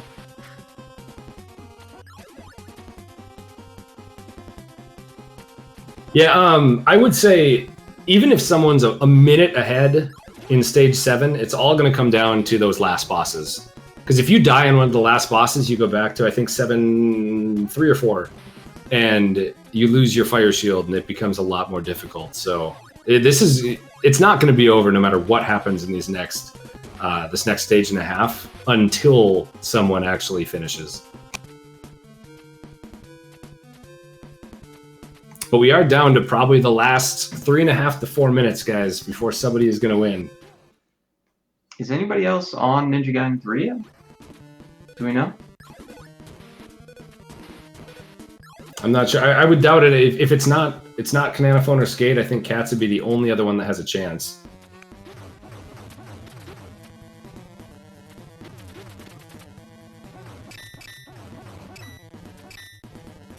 I believe you are not allowed to use passwords to go back to 7.1. You have to go back to 7.3 or whatever.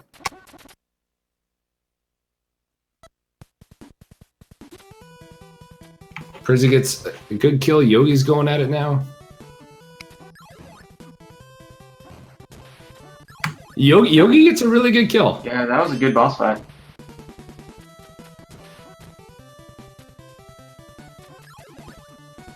Alright, so it's all coming down to this. Okay, let's get some Prizzies or Yogis in the strat, or in chat. Who do you think is going to take this one, guys? Or at least, who are you rooting for?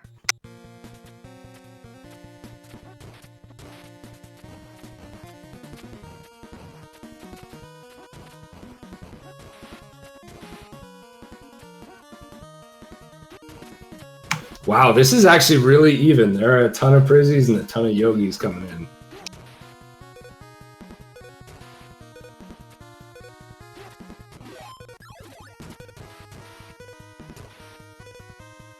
You have to wonder at this point if Prissy knows that he's a little bit ahead of Yogi. I almost maybe he'll guarantee kind of, Prizzy knows. Maybe So he'll slow it down just a little bit to make sure. This is one section. Nope. I think he's gonna go fast here. He does try to teeth mash that part, but he gets through that just fine. That's what I mean. I can't, you have to wonder if he knows. Like maybe it's like, okay, let's get through it. No, are you kidding me? He's saying I'm 10 seconds ahead of Yogi. I need to go as fast as I can. I don't know, man. Let's go.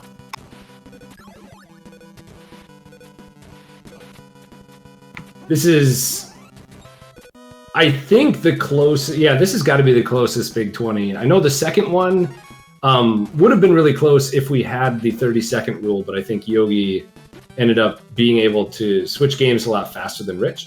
But this has got to be the closest ending that we've had to a Big 20. Yes, just extremely tight for the entire thing.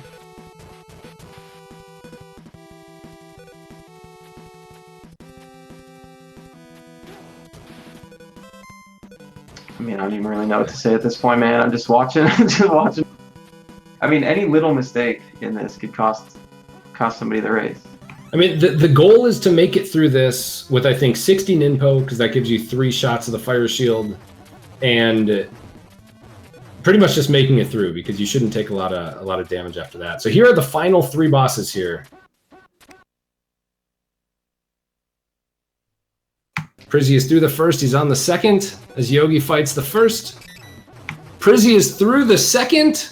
Yeah. This is the last boss coming up. Looks like he should be able to close it out. Unless some kind of disaster happens here. Oh, just to say, McFly said that, not me.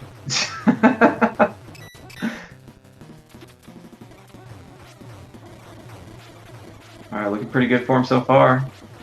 And Prizzy has won the Big 20. Wow. With an SRL time of 3:02:59. He actually, for his full runs, he PB'd on Ninja Gaiden by 16 seconds. And there's Yogi with, let's see, 3:03:14. Yep. Yeah, 3:03:12 via SRL, but my gosh, that was 13 seconds. That is crazy, man. All came down to Ninja Gaiden 3. Seriously, that was crazy. Well, I mean, I guess you could always count all the other stuff that happened in the race too, right? But man, the fact that it came down to this game, they came into it so close. Yogi took that one big death that gave Prissy the lead, and then Prissy ran with it from there. Didn't drop it. Yeah, I mean, this was just an insane race from from the third or fourth game on. They were within a minute of each other. Yeah, GG to both of these guys. Man, really good race. To do all these games in just a little over 3 hours. That's crazy, man. Not an easy task at all, especially with the blind game to start it. Yeah, 303 with a blind game that they've never speedrun before. That's incredible. Man. I'm hoping we'll be able to get both of them in here for an interview together. I'd love to hear how they felt about it. Man. I don't even know what to think, man. Just crazy. It's just so crazy. I mean, just so well played on all fronts, man. I mean, if I'm just thinking about those few deaths. I mean, even in 6, Prissy had taken a death and stuff. But it's like and Yogi took 2, I think, in Mega Man 6. But yeah, it's just if you really think about it, there wasn't too much. I mean, God, they played so well outside of those deaths, you know? Because a lot of the other stuff that happened, I mean, you know, if you think about small deaths left and right that were just like, you know, small little, you know, lost 5 seconds, 10 seconds maybe on one of the worst ones. But man, yeah, just really well played. To learn these 20 games that quickly, man, good stuff, guys. Yeah, I am in awe just of how close this was. Literally the entire 20 games, the entire 3 hours. So now on stream we have Cats and Overswarm. So Yeah, these guys are playing for 3rd place now.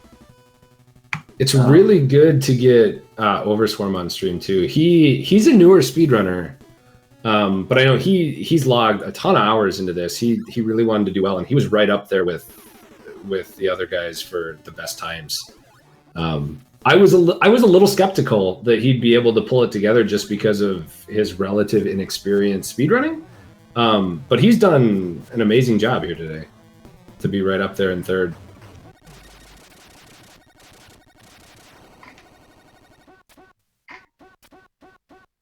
Okay, I know we're going to get Prizzy soon for an interview. Hopefully Yogi will join us too. Okay, nice.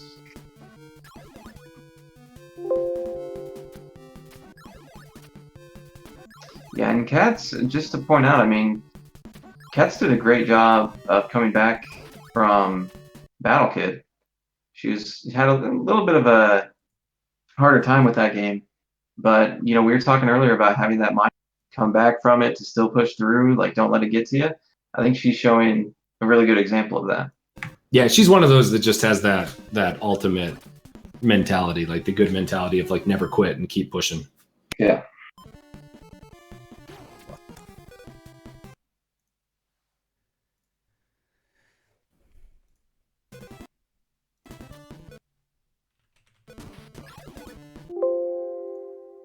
Yeah, I mean, definitely all of these top guys, we want to make sure that you guys are giving them follows because I mean, they do this like there's nothing other, there's no prize, it's just pride. So definitely give them a follow, give them some love.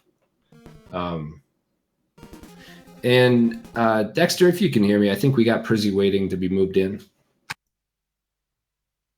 Okay, what's up, Prizzy? Hey, what's up? How do you feel right now? Still pretty pissed off about that Mega Man 6 death, because I let go of A right at the end, because I would have made it. But yeah, pretty happy overall. Yeah, sure. You know, I almost said that in chat. I was like, you know, Prizzy just won the Big 20, and I'm gonna be willing to bet he's not happy. I'm super happy. No. I was just like throughout Mega Man 6 at the end, and still at the beginning of Power Play, I was just I really wanted. It's not about winning the race. I really wanted to showcase Mega Man 6 and to have a good run in Mega Man 6, but I couldn't do it. So that's a bummer, but yeah. No, I think outside of that death, though, it seemed like you pretty much were running like a 19 flat outside of that death. Yeah, that was. So I mean, you had a really good run outside of that one moment. Yeah, I guess so. Yeah, I was just like in that moment, I was like, oh man, really? Do I have to die? But yeah, it was a good run. Mega Man 6. Yeah, no, congrats, man. Do you want to talk to us a little bit about your preparation? Because I know that you had a lot of stuff going on, and you weren't playing the whole time. So like, how much time did you actually get? Well, first of all, thank you. It was really fun. I was actually 1 week away for holidays, and I was not practicing like I practiced for the number 7, like the other one. Because I didn't feel pressure at all. I was just like, okay, just gonna try this list, and if I like it, I'm maybe gonna join. That's why people have been like asking, oh, is he gonna join or not? I didn't mean to stir like to do that. I was just like, I'm really not sure. Like that's why I picked up Simpsons first, because I went through the list and I thought, okay, Simpsons is terrible. I might as well just try the worst games in the list and then try if I like it. And I like Simpsons. I was gonna say then you fell in love with Simpsons. No, I think Simpsons is such a good game. It gets a bad rap, I think, just because of the control scheme. But once you get used to it, I think it's so much fun, and it's really challenging Speedrunning? in a good way. Yeah, speedrunning, I agree. It's not that bad once you get used to it. It's just bad casually. So, what was your least favorite game in the whole thing? Then you were talking about you like Simpsons, you love Mega Man 6, obviously. Phew. That's a hard question because like define worst game, because like Burger Time is the worst game I think for me, but only because it's such a small goal. You just play the first stage and that's it. But other than that, I think Silver Surfer is really boring.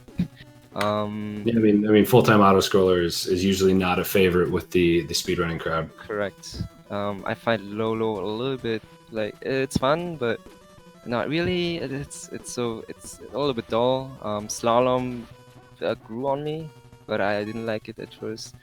Same with City Connection. It's actually kind of fun if you get the frame perfect turnaround or the frame perfect jump. I don't like Defender of the Crown as a speedrun, like in a race setting, because like a lot of things can happen. I like it as a grind. Like it's kind of fun, addicting to grind that game.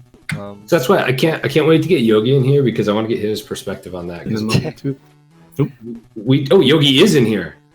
Congratulations, Yogi. I know it probably hurts a little bit right now, but you and Prizzy did so well today. You guys just killed it. Oh, thanks. GG. Do you want to give kind of your overall thoughts on stuff, Yogi? And then I have a question about Defender of the Crown after that. No more blind games, please. That is my humble request. I don't know. It's okay to try it out. It's okay to try it out, but it just doesn't feel like. Wait. How long did you take? How long did it take you, Yogi? 8:58. Ah, dang! You would have won the race of the toss. Yep. Yeah. Prizzy finished like maybe 30 to 50 seconds before. 7:30. Yep. I didn't know about one of the checkpoints. There was a checkpoint I missed completely, so. I gotta be honest. This victory is a little bit tainted because obviously Mega Man 6 I knew before, and Battle Kid I also know. I've played it through, and I actually tried to speedrun it like 2 years ago, but I completely forgot everything. So if you watch my replay back, you'll see I die everywhere. But I think that's the reason why I won, because like it was really close at the end. So it's kind of tainted. So I will say, I feel like Yogi had to give one back because he kind of stole Big 20 #2 from Rich. So maybe this was just a little bit of maybe.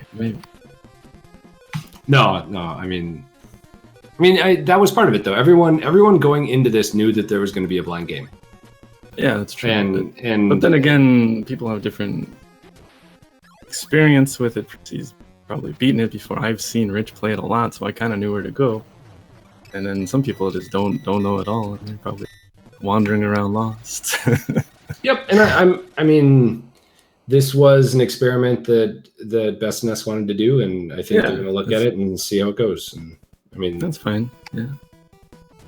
So Prizzy mentioned that Defender of the Crown is one of his less liked games to run in a race setting. But he loves like the idea of the game for a grind, for a PB. Do you want to talk about that and how safe or unsafe it might be in a race setting? It's pretty safe in a race. I always get 3 minutes or less. Actually, I had pretty bad luck on this one. I got a 3:10, but that's pretty rare.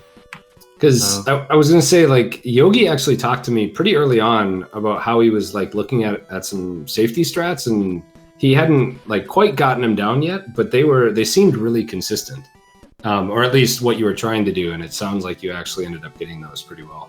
Yeah, I always go for the 4 income castle because first of all, if you reset, you don't have to wait to see the map. You can just see the 4 income and take it, or reset any 3 income. So I always go for that one, and then I go down right and take that territory. Enough gold to buy stuff, and then after I take the right castle, you get that blockade. You gain all the territories that the right castle owns, so it makes a blockade, and they can't attack you in that castle. So they have to attack like one of the outer territories before they can even get to you. So I use that turn to buy 33 soldiers, and then I just use those to the more army you have, the faster the fights are. So you kind of get some of that time back, and it makes it pretty safe. Yep. I do just want to say, let's take a quick pause with the interviews because Overswarm is on 7-3D, so he's going to be going into these last 3 bosses here. Overswarm is in 3rd if you're not watching, guys. And Skateman is right behind him just going into 7-3, so this is going to be a pretty close finish for 3rd as well. So hopefully no one takes a death and Overswarm takes it out, but we'll see what happens.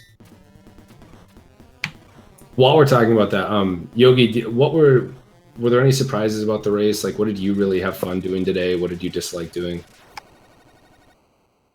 The one I struggled kind of the most with was Felix the Cat. It kind of felt like Wacky Races. It's that game where you kind of like... Oh, it was the perfect game that you want to play forever? You kind of just focus on the other games just because, you're going to take the small loss in Felix if you mess up. I kind of didn't learn that one too well. For games that I liked. Overswarm does take 3rd. Sorry, Yogi, keep going. Congrats to Overswarm. GG. GG. I really kind of like Double Dragon and Codename Viper. Codename Viper was pretty solid for me for a long time. Screw that game. I did lose a minute to it. I died at the end of 5, I think. No, the tube one. Yeah, isn't that 5? That's 6. Or is it 6? Okay. 5 is the zombie. Yeah. But yeah, I was a little uncareful. Yeah, I didn't know there wasn't a checkpoint in that level. And then all of a sudden you started at the beginning, I was like, oh no. Yep, that's why you don't want to die in levels like. A lot of scary games in this list. Spider-Man, like the Vulture, can just swoop at you and knock out 2 of your 4 health, and that's in 1 of your 2 lives. The Vulture is super scary. And Skateman does also come in 4th as well. So I think that's 4th again for Skateman in 2 straight Big 20s. So really, really big props to him. It's not easy to get a top 5 in a Big 20. Team Canada. Nice. They were 3rd and 4th were pretty close as well.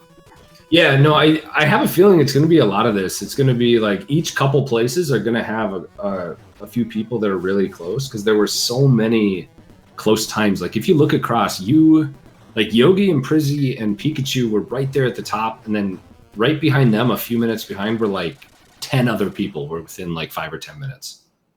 And so I think this Big 20 definitely was the most competitive PB wise or sum of best wise.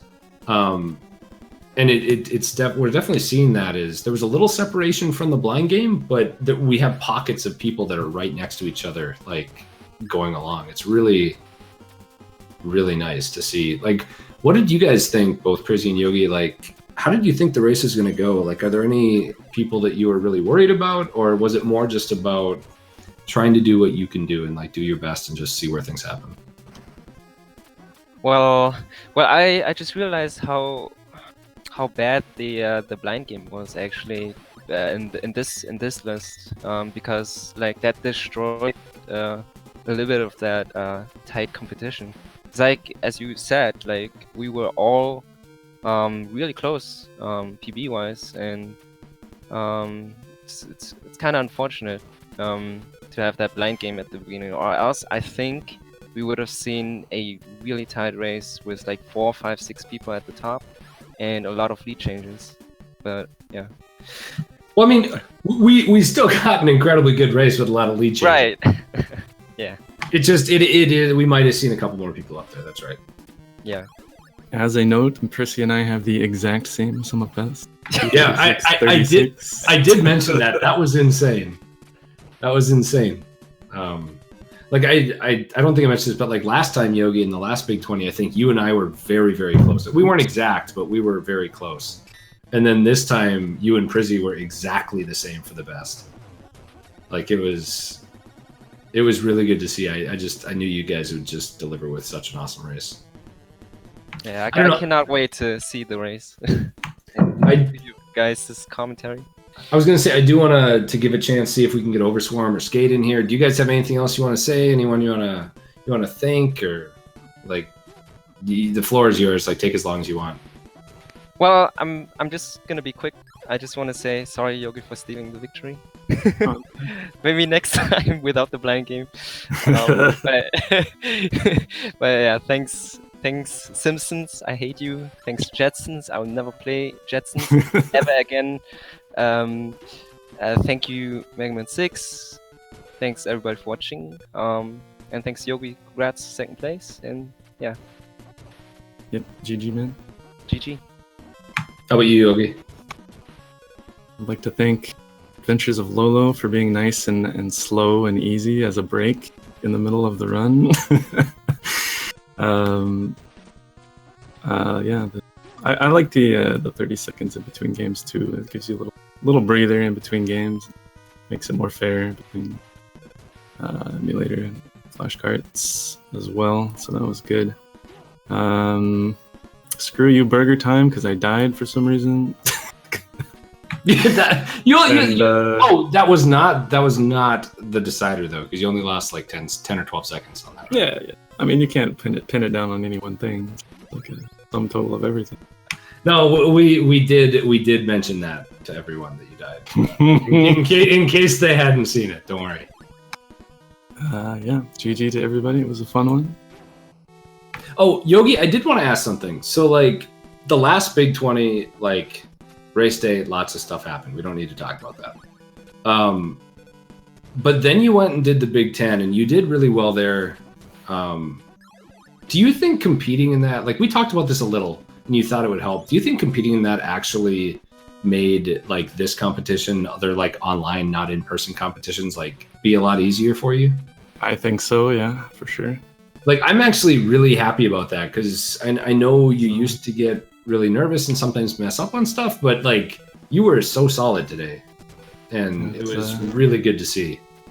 Just sitting here in the comfy fan air, feeling the breeze, and getting to drink water whenever, with no super hot lights in your face, and you can hear the crowd singing Rocky and Bullwinkle behind you as you're trying to make a tough jump.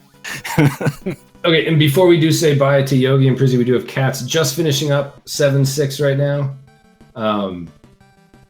Cats did have a lot of trouble on Battle Kid, and so this was a really good turnaround for her too.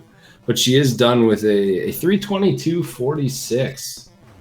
So solid top 5 for Cats. Cats always does incredibly well on these. Like no matter like what her times look like, and her times look really good with this one, but she just always like brings it on race day. It's always really impressive. But no, I mean, Prizzy and Yogi, like congrats again. Thank you guys so much for taking some time. I think we're gonna try to get Overswarm or Skate Man in here if they want to. But yeah, congrats again. You guys, like, thank you for being so close, because you made it such a joy to commentate. Hey, thanks, Cove. GG, everybody. And congrats again to both of you guys. Okay, I am having some trouble getting a hold of Overswarm or Skate Man. Maybe Cats wants to jump in and jump to the front of the line.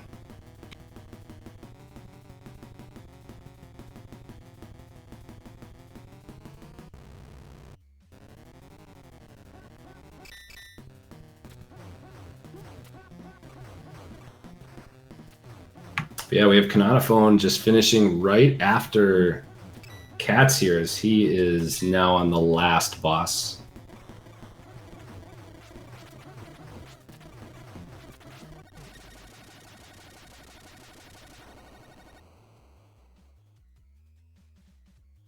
He was on an Inpo though, and so that whole first phase he wasn't able to quickly get through with the fire shield, but it doesn't look like it's bothering him.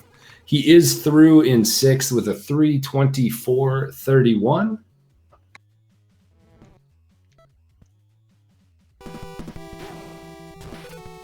And we've got more people. We got looks like Desiax is on 7-3. Wow, Desiax is a name that I want to check his PB because I don't think his PB was right at the top of everyone's. Give me one sec.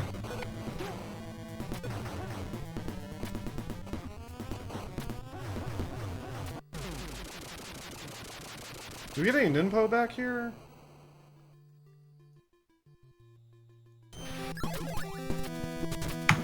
So Desiax has the 18th best sum of best.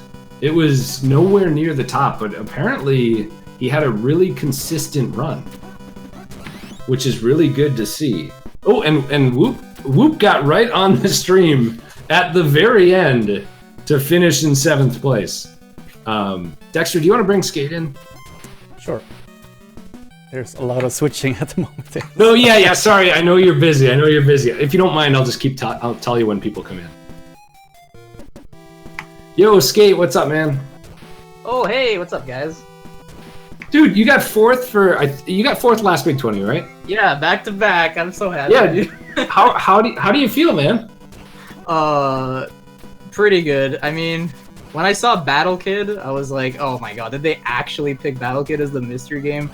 And I was kind of like so-so on it because I already played like up to the first boss and it took me like 20 minutes. So I was kind of worried when I saw it, even though I already played it before. But I think that definitely helped me out a bit to get 4th here because I still saw a lot of people on the blind game when I was in like Defender of the Crown or something. So Gotcha. What do you think of the list? As I just want to real quick, Desiax is finishing. He's going to finish in 8th place here. And that's another back-to-back top 10 for him, I think. Yeah, I was just looking though. He had the 18th best sum of best going into the race, but it just shows that consistency is what matters. It's true, yeah. Like just being able to get it through consistently and well, like I'm really impressed by that because he jumped a bunch of people. Yeah. He was worried too, because when he saw that he was also down there too, I think he even said himself, like, oh man, I probably should just go for top 20 this time, not top 10. But he still gets top 10 anyway. Yeah, or he'll get top 8. Yeah. But no, I was just surprised because I didn't remember how he did last time. I knew he had done the last one, but going from 18th on the sum of best to 8th is really good. Mm-hmm. So what do you think? How'd your day go? Like, give us the quick ups and downs of it. Let's see here. Let's get the bad stuff out of the way because I don't want to end on a bad note. Viper was Viper as always. I'm not surprised. I'm just happy I finished. But yeah, I just knew going into this, like, no matter how much I practice Viper, it's gonna be the one that bites me in the butt, and it most certainly did. And that's okay. I mean, that was really my only like terrible game in my opinion, and the rest were just, you know, average to okay, which are really good. You know, I got a few PBs in there too. So that was whatever. You know, I knew it was gonna happen. And then as far as the good points, I still got sub 6 Mappy with the death. I'm super happy with that. I mean, practiced Mappy a lot. Sub 6 is, well, you did get world record briefly, right? Yeah, I had world record for like 3 days, and then Spirit was like, no, my world record, and took it back like 3 days later. Yeah, no, I mean, sub 6 is crazy, but sub 6 with a death is even better. I'm gonna take a break real quick. Pikachu is just finishing Ninja Gaiden as well right now. Just make sure he gets through this, and he does. Nice. He's through in 9th place with a time of 3:29:02. I think he probably just was a little late there on the dot done. But GG to Pikachu. I know he was right up there at the top with the sum of best. I think Battle Cake got him a little bit. Right. But definitely Pikachu is someone that I could see some really good things coming out of. I don't think he's speedrun a long time, but he did some incredible work this month, for sure. Oh, yeah, Pikachu's amazing. I think a lot of people met him through this Big 20, and I think everyone could agree that he's an excellent speedrunner, and I look forward to see what he's going to do in the future. And Darkwing did just clip into the top 10 there, with finishing with a 3:29:12, 10 seconds behind Pika. 10 seconds later. Nice. No, it's good to still see people like Darkwing's been doing these forever, and so it's nice to see him still going. I know he's somebody that I haven't been in the community that long, but he's somebody that I knew of like from day one, and I love seeing him still doing these. So sorry, was there any one that surprised you or that you thought would surprise you today, like with how they did, either like good or bad? Like as far as like the other racers are saying? Yeah. Let's see. So what happened here? So Prissy won. I mean, that's a big. The surprise is that they were so close to each other there. That was awesome. Overstorm, I'm not surprised. He's third. Were you watching the stream? Yeah, I'm watching the stream. Or like, were you when you were racing? Oh yeah, I was. Yeah, I had like Okay. a few people on the side just to look at. Yeah, like Yogi and Prizzy were from like game 3. They were within a minute the rest of the way. Yeah, that's insane. Yeah, it was by far the closest race we've ever had. Yeah, that's awesome. Other than that, Kat's finishing after me, also not a surprise. She did really good this time around. Like, she was getting some crazy full runs in practice. I think at one point she had like the fastest or the second fastest, even though her summer best was behind by like, I don't know, 4 or 5 minutes from, I think it was Prissy who was in the lead back then. So yeah, she's for really pulling it through after, you know, what might have been a terrible blind game, because I think she was still doing it when I was playing like Defender of the Crown or something, which really sucks to hear. But yep, and JSR did finish about a minute ago in 11th place with a 3:30.24. So congrats to JSR as well. But yeah, I mean, Kat's, I don't even get surprised anymore. Like, she does so many of these races, like whether it's for NAS or SNAS or whatever, like she's always right up there at the top, and it's just, yeah. I mean, it doesn't surprise me anymore. It's like, oh, she's right by the top again. Okay. Right. Which, I mean, it's just a testament to her skill and I think really the consistency. Yeah. Because I mean, she has the skill of everyone else, but I feel like she just does it so consistently all the time that she can always get in that top 5 range for any of these races. Right, exactly. And she's also a newer runner too. Like, she only just started like what, 2-3 years ago at most. So the fact that she's just consistently putting out these great times after only speedrunning for a couple of years is just really impressive. So kudos there. I was gonna say, was there any other impressions you had or anything? We had a bunch of finishers, so I'm gonna try to get through as many of these guys as possible with the interviews. Yeah, I don't want to hog the call here. So is there anyone else pretty close to finishing? Everyone's in Power Blade now, it looks like. Yeah, we've got a lot of runners that are in Power Blade right now, so we've probably got a little bit to kind of catch up on interviews, but okay, yeah. Other than that, is there anyone else? Cananophone, I'm also not surprised he finished highly. Like, he only kind of seriously started halfway through it. So that's the Cananophone story, though. He joins halfway through. He gets a couple world records. I mean, I don't think he got the world records this time, but he gets really good at a few games, and then he just shows up on race day and gets a top. Well, this time top 6, but I think he might have been top 5 last time. Yeah, I think he was 2nd or 3rd or something. Like, somewhere, Kha'Zix and Cananophone were both ahead of me. Yeah, I think he got 3rd. Yeah. Yeah. Okay. Well, yeah. If you have anything else, Skateman, go ahead. The floor is yours. Otherwise, I think we'll get over to Overswarm soon. Yeah, sure. I just want to say that I mean, this is my second Big 20 now, and yet again, it's just been, you know, such an incredible experience, and I have to just keep on joining these from now on because it's just so great. I love the process of learning games. I love meeting people in the community who also are learning these games. A lot of new faces this time around, and they're all killing it, which is awesome. I even, you know, convinced some of my friends to join too, like my boys D-Rock and JSR. You know, they were hesitant, but after they saw my first Big 20 and how well I did there, they were like, okay, I'm going to do this. I'm going to do this myself. It looks really fun. And they're both doing really well. So yeah, I guess that's really all I have to say. And just thank you guys for putting on this show every 6 months. It's really great. Okay. Well, I mean, congrats again, Skateman. 2 top 4s. Yeah. Is definitely an amazing accomplishment. Congrats, man. Right. Thank you. And I think we have Overstorm here too. Yeah. Yo, what's up, OS? I guess I got third. Yeah, man. How are you feeling? Honestly, I'm still a little tilted. I played on tilt from Battle Kid onwards. Wasn't a fan of that.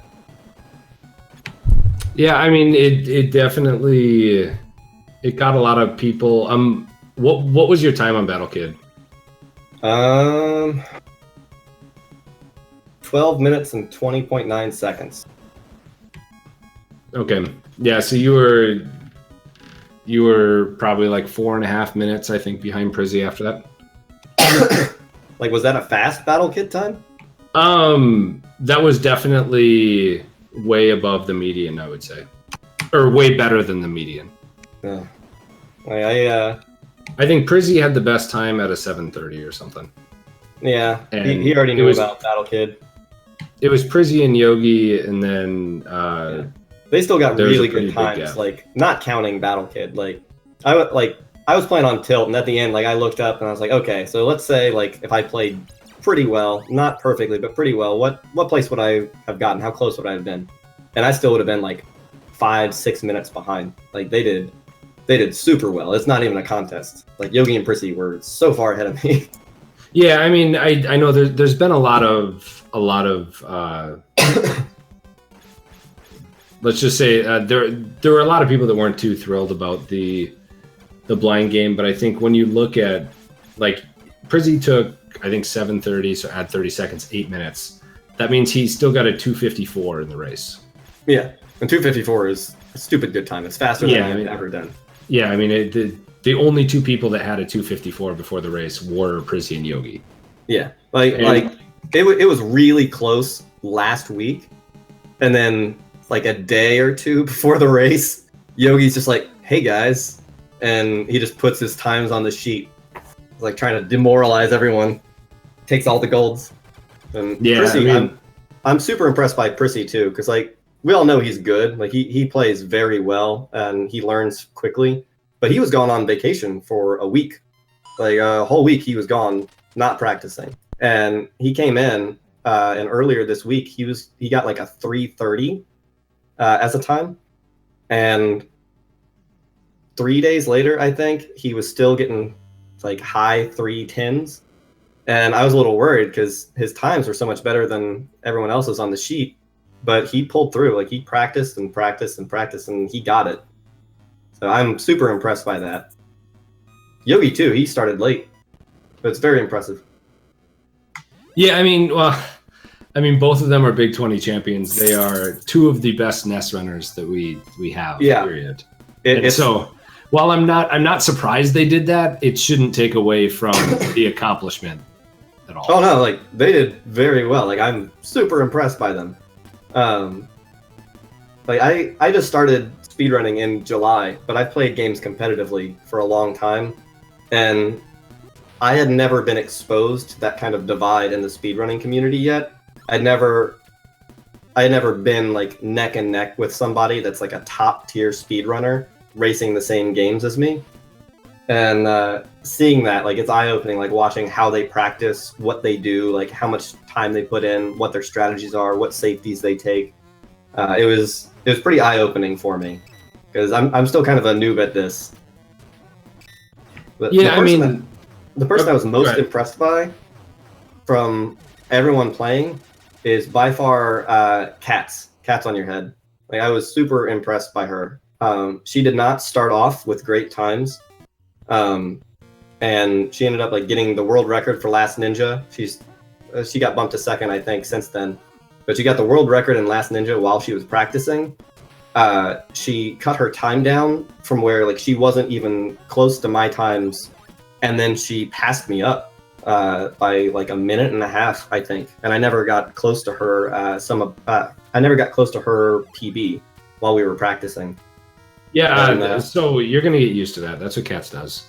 Yeah, it's so impressive. Like, especially like she got 5th, and that is absolutely amazing because I know she had a rough time with Battle Kid. She had a pretty rough time there, but I mean, and Kat, she pulled it back. Like, Kat has a really good mentality, and she never goes on super tilt. Cheerful. Yep, and so I think that definitely helps her. I don't know about never on tilt.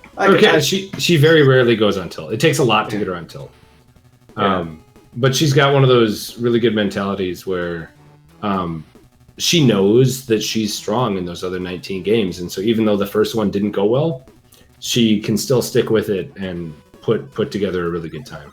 I mean, I'm like I had trouble with tilt like the whole race, but the fact that I still felt like I had a decent time, because I had people in chat telling me, it was like, oh hey, you're on stream, you're playing this game. It kind of implied like I was doing well. It kind of gave me confidence, like, okay, I'm doing okay, but I was still a little tilted. But for someone to have a much longer time with Battle Kid and then to push all the way to 5th, she wasn't that far behind me at all. It's super impressive. Like, I'm definitely going to watch her stream way more. Yeah, I think one of the best things she does, and I didn't watch a lot of Twitch this month, so I'm not sure if she still does it, but she starts with, like, she usually does blind playthroughs if she hasn't played them, and I think that really helps because you kind of have built-in backups, because if you do something the first time, you're obviously probably not going to do it with speed strats. Yeah. But then she learns kind of how the mechanics go and how things work from a casual perspective. And then she'll go in and she'll start building in speed strats, and she does it kind of at a good pace to where she can keep up the consistency. I think her consistency is so much better than most other runners. Yeah, like she got good times, and then she kept getting good times. Like, my practice runs were like plus or minus like 3 or 4 minutes, and that didn't happen with her. Like, once she got a low time, that was her new normal. It was pretty awesome to watch. Yeah, no, I mean, she. I know you've just been into speedrunning, but she's done a lot of the big 20s, and there's also an event called the Super 16, which she does every time, and she does really well. It's the same thing, but it's 16 Super Nintendo games, and she kills every one of them, and so she kind of has a little bit of science now about how to do it, and it's really good. Yeah, I didn't know about like speed. I knew that speedrunning existed, but I didn't really know how it worked. But I had a friend tell me that we should speedrun a game together that neither of us know, and then he dropped out after I started, and I figured I'd go ahead and keep doing it, and it was fun, but I submitted my time to speedrun.com for like the Warcraft Orcs campaign, and then I posted it on Reddit in the speedrun community because I was proud of it. And it was the first time I ever had done a speedrun, first time I've ever gotten a world record in anything. And on there, I saw a post about Arcus playing Ninja Gaiden. And since then, I've gotten more involved in the speedrunning community. I watch Arcus' stream and Cat stream just about every day. And I've got to say, like, the speedrunning community is really neat. Everyone shared so much information. Nobody was, like, hiding strategies. If they found something that gave them a huge advantage, they just gave it up instantly. And it's so different compared to like the fighting game scene that I'm used to, where people would hide combos and setups and techniques until a big tournament, and they would use it to win, and then it would be out in the wild. And here, everyone is on an even playing field. It's really nice and pretty uplifting. I really like this speedrunning community. Yeah, no, I think that's something that one reason that a lot of us love being part of it is it's competitive, but it's also very cooperative. We want everyone to kind of be on the same playing field and then still be able to beat them. Yeah. I mean, for lack of a better phrasing of that. What else? Like, so you're really new to speedrunning. I mean, I've only been speedrunning kind of seriously for about a year, so I'm kind of in the same realm as you. Mm-hmm. Whereas, like, I don't quite feel brand new, but compared to people that have been speedrunning since 2010, like, yeah. I'm a baby. Are there any other things that you've noticed about the community or about anything else about speedrunning that maybe people that have been in the community have kind of forgotten or have kind of just come to not even think as being special? So things I've noticed about the community, like the first thing that surprised me so much about the community was there's no monetization really at all. And coming from I used to play Smash Brothers competitively, like for a decade. That's what I did. And I did it as a job for a little while. And it was ultimately all about money and friendships, those two things. And the speedrunning community is way different than that, in that there's no money involved. Like, this is a huge event. There's 1,000 people watching this right now, and there's probably more earlier. Hey, OS, let me interrupt you for 1 second. Kazakhs did just finish in 13th with a 3:40.450. Nice. And, shoot, Nintendo, I did miss Nintendo. I'm sorry, man. He finished in 12th about 10 minutes ago with a 3:35.36. I was impressed by everyone doing Ninja Gaiden, like, so well. Everyone learned it, and they did so well. Like, literally everyone learned Ninja Gaiden 3, and I was super impressed by it, because everyone was worried about it. It was pretty nice. Okay, no, I mean, it's good to hear, because, like, I think a lot of people are still coming into speedrunning, but a lot of the people that do these events have been speedrunning a while. Mm-hmm. And so I always, like, feeling like kind of a newcomer myself. It's always nice to hear from other people who are just getting into the scene and hearing what they like about it and what their thoughts are about it. Yeah. I don't know. Do you have anything else that you want to say or mention or anything to anyone or about the race or? Well, I'm happy with my performance for the most part. I'm really upset at Codename Viper. That is a game you cannot play on tilt. Like, I was making stupid mistakes and I lost 4 minutes on it. So that was really upsetting to me.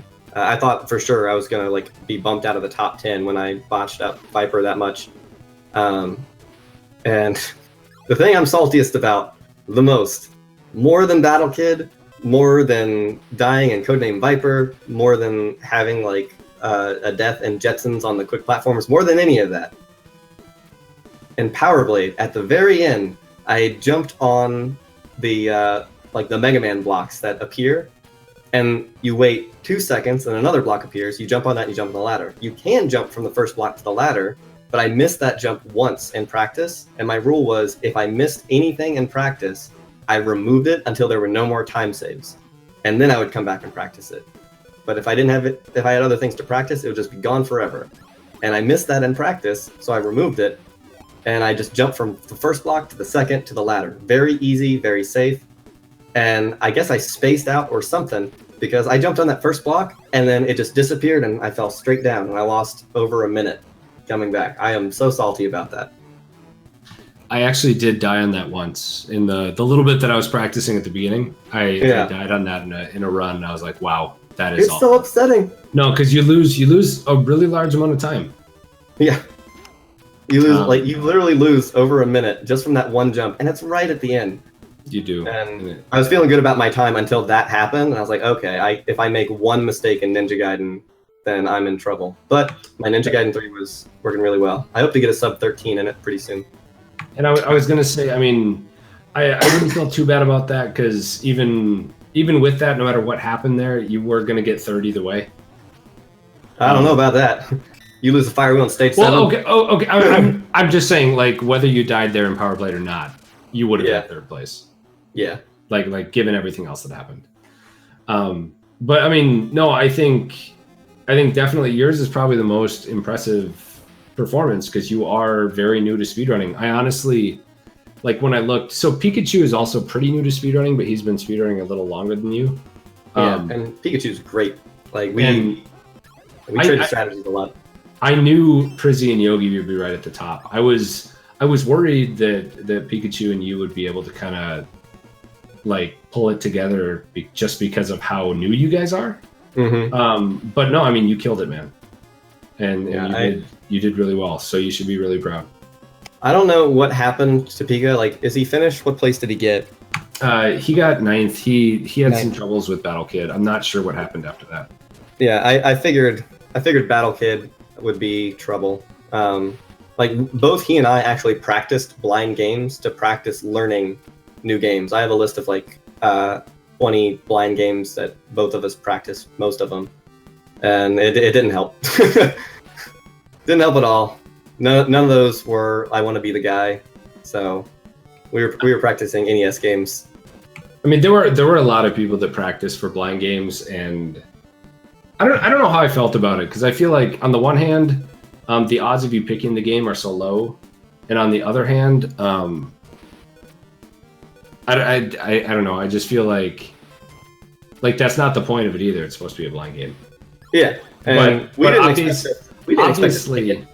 obviously some people still had to at least played the game before. I don't think anyone had speedrun the game, but I know Prizzy had played the game before, and I know Yogi had at least watched Rich play it a lot. Yeah, and so that does obviously put them ahead a little bit, but I mean, I don't know if it's a little bit. It took me 12 minutes to beat that game.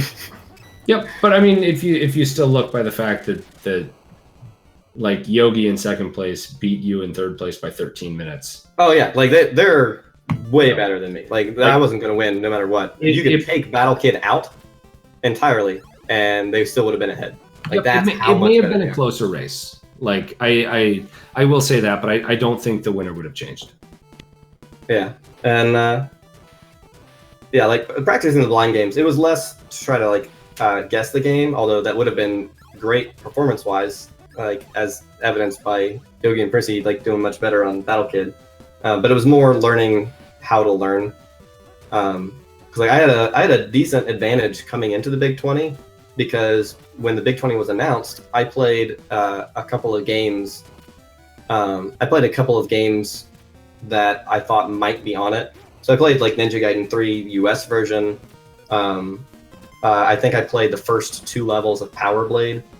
Those are the only ones I guessed correctly. But learning how to learn quickly and get decent times, that actually did help me a lot. It made me more comfortable the moment the list was released.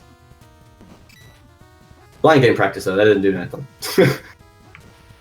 Yeah, no, I mean, that's always something. It kind of goes along, because I did do one day, as JKL just said in chat, I did do one day of Ninja Gaiden practice. But then, like, I mean, part of it is, it's weird because like the Big 20, you're always gonna have people that know some of the games. Like it's just how it is. But it's supposed to be what can you learn in a month, and so I did one night of Ninja Gaiden. I felt bad about it and I stopped. And you shouldn't feel bad about it. I mean, like, there's no way to have a guaranteed even playing field. And so like Arcus, he was playing Ninja Gaiden 3, the US version, for like a month before this, and he was already good at it. So like that helps him a lot. But there's nothing wrong with that. Like a month is more than enough. Like Arcus is getting like 13 minute, sub 13 minute times.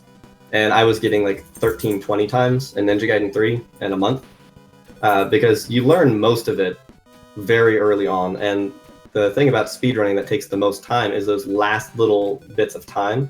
And most of those like last little strategies that you have to implement, they only save you like a second or two. And you have diminishing returns very quickly. So it's not too big of a deal to know a game or practice a game before it's in the Big 20. Yeah, I guess. I mean, I don't know. I go back and forth on that, and I just try to side on the fact that I'd like to try to beat everyone without pre-practicing. But I don't feel bad, or I don't feel bad that other people do it. That's just kind of where I'm coming from. Yeah. But I mean, I do think Bad Breaks makes a good point. Yeah, Battle Kid is it's a tough game. When I saw the reveal, I was like, oof, that's gonna be rough. But at the same time, you probably should have told him to change it. Well, one, I'm not associated with Best in S. I don't put this on. I asked them if I could commentate because You're doing a good job too. I listened to some of your interview with like Skate Man. It was good. Yeah, I mean, I was a little depressed that I wasn't running, just because I didn't really have enough time to play this month. But yeah, you would have done really well too. They were nice enough. Your times were very strong. Like even when you were first starting, like I watched your stream to learn how to play some of the games, And thank you for helping me with the dogfight in Jetsons. It actually did help a lot. No, I appreciate that. But I mean, regardless, I mean, Dexter was nice enough to let me commentate because I love the Big 20 and I wanted to be a part of it, even though I couldn't participate. Yeah. But I tell you what, though, I will let you Sure. go give some attention to your dog. Yeah, she's whining in the background. It's time for her to eat. And then I think we're gonna bring in Cananophone next. But no, OS, congrats so much, man. Third place for a brand new, like, I'll call you a brand new speedrunner. I know I know you got the world record in Wolverine and stuff, but like you've barely been doing this, man, and you did an awesome job. Yeah, but like just for bad breaks, like in the future, if you're gonna do a blind game, something like Guardian Legend, like you can't pick a game like Battle Kid because I mean, like Prissy and Yogi, they could have gotten through it even if they didn't ever see it before and ever knew it existed. But a lot of these runners never had a shot at top 5 or even top 10, and they were doing it for fun and for the community. And it's really like it disappointed me the most that those players have to start off with that, and it's such a hard thing for these people who have to work twice as hard to do. Like it's so hard knowing that they had to experience that. Yep, I mean, it's pretty upsetting for me. I think they've been getting a lot of feedback during the race, and I'm sure they'll take that into consideration. But I know, I mean, just keep in mind that this is a couple people to put this event on twice a year, and it's a ton of work, and they've still put a ton of work into this event. Yeah, I'm proud of my third place. I worked hard for it, but there's a big asterisk next to it. I don't know what my actual place is, and I don't know how well I would have played not being on tilt. But yep, I mean, either way, you should still, regardless, you should still be proud of how you played. You played awesome, man. Yeah, thank you. Okay, we'll see you, man. I'm sure we'll see you. I hope you'll do another one because you did so awesome. I'll probably start hosting my own events. Like that's what I did in the Smash community. But I enjoyed practicing this. But honestly, the blind game kind of put a bad taste in my mouth because there was plenty of time to realize it was a bad idea. Like there's so many people commenting like, "Oh, it needs to be a game like this, or otherwise it's going to ruin the race." And I mean, if Bad Breaks was paying attention, that would have been right at the forefront, and he had plenty of time to change it. We even had a list of potential blind games that everyone was looking at. So, I mean, it's kind of on him, but everything is got a big asterisk here. I don't know if I'm going to do another Big 20 just because of that. But I did enjoy training and meeting a lot of people. And thanks for hosting the event. I am glad I did it. Like, even with the Battle Kit thing, I'm glad I did it. I'm just sad for everyone else, and I hope they have better races in the future. And I definitely hope that the people who had a really rough time, like I know Arcus had an extra 40 minutes from Battle Kid, and I know Cats had a ton of extra time, and Cats for sure would have beaten me without Battle Kid, for sure. I hope that they have a good night and it doesn't mess them up too much. So anyway, thanks for interviewing me. Thanks for the event. Yep, we'll see you over Storm. Nice job. And we did just have Mazimov. Sorry, I call him Mazzy. Mazimov finished in 14th with a 3:56.52, and then we just had on. It's not the Twin Stick Gamers. It is Megatron ECS finishing with a 3:57.33. So congrats to both Mazzy and Megatron. That was really, really good job by you guys. And I think we're gonna bring in Kha'Zix or Cananophone, if Cananophone's still here. Oh, Kha'Zix is here with us now. What's up, Kha'Zix? What's going on, guys? How are you feeling? I'm not happy with how I did, but I can't be too mad, I guess. I mean, what parts? Near the end, I was kind of abandoning my practice because I just wasn't feeling it anymore. Like, was it just a rough month for you, or? Sorry, if I can, let me. The main thing I was was having problems with, like, near the end was consistency. It just wasn't there. And Gotcha. that demotivated me a lot. And congrats, Arcus, just getting in below a sub 4 with a 3:59.16 for 16th place. So do you know why that happened? Or was it just a little burnout, or did you not like the list, or like what was it for you? I didn't dislike the list. I won't say I disliked the list. There was definitely one choice on there that I hope they consider games like that to not be on the list again. Like Defender of the Crown. That is just a dumb game. We're just basically forced to reset until we get something that's good. And today I had like the worst luck I've ever had, which is like 2 minutes worth of resetting before I got RNG that would let me even complete the game. Which we shouldn't have games like that. As for the blind game, I don't know. I think I didn't like it, but I'm not gonna say that it was a bad choice. Because we knew beforehand that it was gonna be a blind game.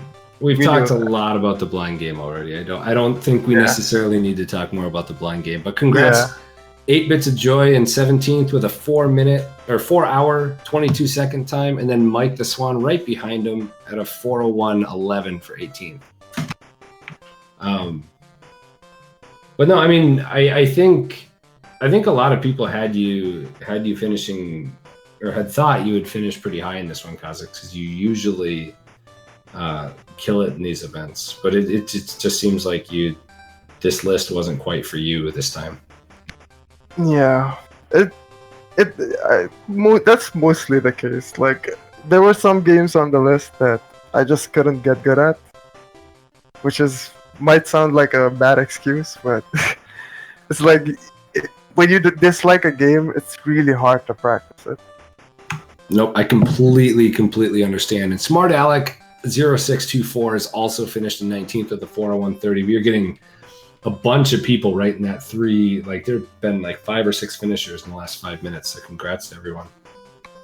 Did you have a game that you really loved though of the list? Like, I'm hearing like, I hated this whole list, man. I didn't hate the whole list. I really enjoyed Last Ninja, which was the biggest surprise on the list, honestly. Like, it seemed like it was gonna be a terrible game, but it's actually a really fun game. That's actually what I got from a lot of people. Like, during the reveal, like if you go back and watch it, like when Last Ninja came on, like there was a lot of hate, like out in chat, and then all of a sudden everyone started loving Last Ninja, and Cats got world record in Last Ninja this last week, and like it's like everyone just like started loving the game. Yep. It's a fun game. Like, it takes a bit to get used to the mechanics, but as soon as you get the mechanics down, it's pretty fun. I do think that first track, like not the title screen, but the first level, I think I could listen to that music for the rest of my life and be happy.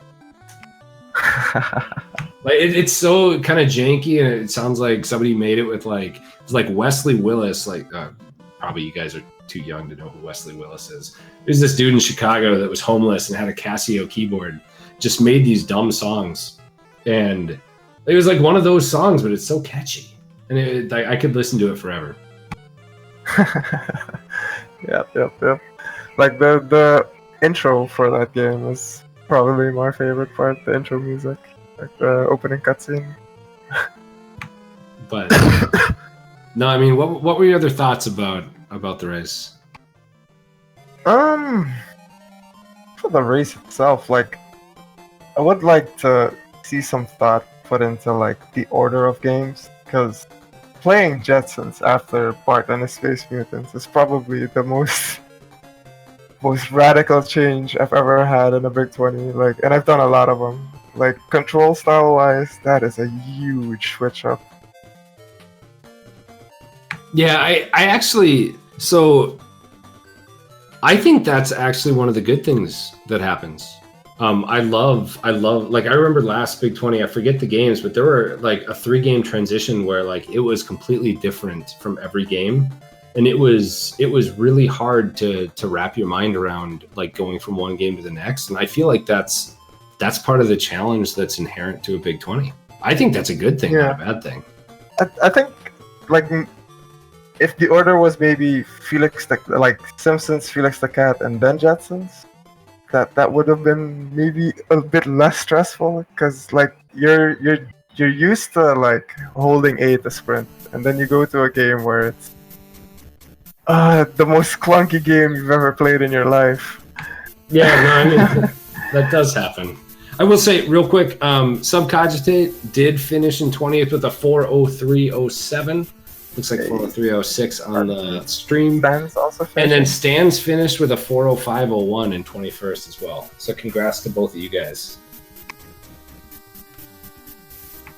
But no, I mean, for the most part, like as always, I always enjoy the experience, like the getting ready for it and all that stuff. It was just, I feel like we should always keep the getting ready period at 4 weeks, 5 weeks.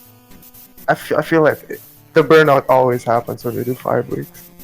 that was one question that I was interested in talking to people about, because I know I have a tough time personally, like sticking with things for a really long time, and I feel like I like the Big 20 because it gives me 28 days to learn these things really fast, and that's one of my strengths, and so that's why I do it.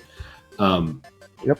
But the longer it goes, if I get an extra week, or maybe if it went to 2 weeks, I feel like a lot of other people would be able to catch up to me, and I feel like not only that, but the burnout does become an issue potentially. Exactly. So I was interested to see how other people that actually went through it thought about it, because I obviously I had a lot of stuff going on in September, so I didn't play. I commentated, which I'm really happy to do because it was an awesome race. But I wanted to talk to people about how they felt about the 5 weeks versus the 4. Yeah, I feel like we should keep it at 4.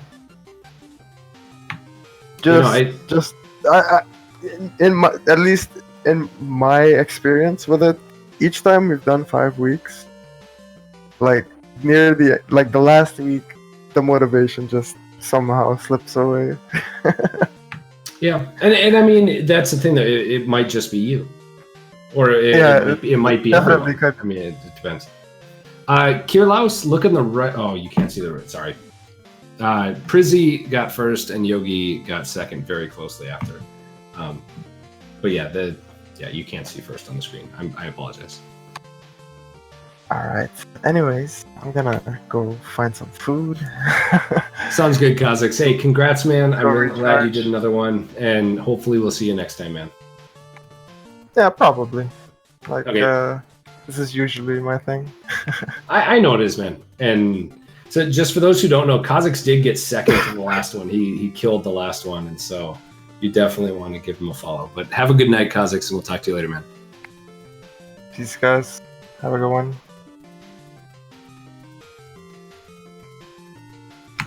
And so if we do look on the stream, we do have Rydude that is just on the last 3 bosses here. He does not have the fire shield though, so he's doing his best to dodge these lightning bolts, and he does get this down.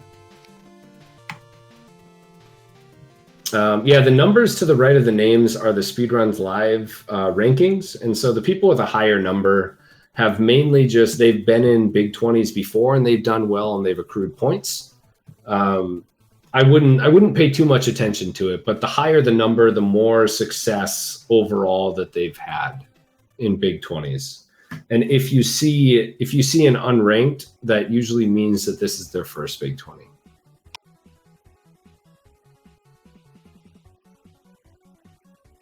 I don't think we have. If anyone else who has finished wants to pop in for an interview, they can go ahead in the Best in S Discord and hop in the Join This Before Call channel, and Dexter will bring you in. Unfortunately, Raidu did just take a death on the last boss of Ninja Gaiden 3. So he's going to go back to 7-3D and play through that again. The good news is you do not have to play through the bosses you've already killed. And so he's going to appear right at that final boss again.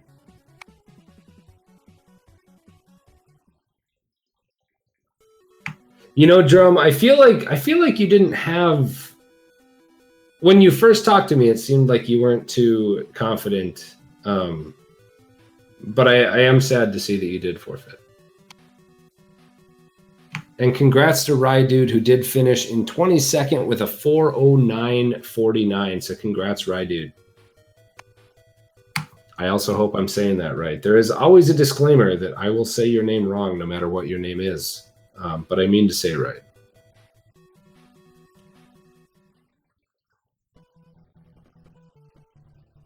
Is it Rydude?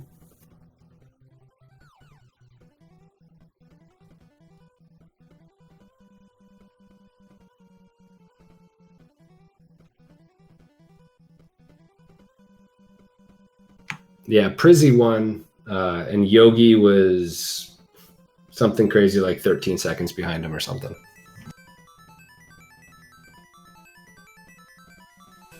Hey, Dex, when you get a chance, do you want to bring Smart Alec in? Hey, yo, what's up, Smart Alec? Hey. How are you feeling? I'm feeling okay. I was so close to cutting 4 hours, but you were what, like a minute and a half off? Yeah, minute and a half off. I'm gonna blame Mega Man 6 for that because I spent 36 minutes in that game. Oof. So yeah, it was rough. I don't know. I mean, my PB for the goal was only just I think it was a 24:52. So it wasn't great or anything, but I game over twice in Flame Man, mainly because I kept dropping inputs, and I don't know why, but just one less game over, we would have had sub 4, but other than that, it was fun. I hope you're still happy about it, though. Yeah. My practice PB was a 4:08, and so I beat that today, even with the blind game, which took me 17 minutes. Yeah, I mean that's incredible, man. If your PB was a 4:08, and then you add Battle Kid plus another 30 seconds onto that, and you still got 7 minutes better than that. Yeah, dude, you should be really happy. Yeah, no, I'm still happy with that. Except Mega Man 6, it made me a bit salty, and Codename Viper got me salty too. But I beat it in one try, so I can't complain. I was gonna say, I think Viper pretty much gets everyone salty. But yeah, I mean, if you beat it first shot, that's pretty good. Yeah, Viper was my least favorite game in this list, so I'm just glad I got through it in one try.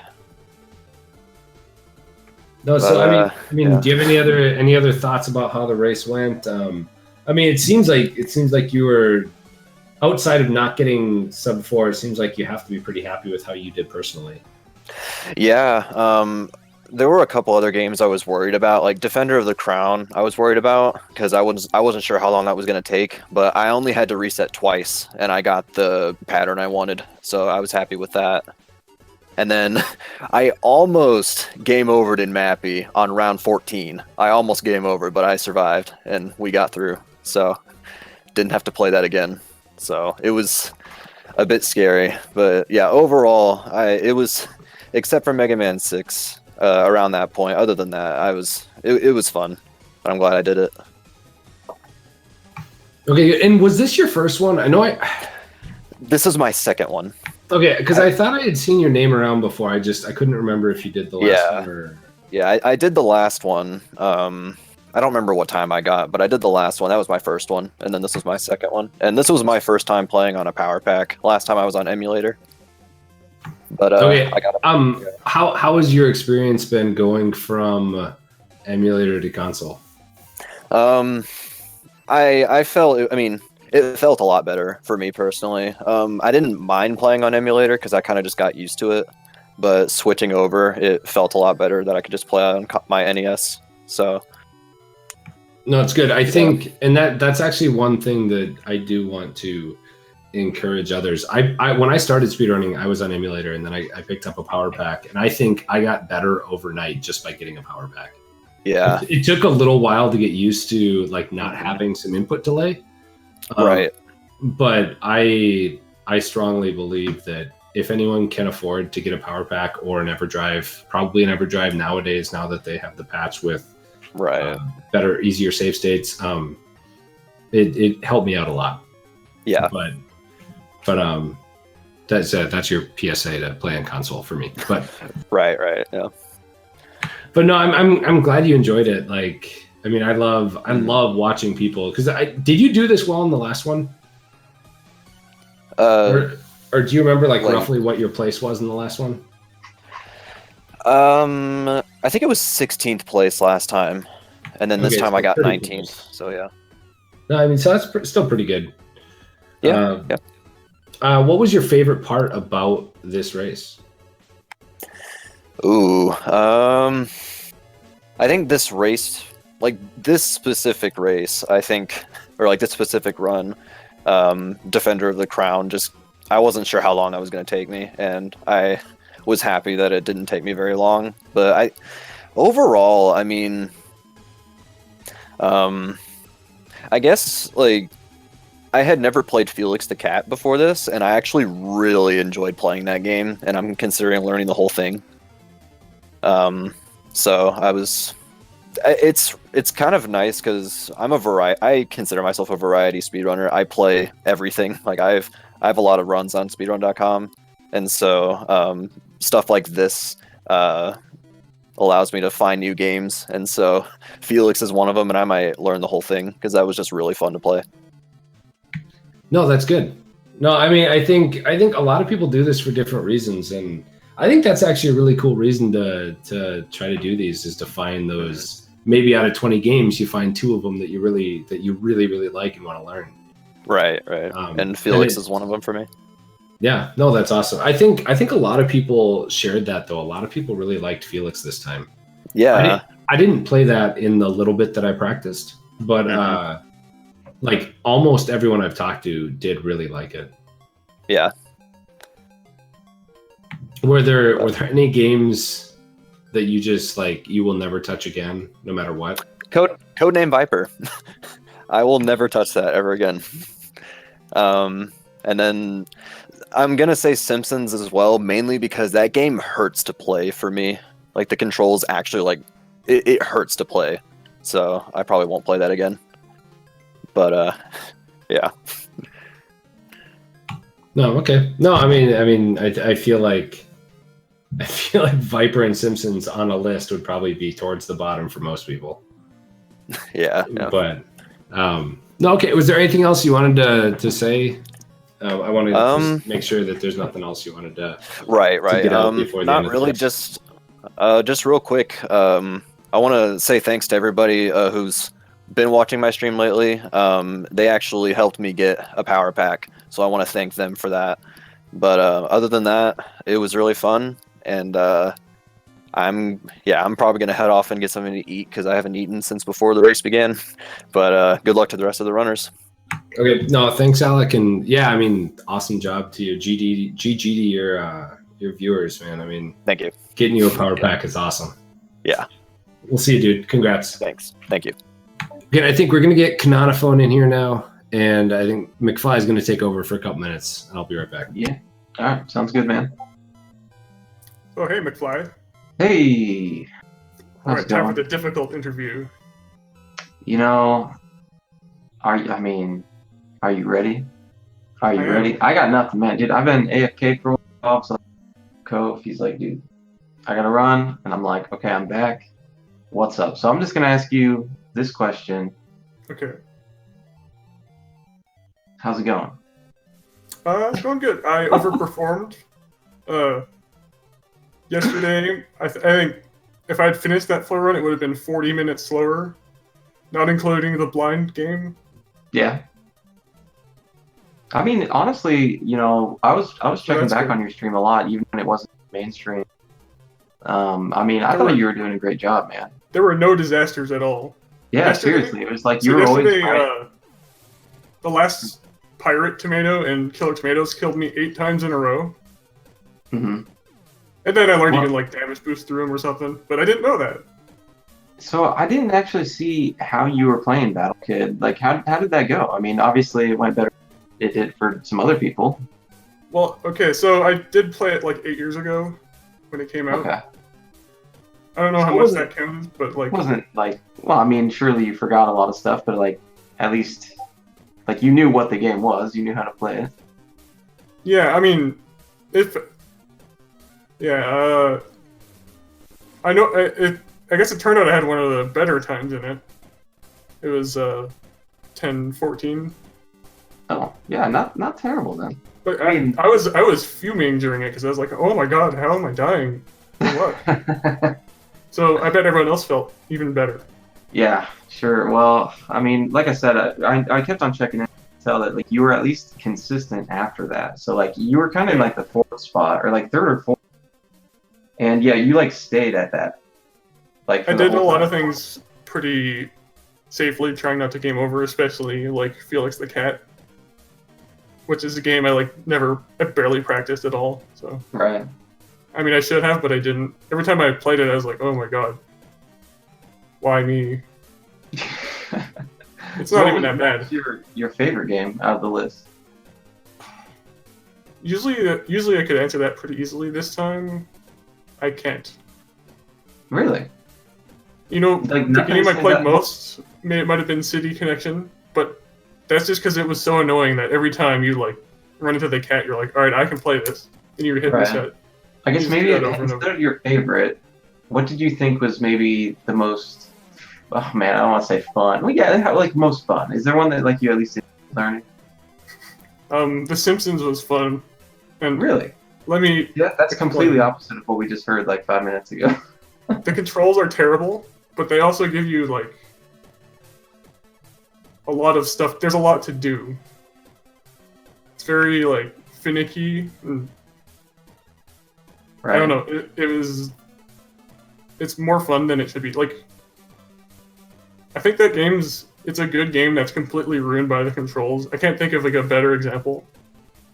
No, but Yeah, no, it is a very appealing game. I agree. That's kind of what I was saying during the race too. Like, could you imagine if that game was made by Capcom, Konami, or somebody like that was actually making good platformers and stuff? It's like that game could have been really good. Now, when I said good game, maybe that's a bit harsh. Or not like It's not a top. It's like game, it has one good level, the first one, and then all the other levels have like this item system, and you don't use items ever unless you want to pause. Mhm. But it's just like So I don't know. it could have at least been an average game. Like it's something that people don't consider to be a trash game. You know. Mhm.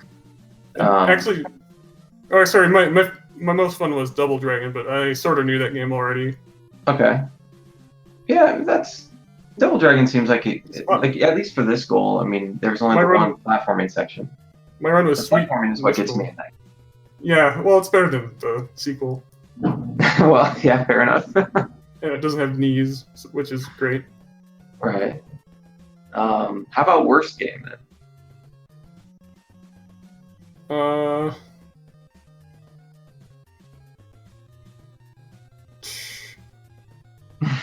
these No, are there's really, a lot of them are tied for worst.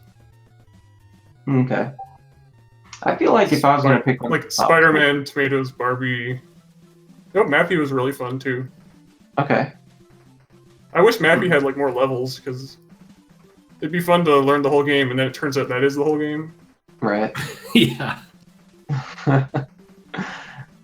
Yeah, I guess worst is kind of hard in this list. I don't know what I would really even say. I mean, because some games surprises you. I just like I didn't like playing Felix the Cat, but I don't think it's like terribly bad. Okay.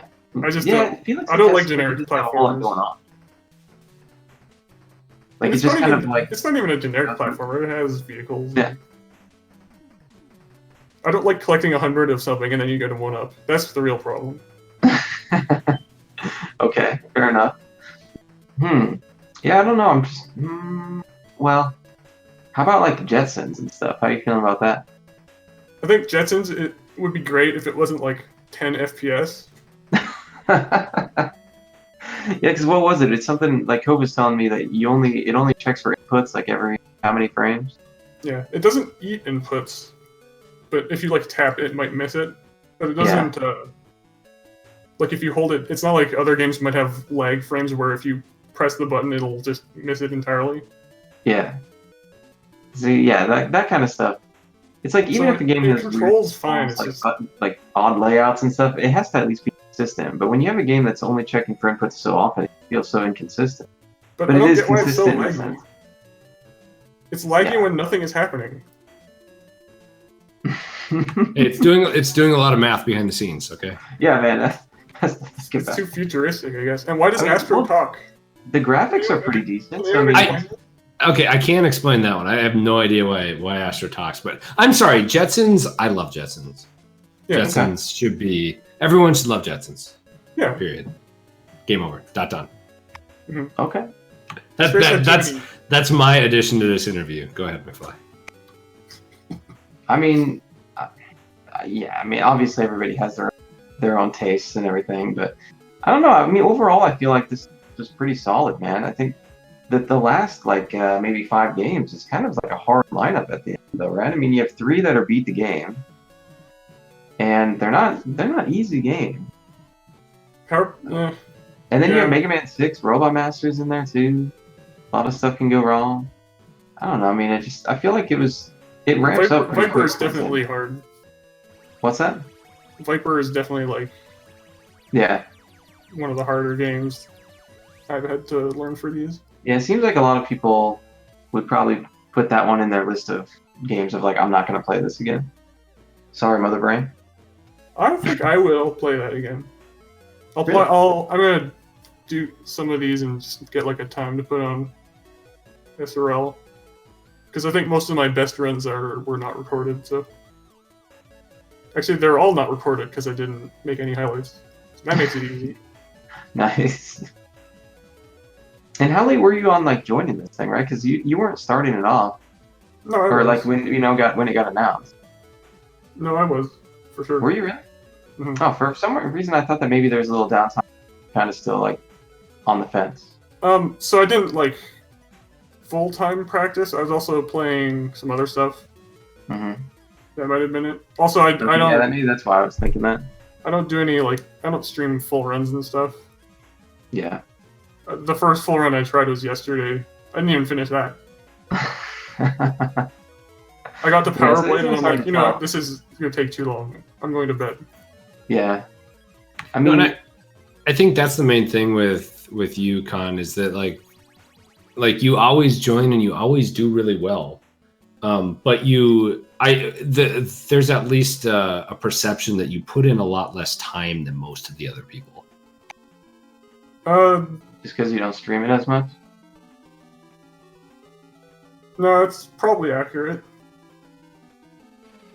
So are you just that much better at learning? It's because I didn't waste all my time with the 30-second buffers. That's what put me ahead. I mean, that's not that much percent. 19 or whatever, 9 minutes and 30 seconds out of a 3-hour run isn't that much time.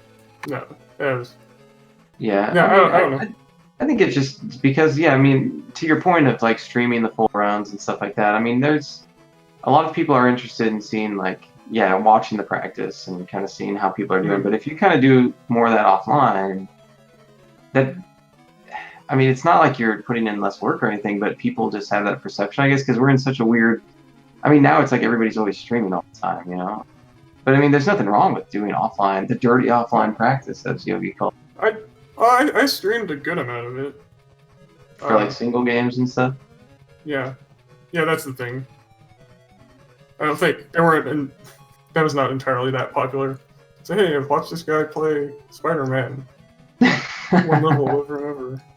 Dude, Spider-Man is secretly good. I can't even see anything on my TV in Spider-Man. I kind of like the I mean the swing mechanics. It's not Bionic Commando, you know, but I mean, come on, it's kind of neat. It's kind of neat. Mhm. It's not the worst. One last thing before I go. So this was my first 6th place finish. So now I have a straight. I have 5 to 10. Nice, man. Congrats. Really? Wait, so you need to get a 4th next. Yeah. Because then you can have 3 to 10, right? Yeah, it's gotta continue on down. And I have a 21, so I also have blackjack covered. That's good. Nice, man. Well, did you have fun at least? It's all good? Oh yeah. Yep. That's good, man. Anyway, I'm Like leaving I on said, that jump. I thought about that before I joined. I have to leave. That's my high point. All right. We'll see you, dude. Nice job. Sounds good, man. Talk to you later. I think we're gonna get Mazzy in here next. Oh, yeah. Next. Yeah. That's good, man. Yo, Mazzy, what's up? I thought about that before I joined. Oh, we've got the echo. All right. We'll see you, dude. You gotta turn off the screen. I think we're gonna get Mazzy in here next. Oh, yeah. Next. Yeah. That's good, man. Yo, Mazzy, what's I thought up? about that. Oh no! Oh no! Oh no! It was about to cycle again. Yeah. I hope Mazzy can get some headphones on, and then we will get Mazzy back in here. Oh man, that is funny. That is funny, man. Yeah, I didn't want to interrupt your interviews and stuff going on. I had to run for a bit, and then when I came back, I mean, you were killing it, dude. So. No, I mean, I do like interviewing. It's nice to kind of pick people's brains and see how things went. Yeah, you're a lot better at that than I am. For me, I'm just like, hey, what's up, man? Like, that's, I just like to chill. You're better at actually like being professional. What's up, man? What's up, Let's try this again. Nope.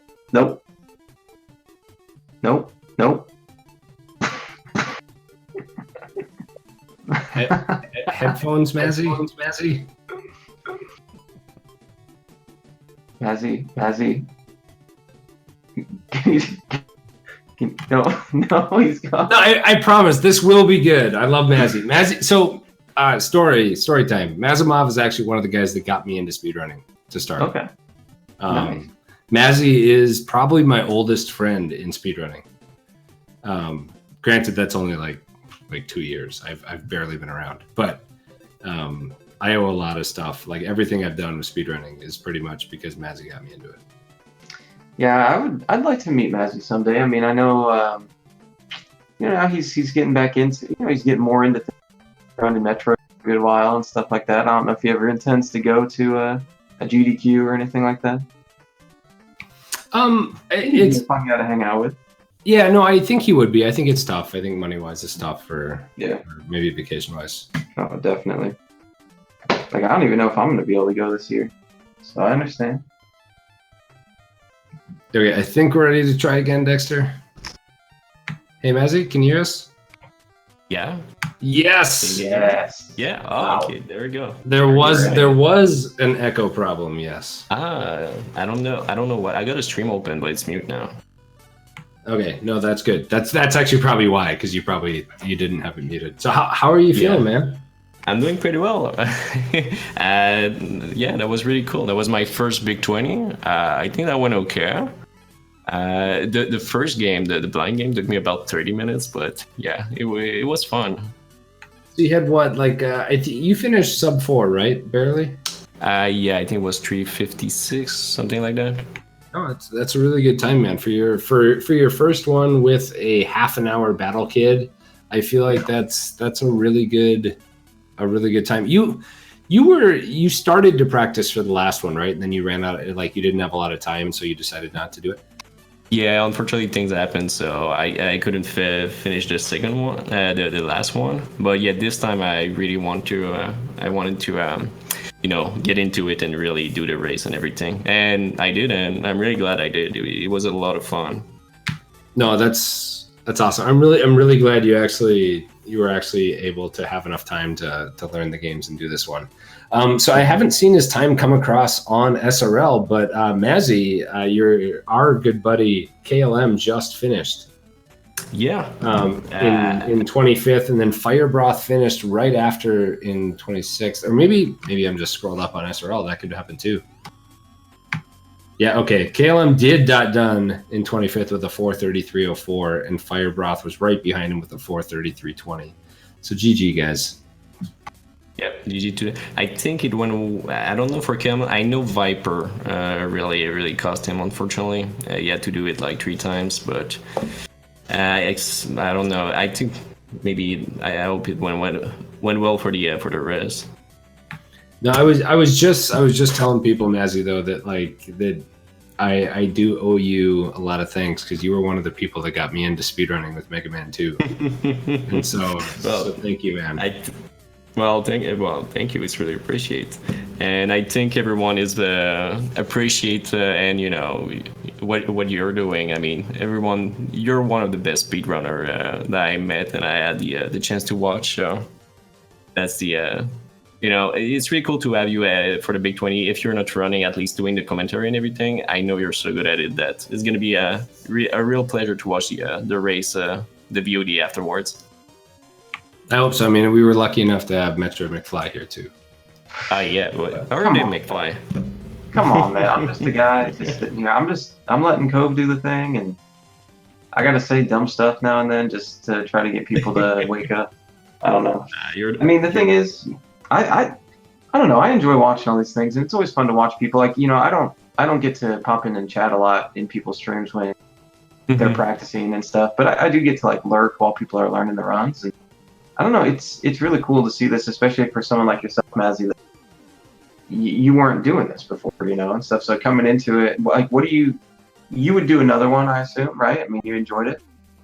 Yeah, sure. Yeah, there's some games that were tougher than the other to learn, and it's really when you start for the first time, it's really there's so much stuff to learn. You have to go through like 20 games, all this stuff. It's a little bit underwhelming. There's it feels like a mountain at the very first.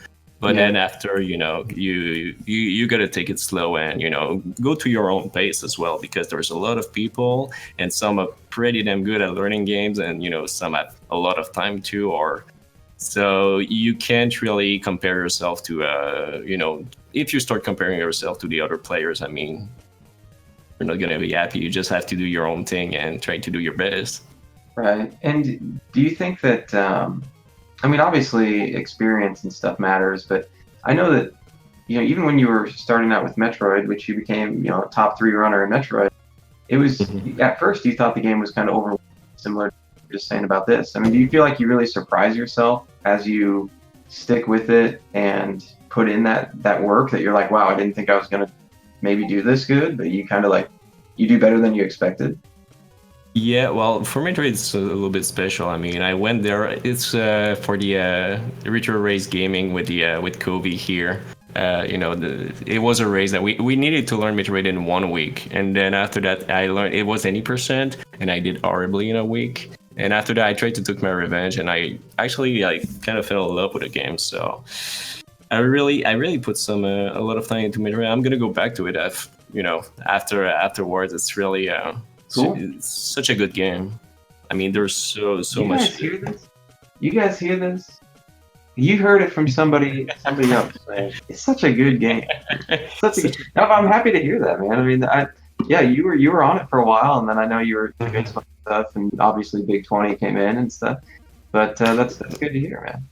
Like, it's one of my first things I'm gonna do. I want to put a time on Last Ninja because that game is so stupid. How can you not love it? And this one, Spider-Man, was really fun too. It was like that game. I think I'm gonna try to check out more LGN game, like maybe Wolverine or something, if it's cool to run. Because that game, Spider-Man, was really freaking fun. Yeah, well, I do think that Spider-Man is fun. I kind of want to give it a playthrough myself, but I don't know if it would be enough to get me to play all the other LGN games. I mean, well, maybe not all, but you're checking out a couple because the I don't know, Spider-Man, the controls, so they're really weird, but once you get used to their weirdness, I mean, they're kind of responsive, and it's a fun game. Yeah, and it's one of those games, I think, like you were talking about last night, how it's a dumb game, like it's fun to play. But the thing is, like with Spider-Man, I think it kind of falls into that same category where it feels silly, like just the way Spider-Man looks and everything, and the way he moves around with the swings, like it's poor guy. It's fun to play because of that. I think it's so silly. Oh yeah. Absolutely, that's the thing with LGN era, and I mean, like the artwork and everything, like everything is beautiful for this game, like except the game itself. But the cover and I don't know they're really good to put like horrible games into great packaging, But it's like I want to like it, I like that game. I think No, I hear you, man. I was looking for Spider-Man, so in the first play Back to the Future and stuff. Like people would be like, "This is the worst game." I think some of those games do have, what would you say? Like, I don't know. There is value to playing some of those games. You know what I mean? Even if the control. For them. Back to the Future, it's usually you gotta like backwards. Yeah, you know. Yeah. Spider-Man doesn't have that problem. I never played that one, Back to the Future. I saw the, all the infamous AVGN episode about those LGM game, but that one I didn't tackle it though. Yeah. Well, maybe you'll give it a shot when you're looking at some of the other games. Who knows? I think S Cardinality just put up a new record for that game not long ago. It's pretty cool. I think it was right before SGDQ. Yeah, somewhere around there. But yeah, man, I look forward to seeing more Metroid from you, especially if you're gonna get into that. But definitely a lot of the other runs. You think you're gonna go back to like Mega Man 2 or anything like that? Mega Man? I don't know. I ran Mega Man for all the classic games. I'm waiting for a 46 robot tournament on Speed Game, but a lot of people are talking about that, but it never happened. But if there's going to be a tournament for that was my first tournament like 2 or 3 years ago, and that was so much fun. That I'm gladly going to go back to it. But except for that, I don't know. I'm kind of moving places, so yeah. Of course, going to go back to Metroid Train 2, and Big 20. That's a good thing. Like kind of reminds you how fun it is to learn new games too. Mm-hmm. Yeah, and it's going to be interesting to see if like the experience of playing other games, learning other games, just messing around with all the different timings and all that stuff. I always kind of feel like that helps you play better even in your own speed games. So maybe when you do go back to Metroid or Mega Man, you might find a little bit more success. Maybe how to better at the grind, learn new things, how to approach things, especially. Yeah, exactly. So I mean that's kind of cool. I think that definitely helps. So yeah. And there's some games I'm not gonna play anymore for sure, like Mappy or like Mappy. Mappy for the I think in this one sometimes Mappy is just like everything is always working the same except when it's not working the same. Like for some reason you're just missing an input or something, and after that it goes in your head and Mappy is just gonna you're gonna game over on that game pretty quickly. It kind of scared me into that run. And what else? Viper as well is really I don't know it's my first Big 20, so but I felt like it was really punishing. I don't know for the other one. Well, I mean, do you have any other last words that you want to say, Mazzy, or anything else that we haven't talked about that you want to get across? Well, just want to say thank you to everyone who was my channel today for the support. Much love to everyone. JJ's and good luck to all the runners. And gonna watch the VOD, and it was really awesome. Good experience. Have a good one, guys. No, GG, Mazzy. Thank you, man. Congrats. Thank you. Bye. See. And in talking about Metroid McFly, I just realized the two people commentating today have world records in the two most popular Metroid games. Oh God! You know what? I'm just getting a point out there. I should have seen that coming, man. Like I am the Kraid Slayer. I'm Kraid Slayer 69 is my name, right? But yep. Well, I am the fake Kraid Slayer. That is. I tried to erase it from my memory. I know you put it in a different leaderboard just to get it away from you. Try to get it away. But you can't get away from it. Yeah. Well, I'm just saying they're beautiful. I mean, yo, what's up, D-Rock? What's going on, guys? How are you all doing? Yo, man. No, we're good. We're talking about stupid stuff. Indeed. Are we talking about Double Dragon and my 3 game overs? Yes. That's exactly what he's talking about. Well, that's what we're talking about now. You game over 3 times in Double Dragon. Yeah. Dude, I mean, well, let's forget about Double Dragon. How'd the rest of the race go? Honestly, what happened in Battle Kid, right? It took me 19 minutes. I was at the 3rd checkpoint and I died and I accidentally hit end, so I had to start over from the beginning. Oh no, dude. And then, so after Battle Kid, everything was fine until Double Dragon, and then the wheels came off. Was everything after Double Dragon also bad? Simpsons was bad, and Power Blade was bad. Everything else was okay. Okay, I mean that's pretty good. I mean, did you have any games that you finished and you were like, dang, that was actually really good? I think I PB'd in Lolo, but that's sweet. I mean, honestly, PBing on anything in the race is actually pretty awesome. Well, Last Ninja, I mean, I really grew to love that game. Really, honestly did. It's so silly because we've heard that so much today. I love the music. The soundtrack's great. I agree. Definitely top 3 soundtrack for the Big 20 games. My other favorite tune is the World 4 music for Felix the Cat. When he's rowing the boat through the ocean. I like that music too. Did you like the game or just the music? I like Felix. I'm actually probably going to learn the rest of Felix. Okay. Because I'm trying to think, did you learn any of the Big 20 games last time, or did you just decide to do Samson afterwards? So what it was is me and Skateman are pretty good friends. So us and a few of our friends got together to kind of help him go through some of the games, and that's how I got to know Samson. And during our little strategy sessions for the game, I grew to love it, and I kept running it afterwards. Okay, cool. No, because I knew you had. I had actually thought you had been part of the last Big 20 because you'd been playing Samson, were part of the community and stuff. But then Skate had said this was your first one. Yeah, this was the first one. I watched the last one and watching my boy Skate finish 4th place last time, and I'm like, you know what? All right, let's throw the hat in the ring. Let's jump in there and see what happens. You're like I'm better than Skate. I can do this. I wouldn't go that far. I mean, dude's pretty consistent. Back-to-back 4th places. That's pretty awesome. Yeah, I'm just trying to start something. But no. I mean, go at it. I met Skate for the first time at SGDQ. He's a super cool dude and really good at games. Skate's an awesome dude. Yeah, he's very good. I actually met him through Earthbound speedrunning, and we actually had a relay race at RPG Limit Break 2017 that involved 12 of us, 2 commentators, so 14 runners involved with this. And it was one of the funnest experiences of my life. It was me and Skate on the same team. We actually won. We actually won the relay by a good 10 minutes over the other 2 teams. Nice, congrats, man. So, I mean, what were your overall experiences for this? Do you think you'll do another one? Absolutely. I had a lot of fun. It kind of became a grind, but I mean, that's really par for the course when it comes to speedrunning. And but overall, I'd say the community experience and the games and learning the games was overall very positive, and I would definitely be down for another one.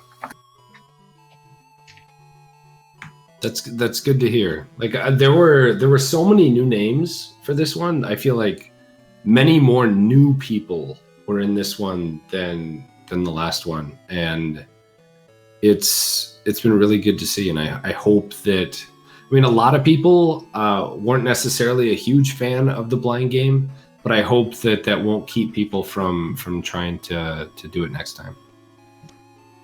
Because I'm sure, I mean, this was something that Best and Us decided to try, and I think it was a good attempt at something new, and I think they'll probably iterate into something a little different next time. Well, when I was watching the reveal stream and I knew the first game was going to be blind, I'm like, all right, this is going to be good. And then it was Battle Kid. Yeah. And also, Your Majesty just finished in 27th with a 447.58. So congrats, Your Majesty. GG. No, I mean, I know the blind game was rough for a lot of people. We've talked about that a lot. But no, I think the other 19 games I thought were actually really pretty balanced. When the games were announced, I was actually pretty down on them.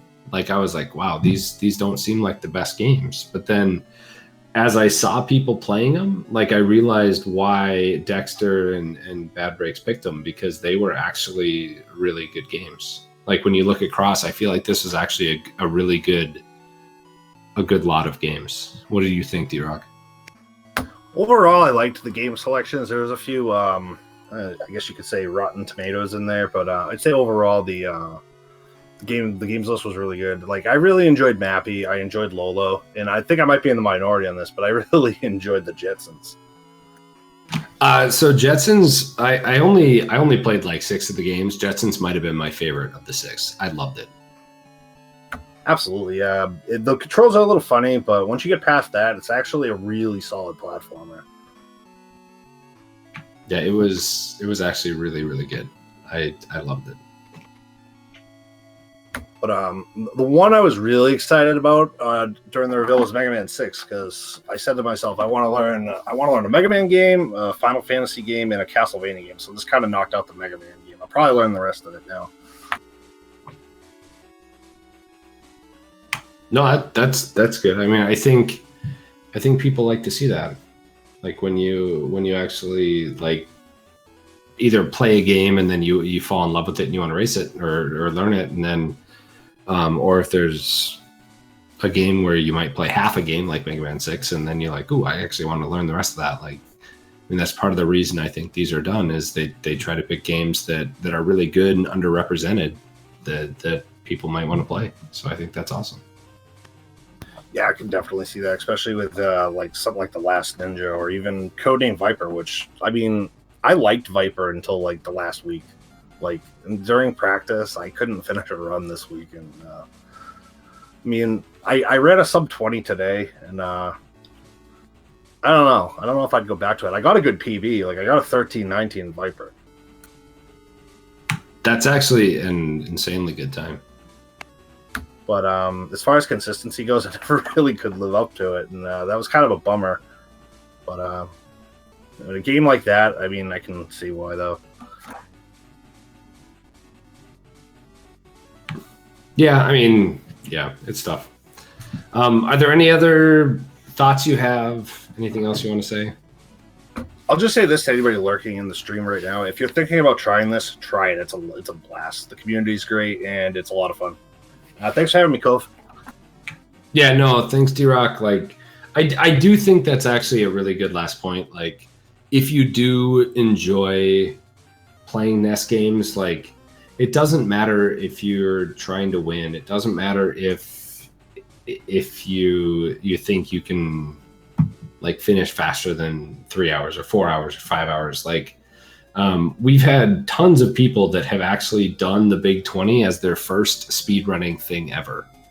If it seems like fun at all, like, try it out. Like, everyone in the Big 20 Discord is going to be helping you. Like, it's a really good. I won't say it's the best entry point to speedrunning, because I feel like you should probably just start speedrunning one game if you're going to start speedrunning. But I feel like it's a really good environment to learn and to find a bunch of new games to play. So I think that's a really good point that D-Rock made. But thanks, D-Rock. And I think we're going to get Subcogitate in here next, maybe? Yo, thanks, Cove. GG to everybody, and GL to the rest of the runners. Peace out. Yep, we'll see you, D-Rock. Yo, what's up, Sub? And McFly, do you want to take this? I'll be right back in like 2 minutes. Yeah, sure, man. No problem. Hello. Hello, how's it going, man? It's going pretty well, thank you. Feeling good? Feeling good? How you played? I mean, no. I'm, you know, like I've been hearing a lot of people saying how happy they are with how it went. And, you know, I kind of want to do the same, but I can't because I'm so disappointed. Right. Well, there's nothing necessarily wrong with that. I mean, there's nothing wrong with wanting to do better. Of course, especially in something like this where you're kind of challenging yourself, and that's kind of the point. Of course, if you don't really play up to your expected level. Yeah, like I ended up yesterday. I ended up getting a run that was like 3 hours and 16 minutes, and my original goal was under 3:30, so I was super stoked about it. And then everything just exploded in my face. I should probably say that a different way, but yeah, no, I mean, still, even with the runs kind of going crazy, I'm happy I did it. It's a ton of fun. This is actually the second time I've run Big 20. Mm-hmm. The last time was the number 8, and I basically had a week to practice. And I practiced like a couple hours a day and ended up taking like 6.5 hours. So I mean, compared to that, I'm still pretty happy with how it turned out. Yeah, definitely. I mean, if you think about the improvement from 8 to 9, then just imagine how good 10 would be, right? Yeah. You know? I didn't see how you did in Battle Kid. Did you handle that one pretty decent? It was okay. It took me, so I put a split down that was for like 10 minutes, and I ended up taking 20. So, okay, yeah. It was rough, but I liked it. I thought it was a lot of fun. Right. I've done a mystery tournament before, and I kind of thought I would shy away from that from now on, because I really enjoy being able to show the fruits of my labor, with practice. And that being said, I thought it was kind of a cool idea to get everybody scrambling in this crazy game at the very beginning, and then as soon as you start seeing people get through that, everything will just clean up, and you'll start seeing people really start to move fast. I thought that was kind of a neat idea. Yeah, I think it's definitely going to be the talk coming out of this. A lot of people maybe think it's a cool idea, but maybe the game wasn't the right pick, or maybe they just don't like the idea at all. Sounds like some people do like the idea, so yeah, it's always going to be kind of a weird thing. The hardest part about a blind pick is that there could be people that have played it before, and then obviously they have a big advantage, or sometimes like the genre might just really suit a certain person better than others. So it's always a hard thing to do, because there's no way to really predict how it's going to turn out. So I mean, there will be plenty of feedback on it. We'll see what happens for the next one. But yeah, I mean, I think for the most part, was there any other game that outside of Battle Kid that you really were maybe happy with, or maybe a worst game out of the list? Yeah. So I actually have a strong distaste for Jetsons. I've been hearing a lot of love for Jetsons, and I need to put that out there. Well, Cove had to walk away, man. He's like the old dude. I don't know why he keeps defending the Jetsons, man. Come on. I'll agree. I think that one was probably the games I would pick as like, I don't want to play it, really. Well, and people are saying once you get past the bad controls, it's a solid platformer. I would argue that for an NES platformer, controls are probably one of the most important aspects of the game. Yeah. Oh, well, for sure. And it's just kind of slow, Yeah. We could spend a lot of time talking about the Jetsons being a bad game, I'm sure. Also, I know I'm late to the party, but boo. Oh, come on, man. Come on. How about no? I can understand how people wouldn't be happy with it. So let's talk about the positive stuff, though. Like, is there a game that you're actually really, or like you would maybe play it some more, maybe work on your time? Oh, definitely. The Last Ninja, it has a lot of quirky charm to it. Mm-hmm. I played the original Last Ninja on the Commodore 64 back when I was a kid, and I really liked it, but I had no idea what to do. And so then when I saw that it was going to be on here, and this is actually the Last Ninja 2, the port of the Last Ninja 2 on the NES, and I really like it. I thought it was kind of, it's I think it wasn't taken as seriously as it could have been, but at the same time, that's what makes it fun, is in my opinion. But no, I agree, man. I think Last Ninja is the game that seems to be like the favorite of this list. I think it surprised a lot of people. Cove talked about this earlier, but when it was first announced, there were a lot of people like, oh, really? But then it's like, once you learn it, you play it, and you're feeling that soundtrack. It's like, man, it hits it, Yeah, it's great. Definitely. It's just one of those good, like, I don't know. I think playing the game blind would be a totally different thing. But when you're trying to learn it for the speedrun for this, I think that, when you know where to go and everything, I think there's a lot of fun to be had. Oh, absolutely. Blind would be a nightmare. Yeah. But yeah, it's it's good to hear that. I'm a fan of the game as well. I'd like to play. I still haven't played it myself, but just from watching people, dude, that song gets stuck in my head all the time. Bleep bleep. Yeah, that's a good one. They should put out a CD.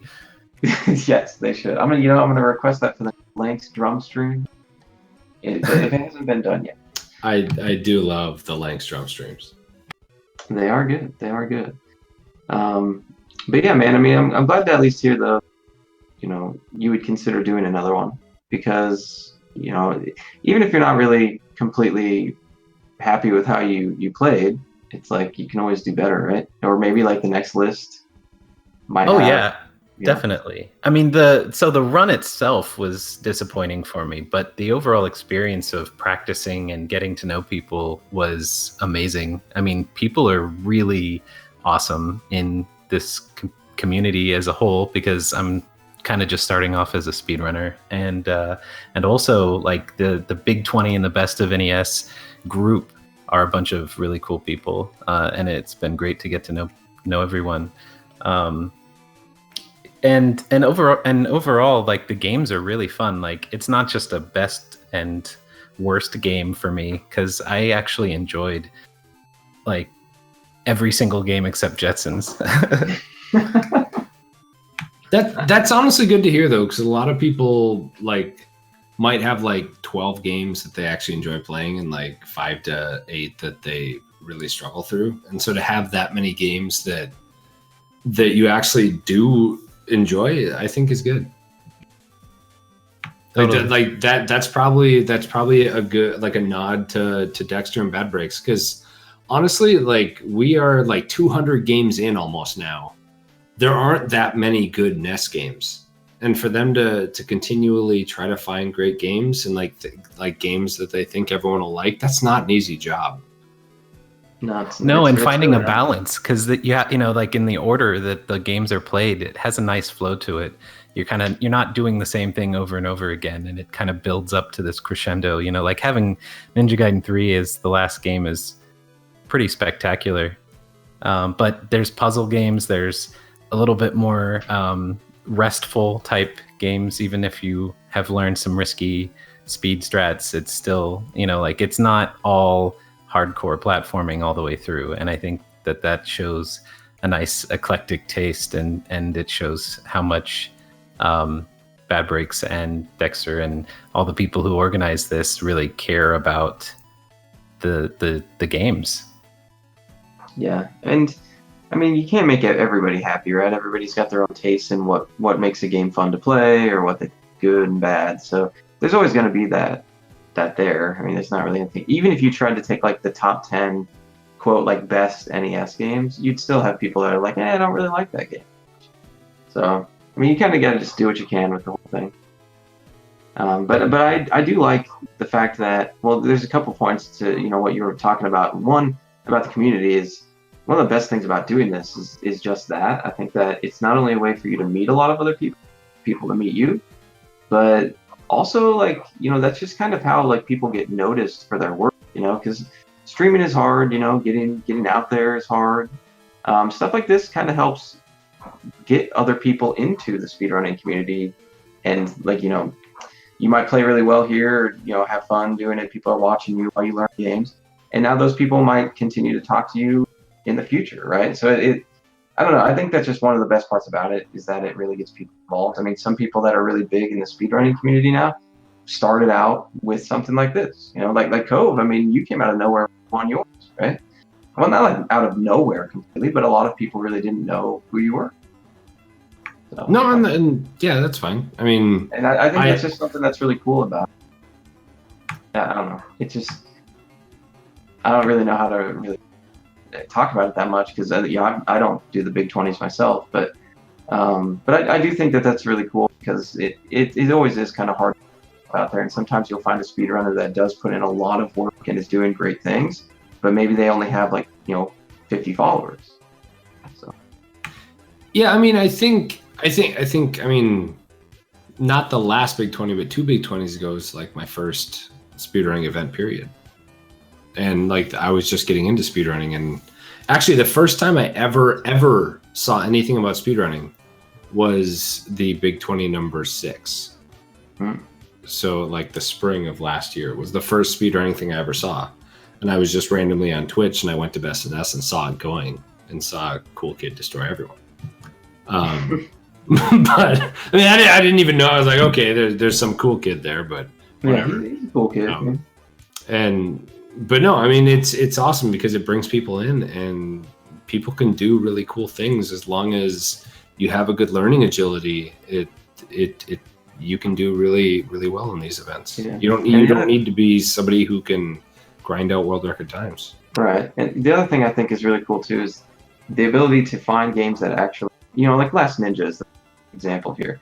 You would not like necessarily just pick that game up and be like, I want to do a run at this game. But by joining this, and I don't want to say forcing you to play a game like that, but getting you to play the game, and then you might find a game that you really like. And that's something I think is really, really awesome. Because, otherwise, if you just stick to your own, few games that you want to play, I mean, you don't get to experience all that stuff. But also the fact that, like we were saying before, the agility or the skill to be able to play all these games back to back and stuff like that. It is quite a bit different than just like playing one game and just grinding your game or a few games. So yeah, it's really neat, man. And it sounds like everybody so far, said they've had a good time, even if they aren't necessarily happy with how they time they got. So that's really cool, man. If I can cut in real quick, Eat It Up just finished in